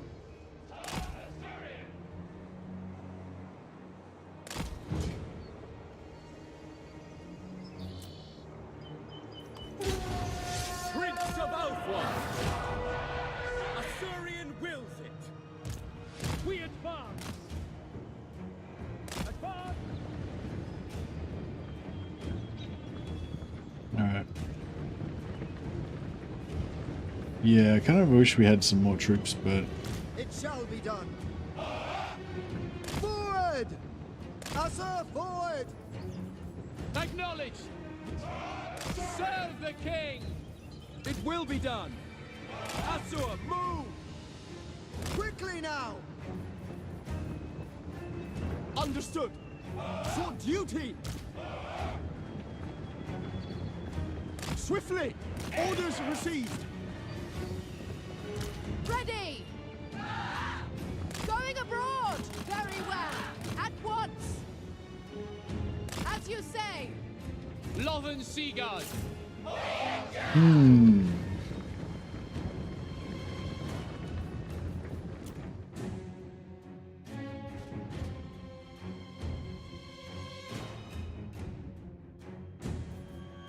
They have one unit of those Jezzail type things.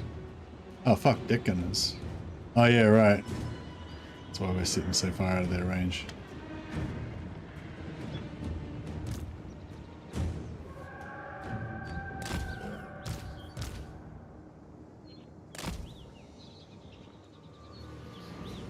What key are you using to square them up? So you hold down control and you go down to make him go like narrower, and you go up, hold down control and press up to make him go wider.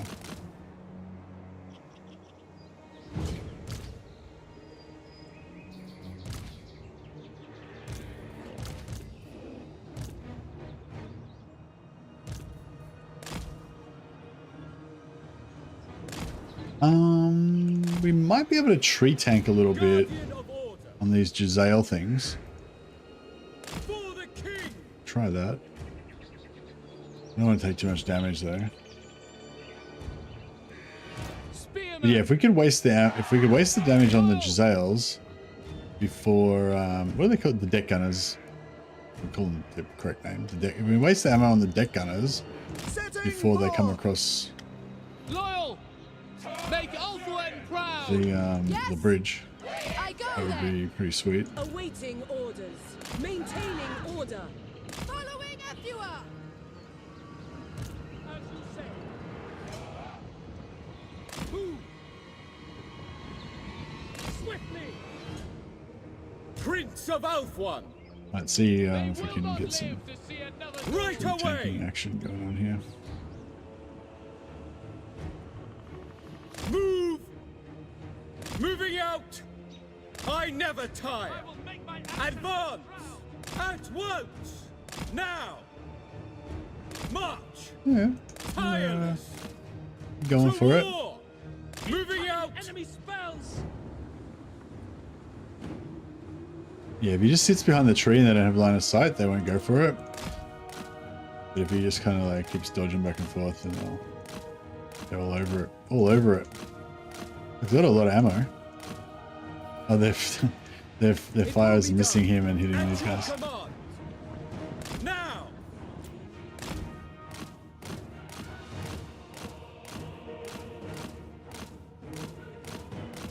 Oh, how much ammo have they got? Oh fuck, they've got heaps. Oh, we're about like nearly a quarter. Because they won't shoot when I'm blocked by the tree, so it's like not... I could go out here. It'll take a bit more damage, but it'll get it done faster.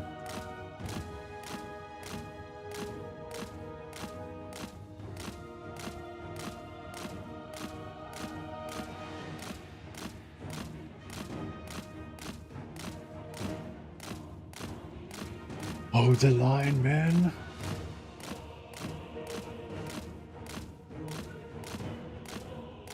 Yeah, I wonder if I should try and waste them and their other guns. I feel like if I try and get close enough to waste like their handguns and stuff, I'm just going to get obliterated and take huge amounts of damage.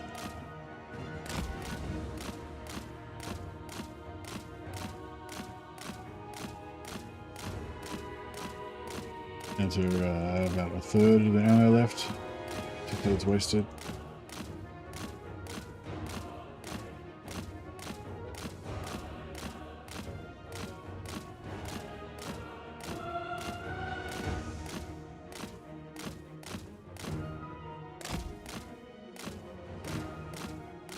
Wind, mercy wind.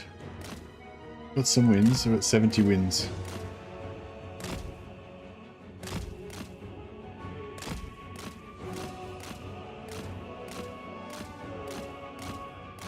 It's about 25% of this guy's health.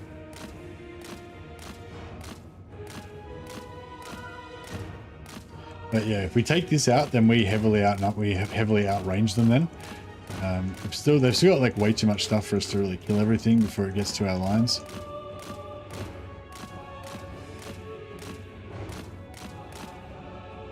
We can try. Alright, so yeah, so if I try and tree tank these guns.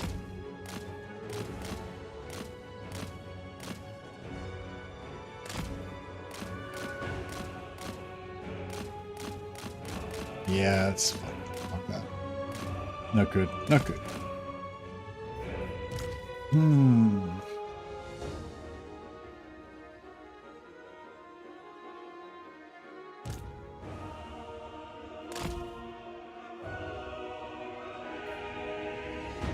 shit.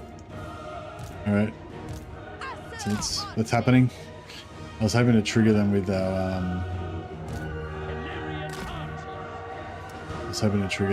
our wizard first. I go for Oath One! Archmage repositioning!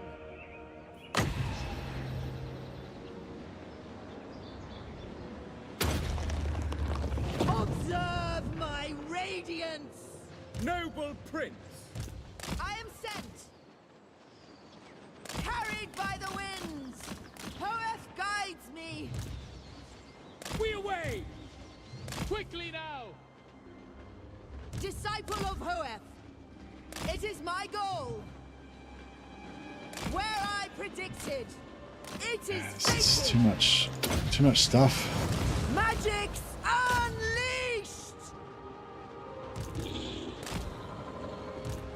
A prudent position. Behold my power! Lothern Seagull! Illyrian archers! Prince of Outward!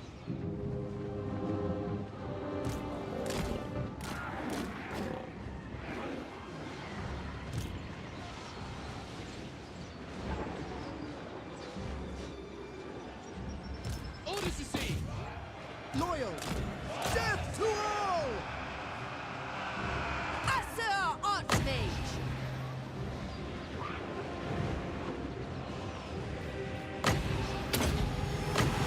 I summon the winds! Witness true magic!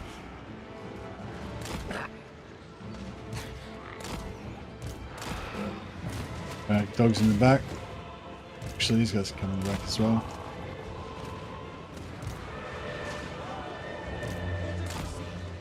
It's looking okay if we can just hold this together for a bit longer. Archmage!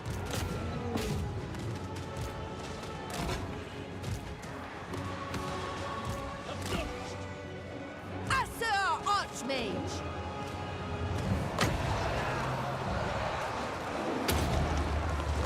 Observe my radiance!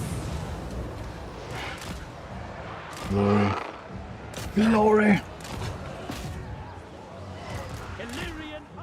Oh, glory! Awaiting orders! Asser Archmage! Spellcaster Supreme! Illyrian archers! Quickly now! Master of Sorcery! Behold my power! No. Orders? For order! For the king! Asser Archmage! Magic's unleashed! Asser Prince! Asser! Glory. The mages sound insane with fervor, and the swordsman in general is just like very flat. Yeah.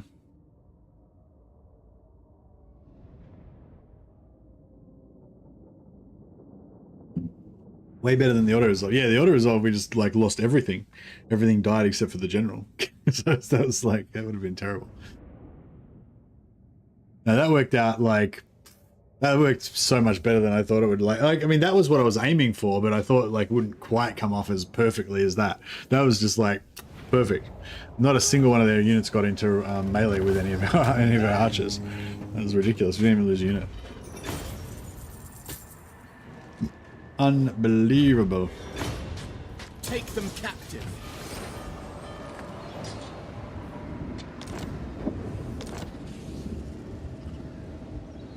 High Elven Archmage.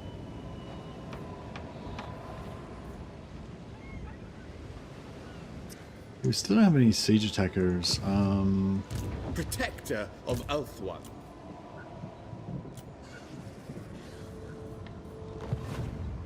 We get some white lines rocking soon. Form. What news?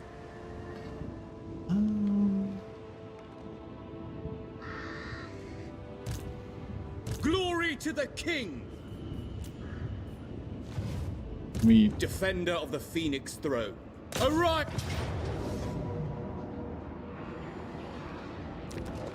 Alright, we'll do it this time around. The Asher One more follows time. strength. The most gifted. I'd love to get some white lions, but yeah, it's not really appropriate.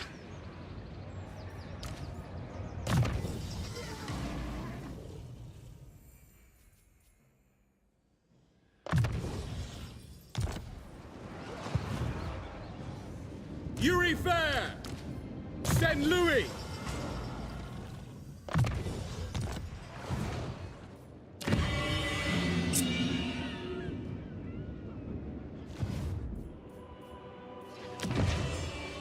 The Asher riotous.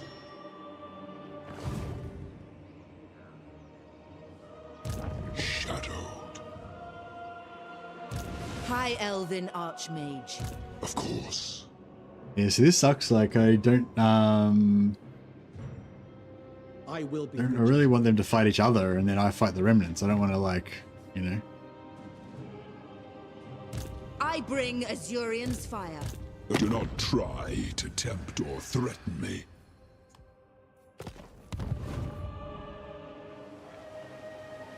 I don't know.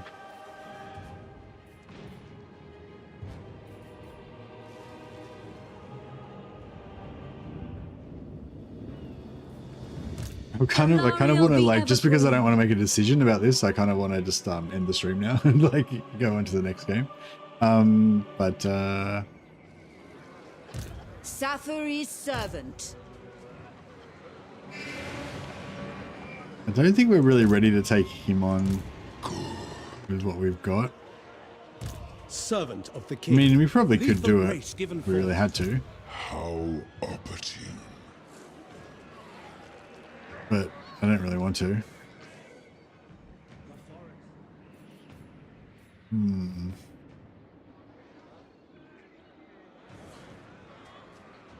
Yeah, I wonder if he'll actually attack them, or if they'll attack him, or if they're just both going to sit here and be afraid of each other. I kind of feel like they're just going to sit here Can and I be afraid of offer each other. assistance? Hoef's disciple.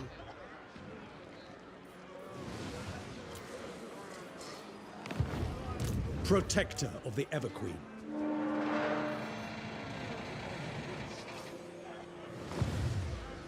High Mage.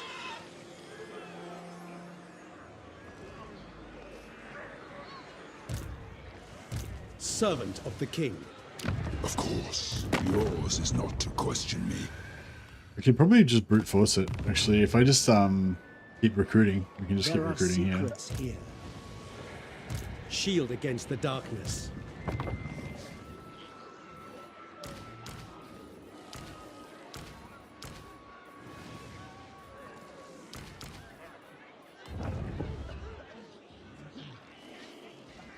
Champion of the Everqueen. You stand before the Shadow Lord. You out of money? Why do you not Money's quake just a with construct, Jimmy. Money doesn't really mean anything.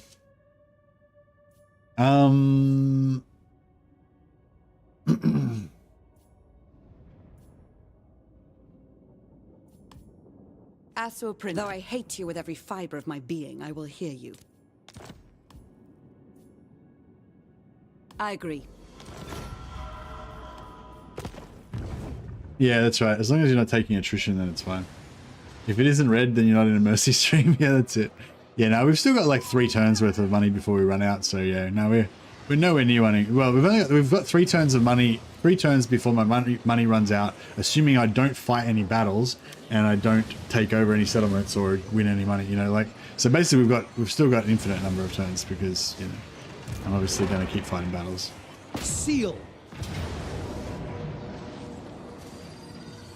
Sunfang hungers. Shaper of I feel like we could probably almost do it. Absolutely. Yeah. Pretty sweet auto resolve. I am ready to fight. And we get the Bell of the Ball as well for Tyrion, which is nice. I serve the king. Going forth. No mercy. Was she going crazy again?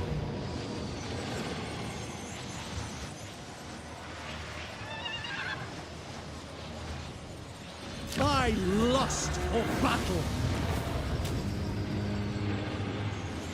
10k. Loot and occupy for 20% replenishment. To the victor, the spoil. What good is money if you're not spending it? Exactly. That's the whole joy of money, is spending it. It doesn't saving it doesn't. In real life, I don't have that attitude at all. Though. In real life, I don't spend money on anything. Tyrion, although I don't really have any money anyway. But if I did have money, I would probably just sit there and pile up. All right. Well, Bellico is pretty easy to bit of a pushover. I'm not really interested in wiping him out though. So if he wants to peace out with me again immediately, that's cool with me. Yours is not to maybe question me. Maybe next time. I have always existed. But yeah, see, money's fine. We're fine.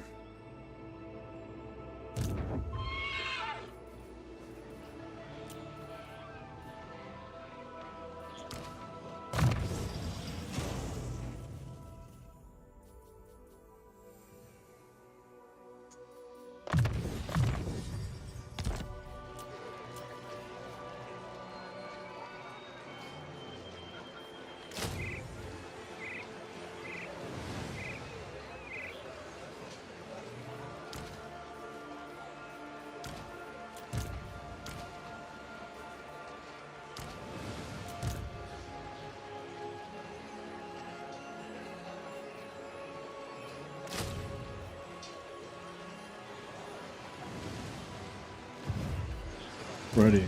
Archmage.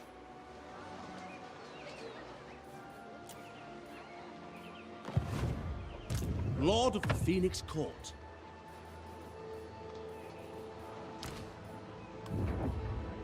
Awaiting orders. Lethal grace given form. A wise plan. Alright, anyway, we'll take out Kathik as well. And just annex their lands. We've got 2 more turns till we can have a crack at Confederating Lotharian. 155 down to 152. How's Marcus Wolfhard going?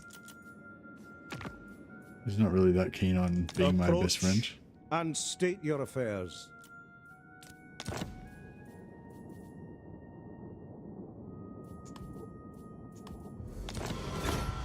Alright, we'll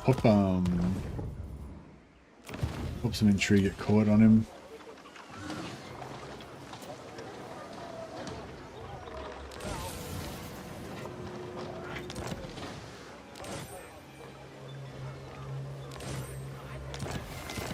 Yeah, I was hoping to get a plus 40, but yeah. Gold is like gasoline. You're cruising and every now and again you get more to keep it up. Yeah, that's right. Money is like gasoline, yeah. You just got to fill up your tank every now and again with a big, massive sack city or something. Alariel, Everqueen. Alright, let's get that precise fletching. More missile strength, more ammo. we're good to go.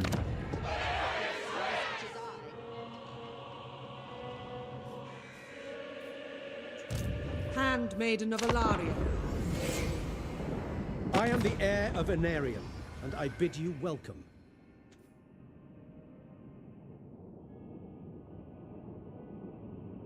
She wants to pay me 1,800 for gold for trade.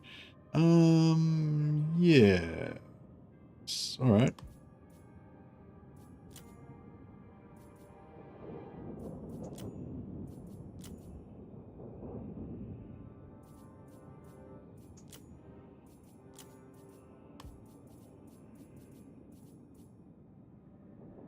All right, we'll make a little alliance with the Stankia. See how long she survives against Marathi. Hopefully she loses. Beautiful. Saves me a turn. Claim what is ours.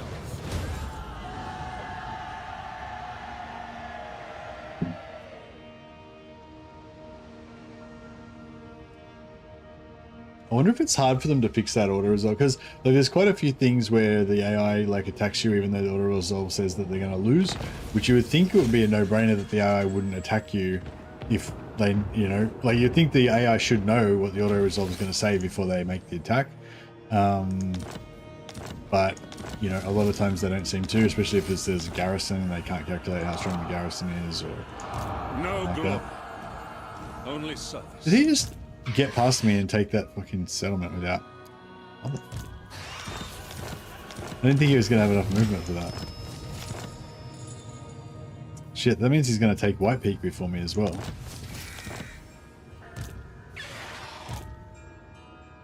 Welcome. Guess we're going to have to just rush for Enrock.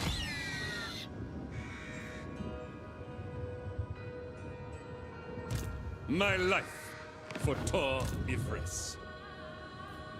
Ready to march.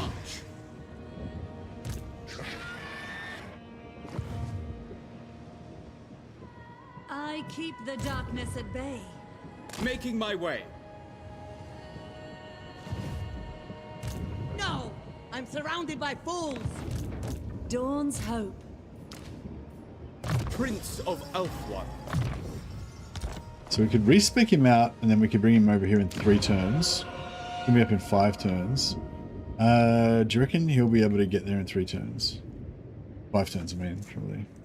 Guardian of the 1, Phoenix Crown. 2, 4. Yeah, he could, theoretically, he could get there in 5 turns. Weaver of Spells. Ulthuan's Defender. I agree. Mistnar's tier 2.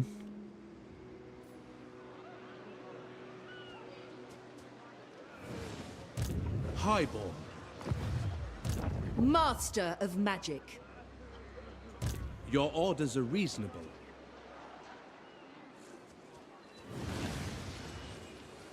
Making my way. Hey, it's for glory.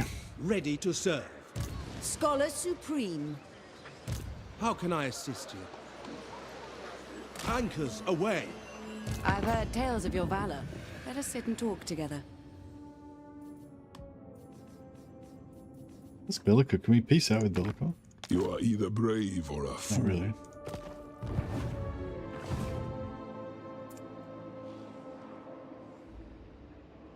Prince. Impossible. For the king!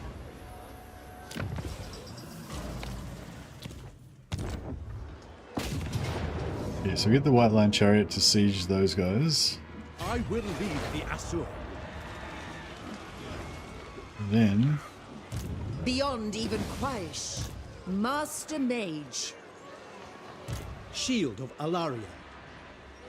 Limitless talent. I heard to go after this guy.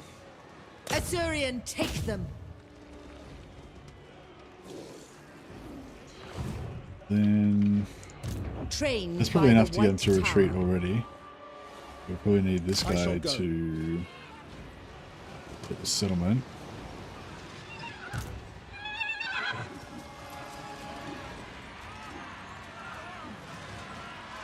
The Asur follows strength. Onward.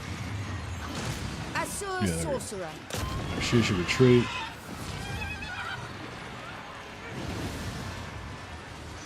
And that way, this guy will be in range. To war. Yeah, that should be good enough. The Asur. Pyrrhic victory, really? No, it's only a spearman. A strong leader is needed. We are the conquerors. Yeah, we could have confederated them maybe, but it's fine. Servant of the king. I never tire. Very well. We get Shield against the darkness. Tyrion back over there. Your command. As we can. Pure magic. Oh, we should give the this sword of Cain to Alistair. I serve the king. Actually, I might give the sword of Cain to Alistair instead of that other dude, just because Alistair is my favorite. Even though he won't be as good as the resilient prince would be better with the sword of Cain, but Alistair is just cool. So, yeah, that's why.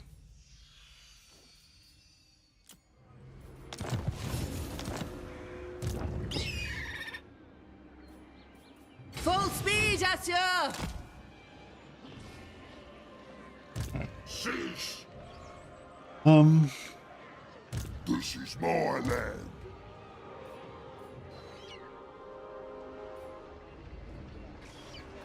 For my queen. Yeah, so we'll bring in another lord. I serve the king.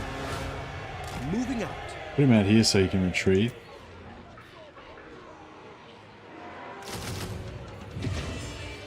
The city is rank with corruption.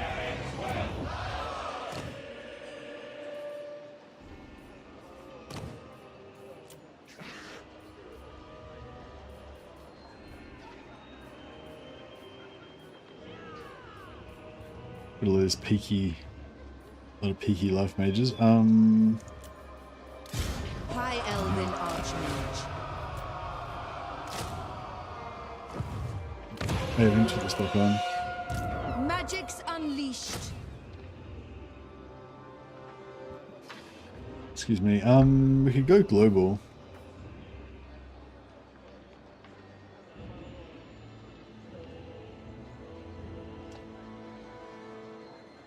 If Protector of the Everqueen. well, how much plus recruitment has he got for infantry?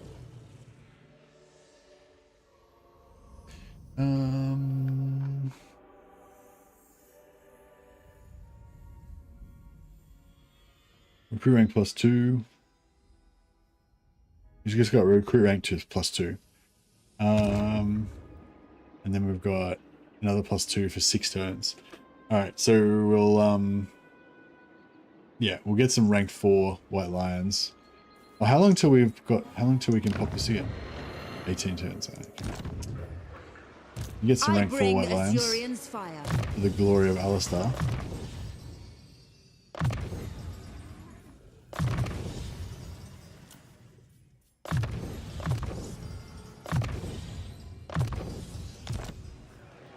In the green, quick hire a lord. Yeah, that's right. I was in the green briefly, but I then quickly hired 2 lords. Glorious victory.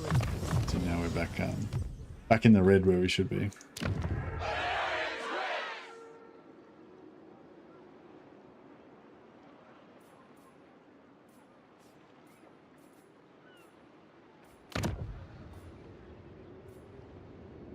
True magic.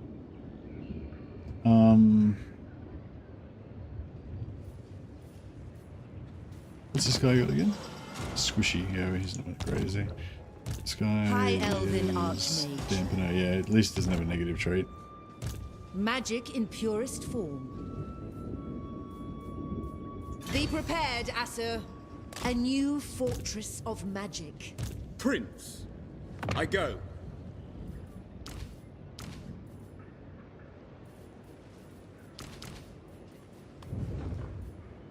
Traveling. Student of Teclis.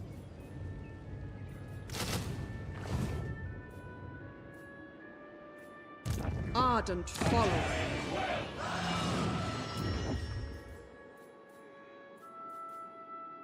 Another advocate or attentive, divisive.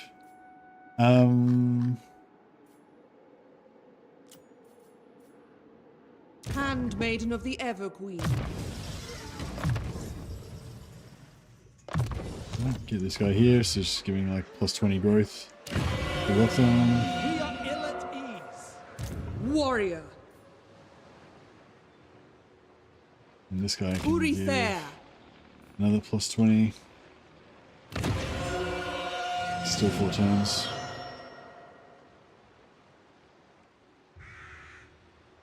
Control stabilized. We might be able to pump that up more. With...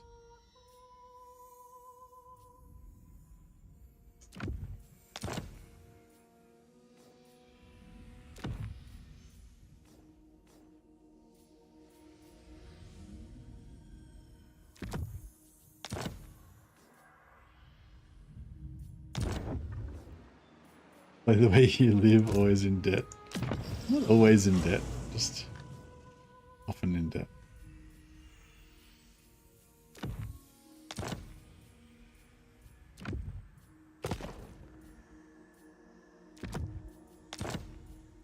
Alright, how's the public order now? Plus 10 public order, that's better. So that'll, well, in a couple of turns it'll get us up another growth slot. That might increase our growth. Might reduce this down to 3 turns.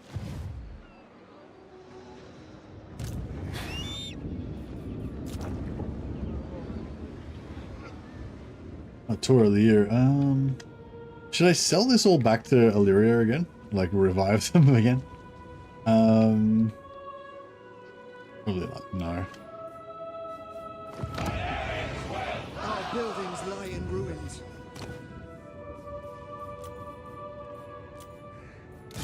Master of High Magic. High Mage. Hoeth sees all.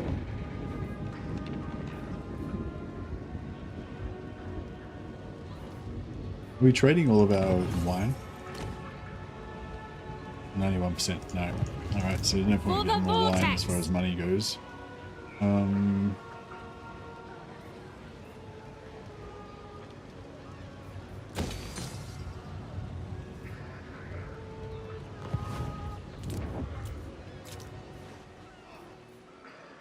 Ruli, yoga growth.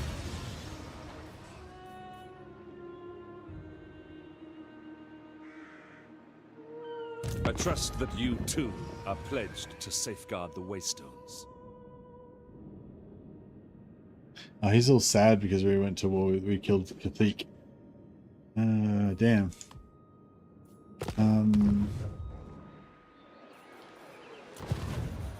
I don't think I can afford to fix him.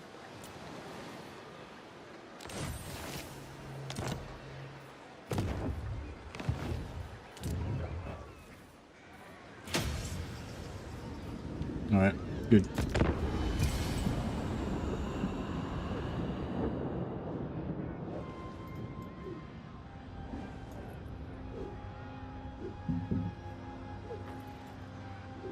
I will weigh what you have to say and the merit of your actions. Yeah, nice. I'll take that.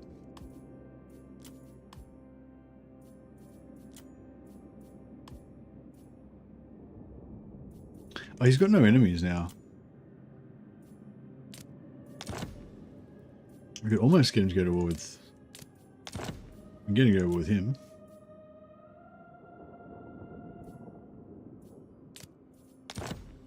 And him.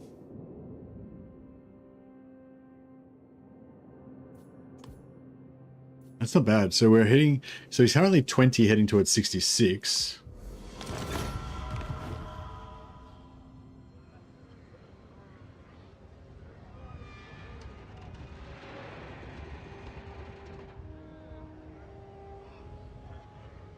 That should help his. That should help his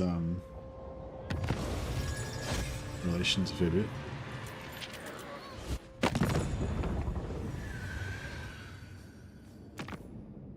So yeah, we went from 20 to 44, and instead of heading to 66, he's now heading to 117. So yeah, so he loves us now. Welcome, Outlander. Fantastic.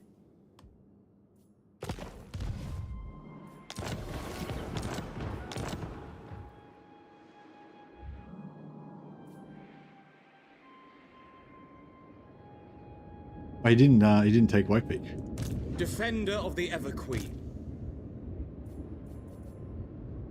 It shall come to pass.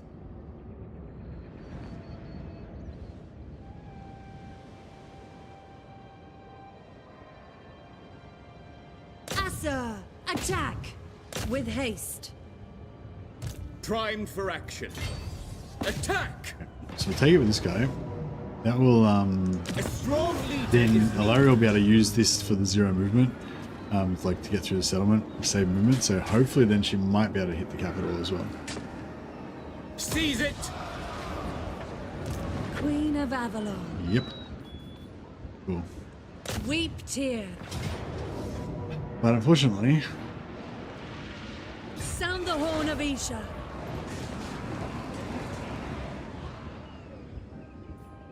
We fight for the... Another time, villain. quite win that. I wonder if we can force march through here. Master of magic. I second this. For the kick. The Asa needs me. We're lucky. Hopefully we can To get battle. through here. Hoef sends us. They cannot withstand high magic. If your relationship's high enough, you can get Altharian now. Yeah, yeah. The warders We're speak quick, hoping, but nah. for I still must a little not bit be late. distracted from Relative faction strength. Oh, what's his strength? Hey, Civilius. Blood for the blood god. I was thinking about starting a new Old Realms campaign in Bannerlord, but playing doing another Chaos campaign, but this time starting off as a Bretonnian knight. Because either a Bretonnian knight or a Musion knight. Musion knight's more evil, but the Bretonnian knight can give you more like legendary Chaos champions. Even though they'd be shortsmen, they wouldn't be as tall as other Chaos champions, but they'd be really, really strong. the Warden of Tor Ivres. For Avalon. Master Mage. Right, now he takes the settlement. Of Ulthuan. It is ours And now. that lets her move through the settlement. Do not tarry. Seeking a trial. Ready yourselves. Allowing us to do the auto, so we don't have to fight the siege battle. And we don't lose. Oh, we lose our dryads again. Fuck. Always the dryads. Sound the horn of Isha. I bring Azurian's fire. Scholar Supreme. Right, so we can keep like Elven one unit of Archmage. dryads as our For Ulthuan. Cleanse this realm. Send my maidens. Chasten them. The greater good. Lacan.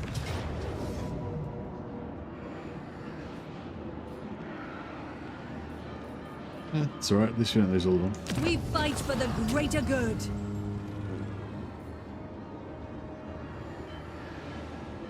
Claim it all.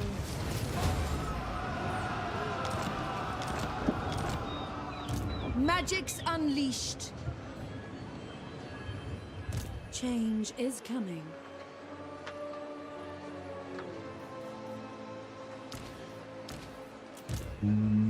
Ulthuan's triumph was for How many offload? We're not offload. I want to give her the 3 Sisters of Avalon and the Dryad. So it's 1, 2, 3, 4. The winds were with The us. rest, don't care about the rest. Light of Avalon. She's got 3 slots, so we need to make one more. An archmage is accustomed to victory. Probably get rid of the Illyrian Reavers. Like, they're okay. The Illyrian Reavers are okay early on, but eventually you want to probably replace them with, like, you know, single entity heroes on flying mounts or something like that. Yeah, that's looking pretty good, I think. Probably got too many infantry, but still. Good enough. And this guy... The day is ours. Somebody needs to go back and help those guys out. Faithful servant. Oh shit. Marathi's already kicked the shit out of Marathi's already kicked the shit out of her. All over. You can turn into a Museion later on down the path. Oh, really? In Bretonnian Knights turn into Museion Knights. Pretty hype about the new core mechanics? Yeah, me too. It should be pretty cool.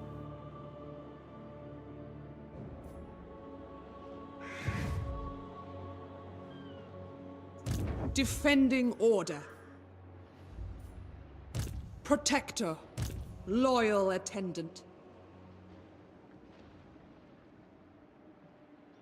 You visit Lord of Museion and get the Blood Kiss. Oh no, you can't get Blood Kiss when you're a Bretonnian Knight. Only mercs can convert. I'm pretty sure they will, unless you know something I don't. But I'm pretty sure the merc. Well, on the instruction manual, it only says mercs are the only ones that says can convert. But yeah, I don't know. Maybe it does. Yeah, maybe it's not on the instruction manual or something. If you've actually done it. Where to? Pure magic. Limitless talent. I would like to stop these guys from taking so much attrition, but I cannot. Prince of Ulthuan.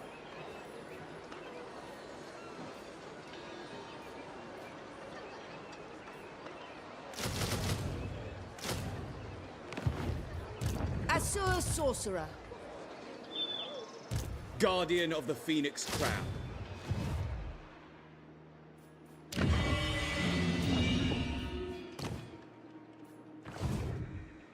Infused by Hoet's wisdom. Up! What do we got? Take flight! Scholar Supreme.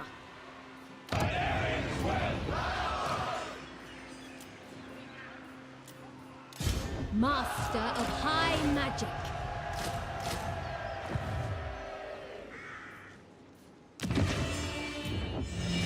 I'm sure if we bring a prince from here, he should be able to make it. Can I offer assistance? In one turn.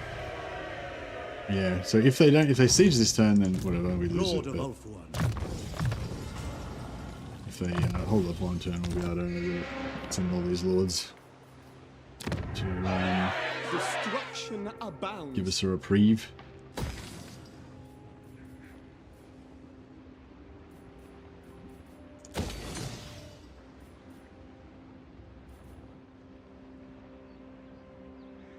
Okay, that's right. Power nature minus 10. Oh yes, it's going to go down in one turn anyway, so may as well go growth.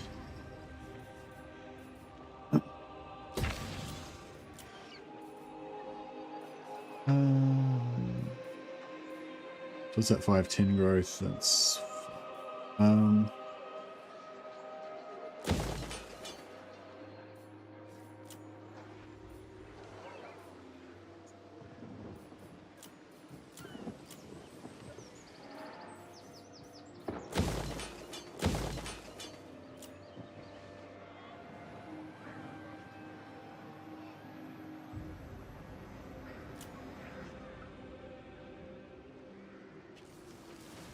Are we selling all of our wood? Trade wood. 73%. No, we are not. So there's no point upgrading our wood, I guess. Not just yet anyway. Alright, cool. We probably need some more trade partners since we've got all this trade stuff. Protector of They're in a lioness.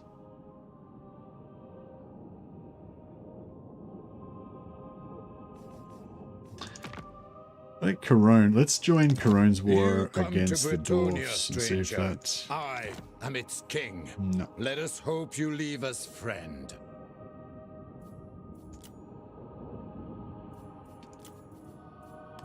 We'll get non-aggression and we'll join their war. And then hopefully once their relations goes up a little bit more, then they'll want to trade with us.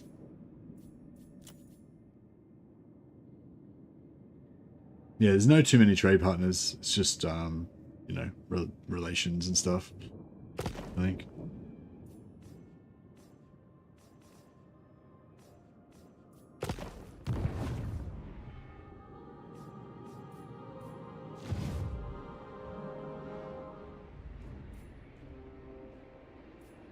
I am honored.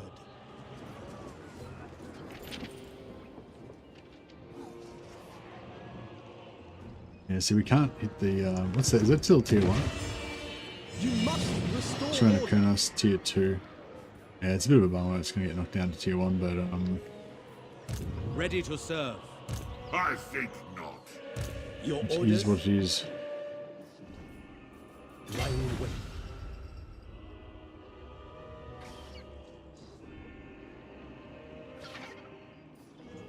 You called? Alright, we'll put this guy over here.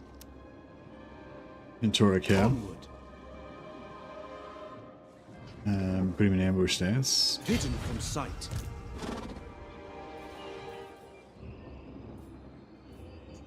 Beyond your comprehension. And then we'll force march Tyrion. Put this guy in ambush stance as well. Gifted. Cloaked in shadow. Destiny lies there. Force march Tyrion.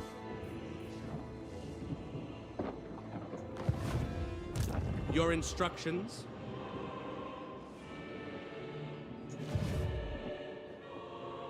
Can I offer assistance? Hoef's disciple. Tempt me not. I don't know if they're in range. I think they might be just in range. Ever vigilant. I'm not sure. Into position. Alright, so we'll Forward. give him...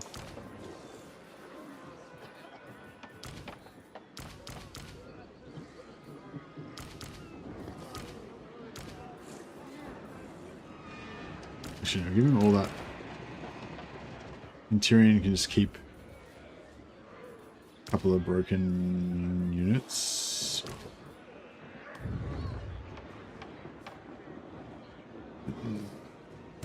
Master of magic. My journey begins. Beginning my journey. No. Setting forth. Alright, cool. And then... No scum. Magic in purest form. So she can reach to there, where she's right now. Bring her up to True there. magic guides me.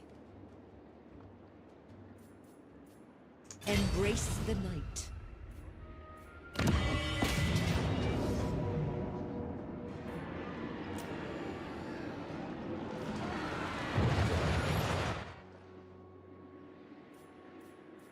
Alright, so hopefully he'll either go after Tyrion because he's in force march, but I don't think he won't be able to reach Tyrion, so he'll just probably ignore him. But he'll probably just occupy the settlement, and then yeah, both this guy and this guy can reach him if he takes the settlement. If he sacks the settlement, then we're kind of screwed, but not screwed, but you know, we probably won't be able to catch him.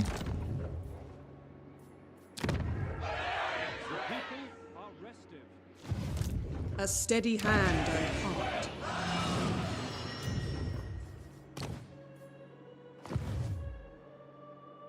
Asur Prince. Handmaiden of Alariel.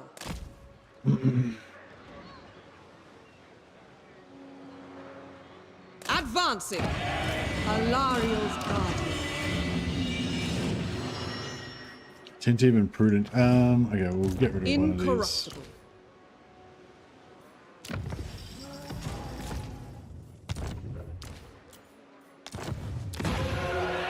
Order must be maintained. Handmaiden of the Evergreen.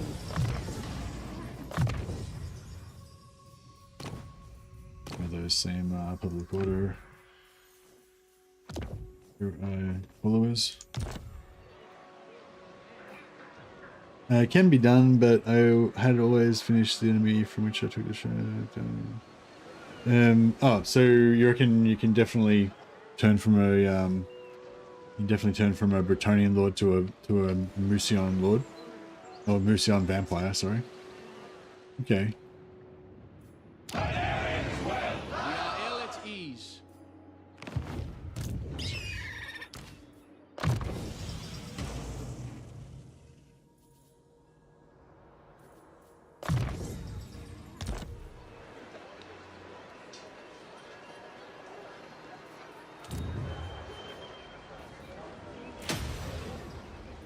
All right.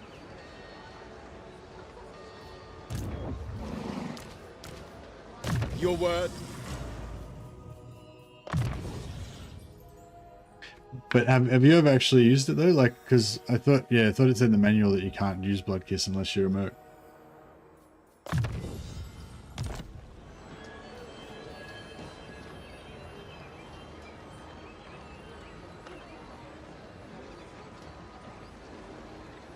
All right, I think we're good.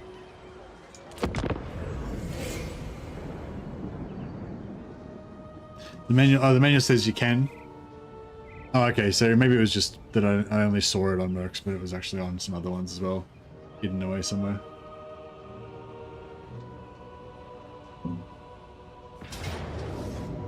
But yeah, I don't really want to be a vampire anyway. I want to be a any human mercenary or necromancer. Oh yeah, but like Bretonnian knights are not human mercenaries. Bretonnian knights are their own thing.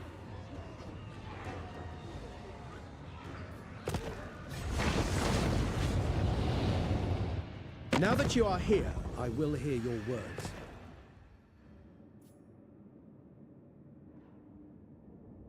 You can be a Bretonnian mercenary, yeah, but I'm talking about being a Bretonnian knight, because the Bretonnian knight gets these really powerful perks later on. Okay, that makes sense. You're talking about mercs. Yeah, mercs can become vampires. Bretonnian knights cannot. And neither can Musion knights.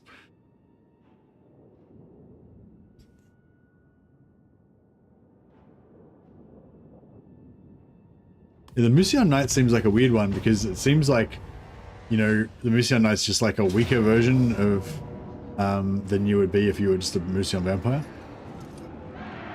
Well, not a weaker version, like he's totally different, but like it feels like it would just be better to be a Musion vampire. There's not really, you know, it kind of feels weird, and like it feels like, because like the Musion Knight, what he's, it says in the manual, you want to have like Musion vampires and necromancers to assist you to unlock your full potential or whatever. But if you need to have like a Musion vampires and stuff as well, then like, you know, they're probably tougher than you are. Like they should lead the party and you should be their servant, basically. Orders? I will do my duty.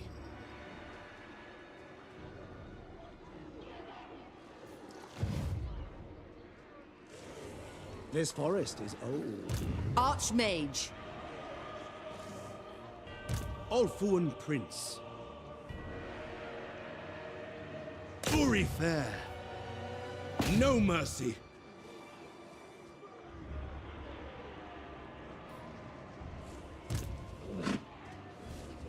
It shall be done.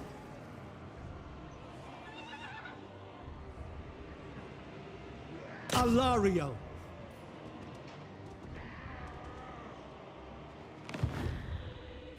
High Mage.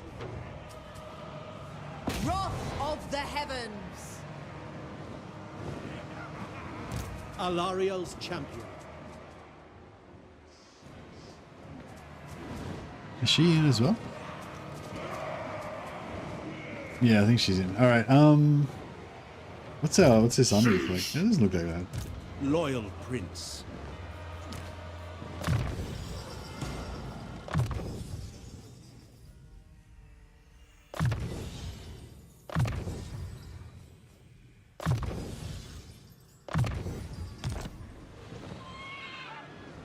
Darkness stalks the land. My plan was to be a Grail Knight, but secretly be sworn to Khorne, and then just keep, like, you know, making my warband more Khornate.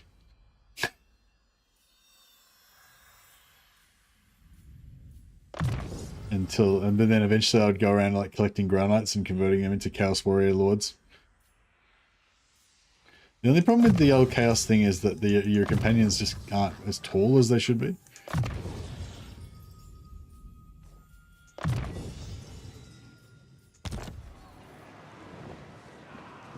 Lord of the Phoenix Court, the Reaper.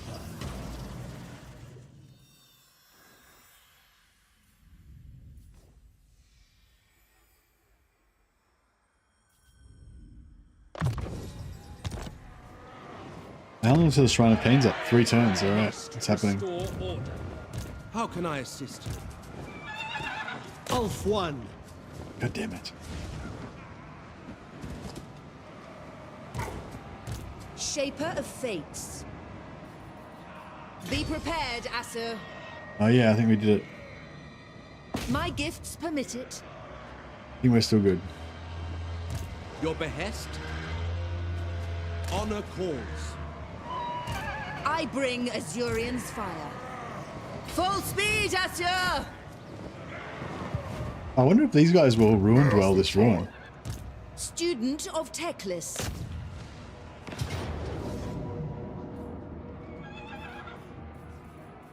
We need not fear our lessers.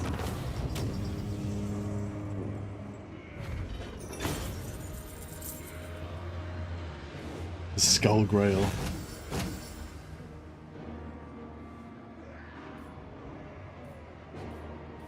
They may live for a price.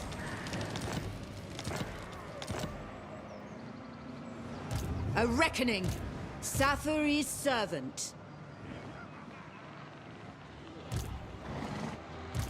At your service. Alright, so... Tyrion, heir of Anarion. Trained by the White Tower. Do not tarry!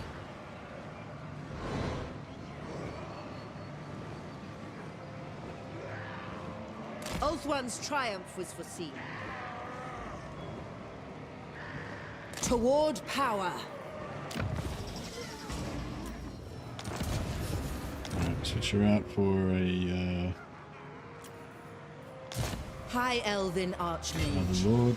Led by the winds. Colonize for 2,000 gold. I claim it for Hoeth! And then we'll put her out. Weaver of spells. Lethal grace given form. Tyrion in. I never tire. Champion of the Ever Queen. He doesn't even need to rest that much, does he? Ever loyal. Ready to march. Journey.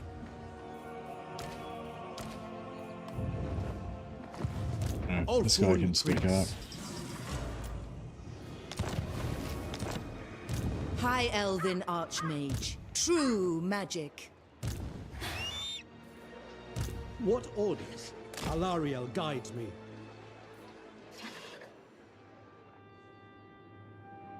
Oh yeah, what's Bellicor doing? Is he want to peace out now that we've crushed all of his armies? Just keep sending armies and we just keep killing them? Do not try to tempt or threaten me. Yeah, he's still keen. He's still up for it. He's like, give me more defeats. Magic in purest form. The Archmage marches. I bring Azurian's fire. Hoeth's disciple. Defender of Alright, Ulf. not bad. So, over here. The most gifted.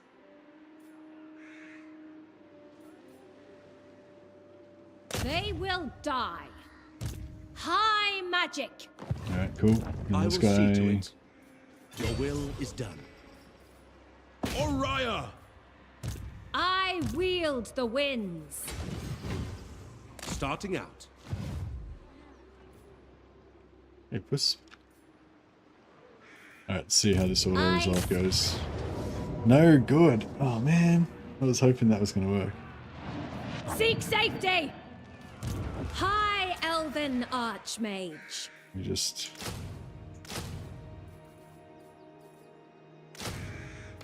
Look at that. Close. Oh damn. Another time, villain.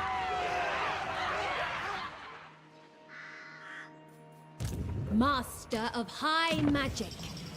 Can we replace this guy with the... Yeah, we can probably replace this guy with a, like just one of the warrior lords. Just a basic one. This dude. Wasteful. Perfect. Guardian of the Phoenix Crown. Oh, nearly. Valiant. I think Valiant's the next step up Take from victory. Boundless wisdom. Your decree.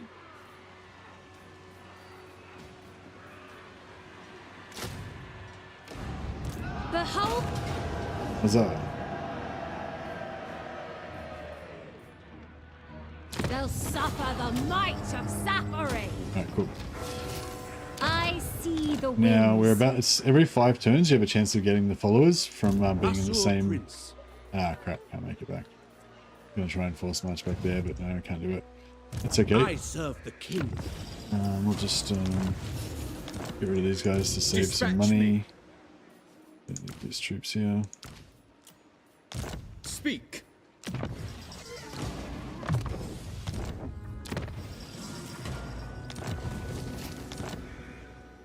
Infused by Hoeth's wisdom.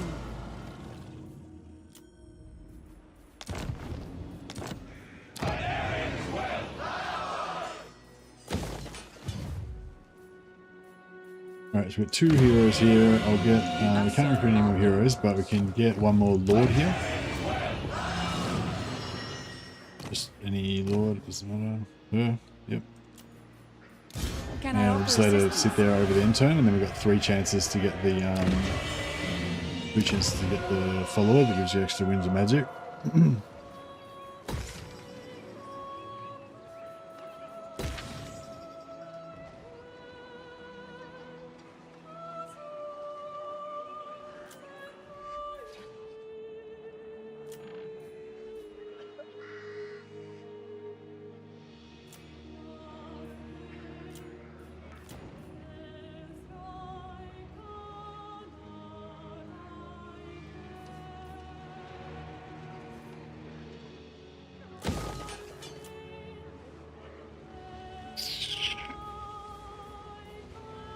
Should we... I might just go tier 2 on Source of Thigh first, and then we'll go tier 3. One rock. And go up a level.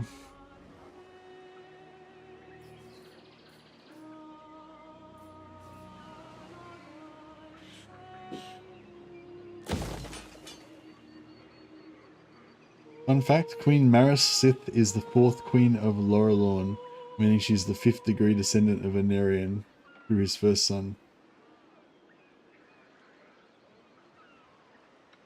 Oh, Lorelorn Forest near in Middenheim. Right.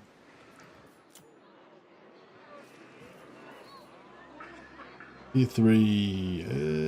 Do we want the tier 3?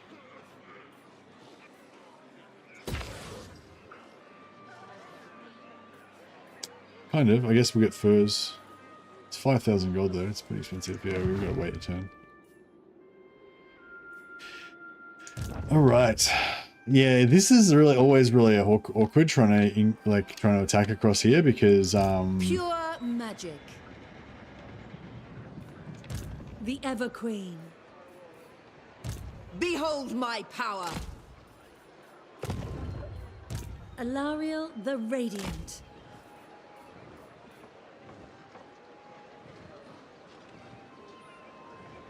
Lilith, hear me. Magic's unleashed. Trained by the White Tower.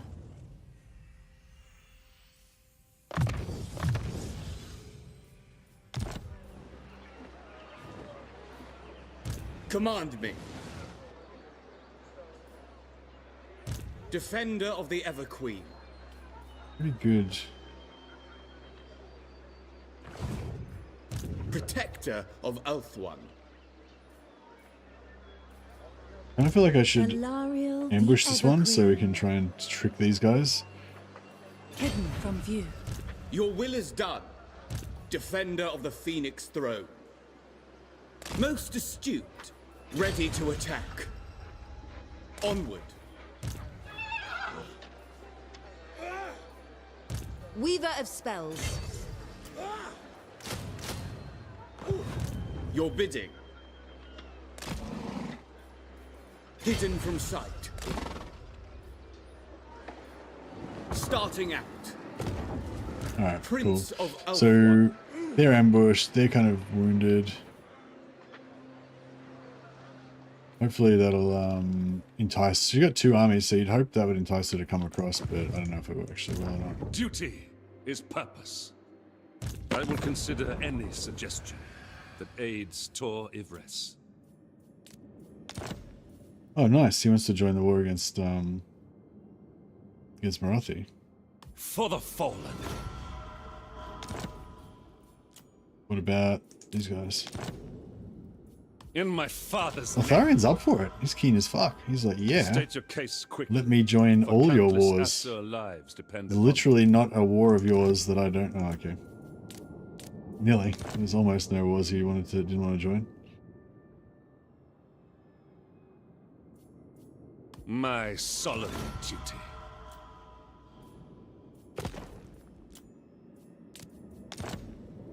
Tor Ivres expects.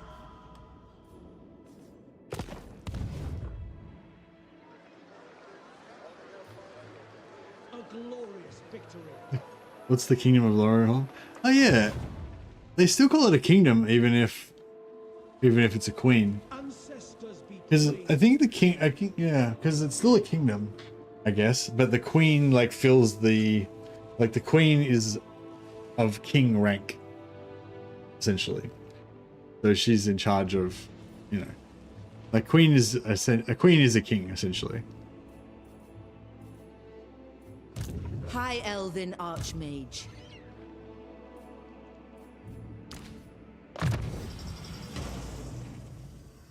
Queen is a species of king.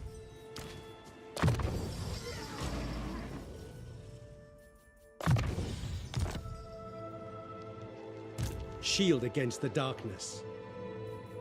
I've been watching the Daikazarin, the Empress. It's like a German show called The Empress. It seems like it's okay. It's like, it's not as like, what's that like really ahistorical like teenager one?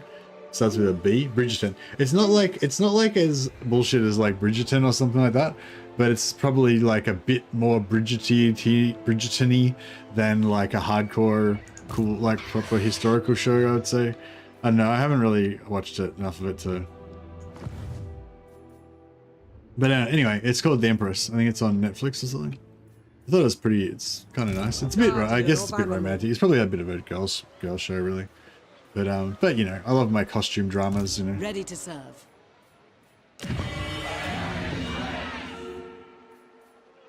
Attentive and prudent. Alright, I'll keep farming traits Protector with these of the guys. Everqueen.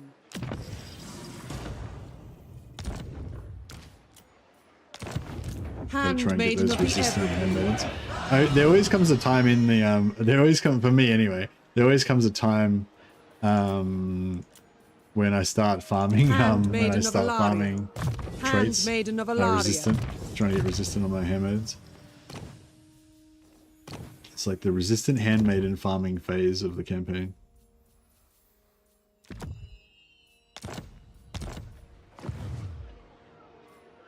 Handmaiden of the Everqueen. Alright, cool. Everything's all set.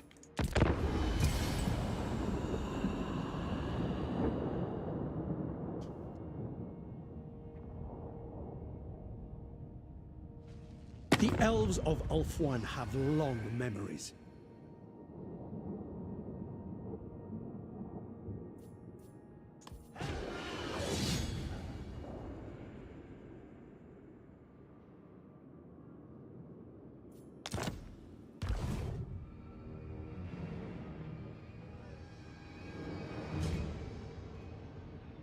Fun fact, the only reason Nakari has a hard-on for jibbing Tyrion and Teclis is because they remotely descend from Anarion, and Anarion killed Nakari so hard that he was permanently scarred and disgraced.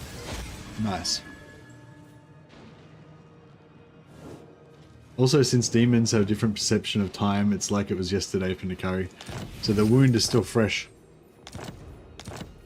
Nice. So we got a Disciple of the Phoenix. That's why I had these 3 characters sitting here over the end turn.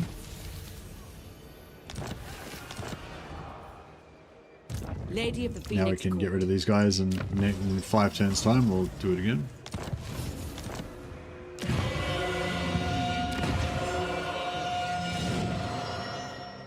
Unswerving.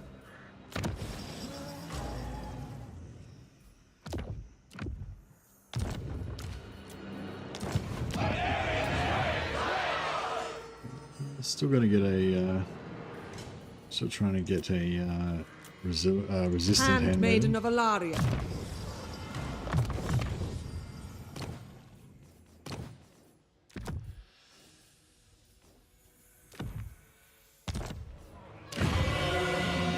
Bless you. 1 turn till we can go for tier 4. Well, assuming we can get enough money to actually afford it. Marathi did not go for it. She did not go for it, but she did, like I said, my plan was to ambush everything so that she wouldn't think that I have any armies here, so she would attack me and then I could gank her. But that didn't work. But it might have sort of worked, because it seems like she saw that I didn't have any armies here, so she's like, all right, maybe I don't need my 2 stacks, and moved her 2 stacks away. So that might sort of work out okay anyway, because then we can potentially... Direct me.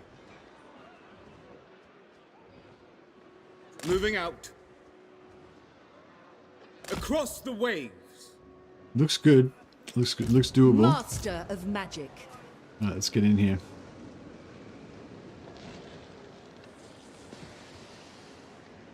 Journeying.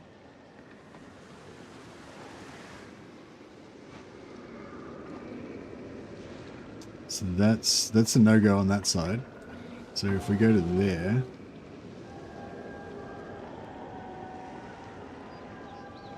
Sail. The greater good. Nice. To battle.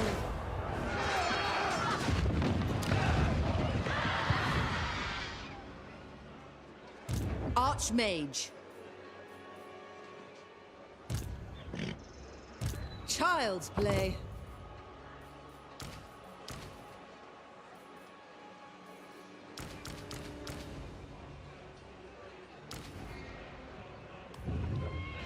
Magic in purest form. Yeah, they didn't use any movement at all. Still 100%.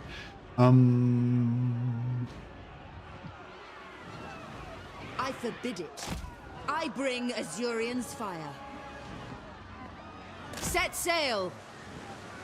Even the Lawmaster could not. Row, Azure. Seek land. Yeah, beautiful. Yeah, this guy's not going to be able to get on as well, I don't think. Protector of Ulthuan. Oh, that's a battle, isn't it? Marching out. Journeying. Yeah, it's a battle. Land ahoy. I will see to Save that for later on. Cleanse this realm. Not sure if I should, This world needs us.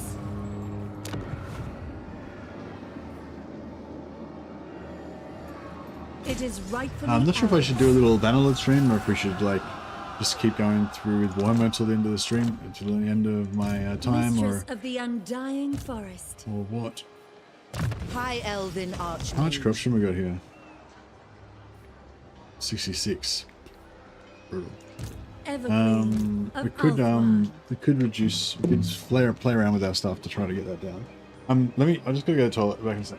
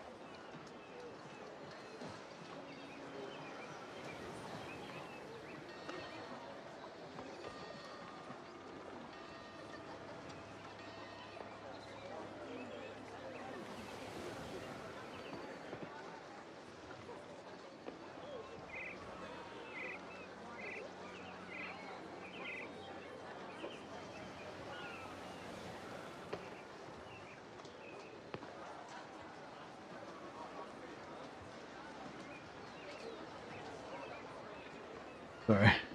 Thanks, guys. Yeah, so I usually, once I start to lose concentration a little bit towards around this time, I usually chuck on a separate stream and play a bit of Bannerlord or something that's a little bit less mentally taxing. So I might do a bit of that as well.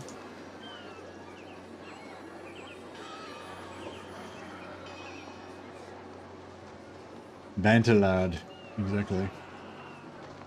Some Banterlard going. An archmage is accustomed to victory.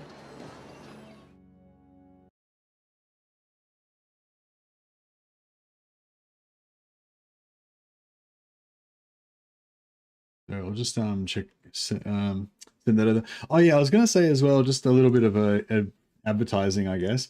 Basically, normally when I'm sharing my affiliate link, I share an affiliate link for Instant Gaming.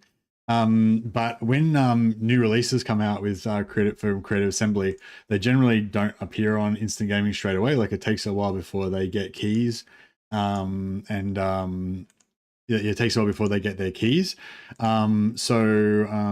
I've got a different affiliate link that I'll be flogging to you guys around the time when Omens of Destruction comes out.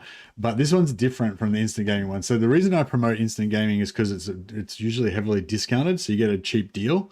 But with this one, well, there will be no Instant Gaming link for Omens of Destruction, not straight away, because it'll take a while usually before they get the keys. So instead, I'm going to have this other one, which is like for the Total War store, like Creative Assembly Total War store or whatever.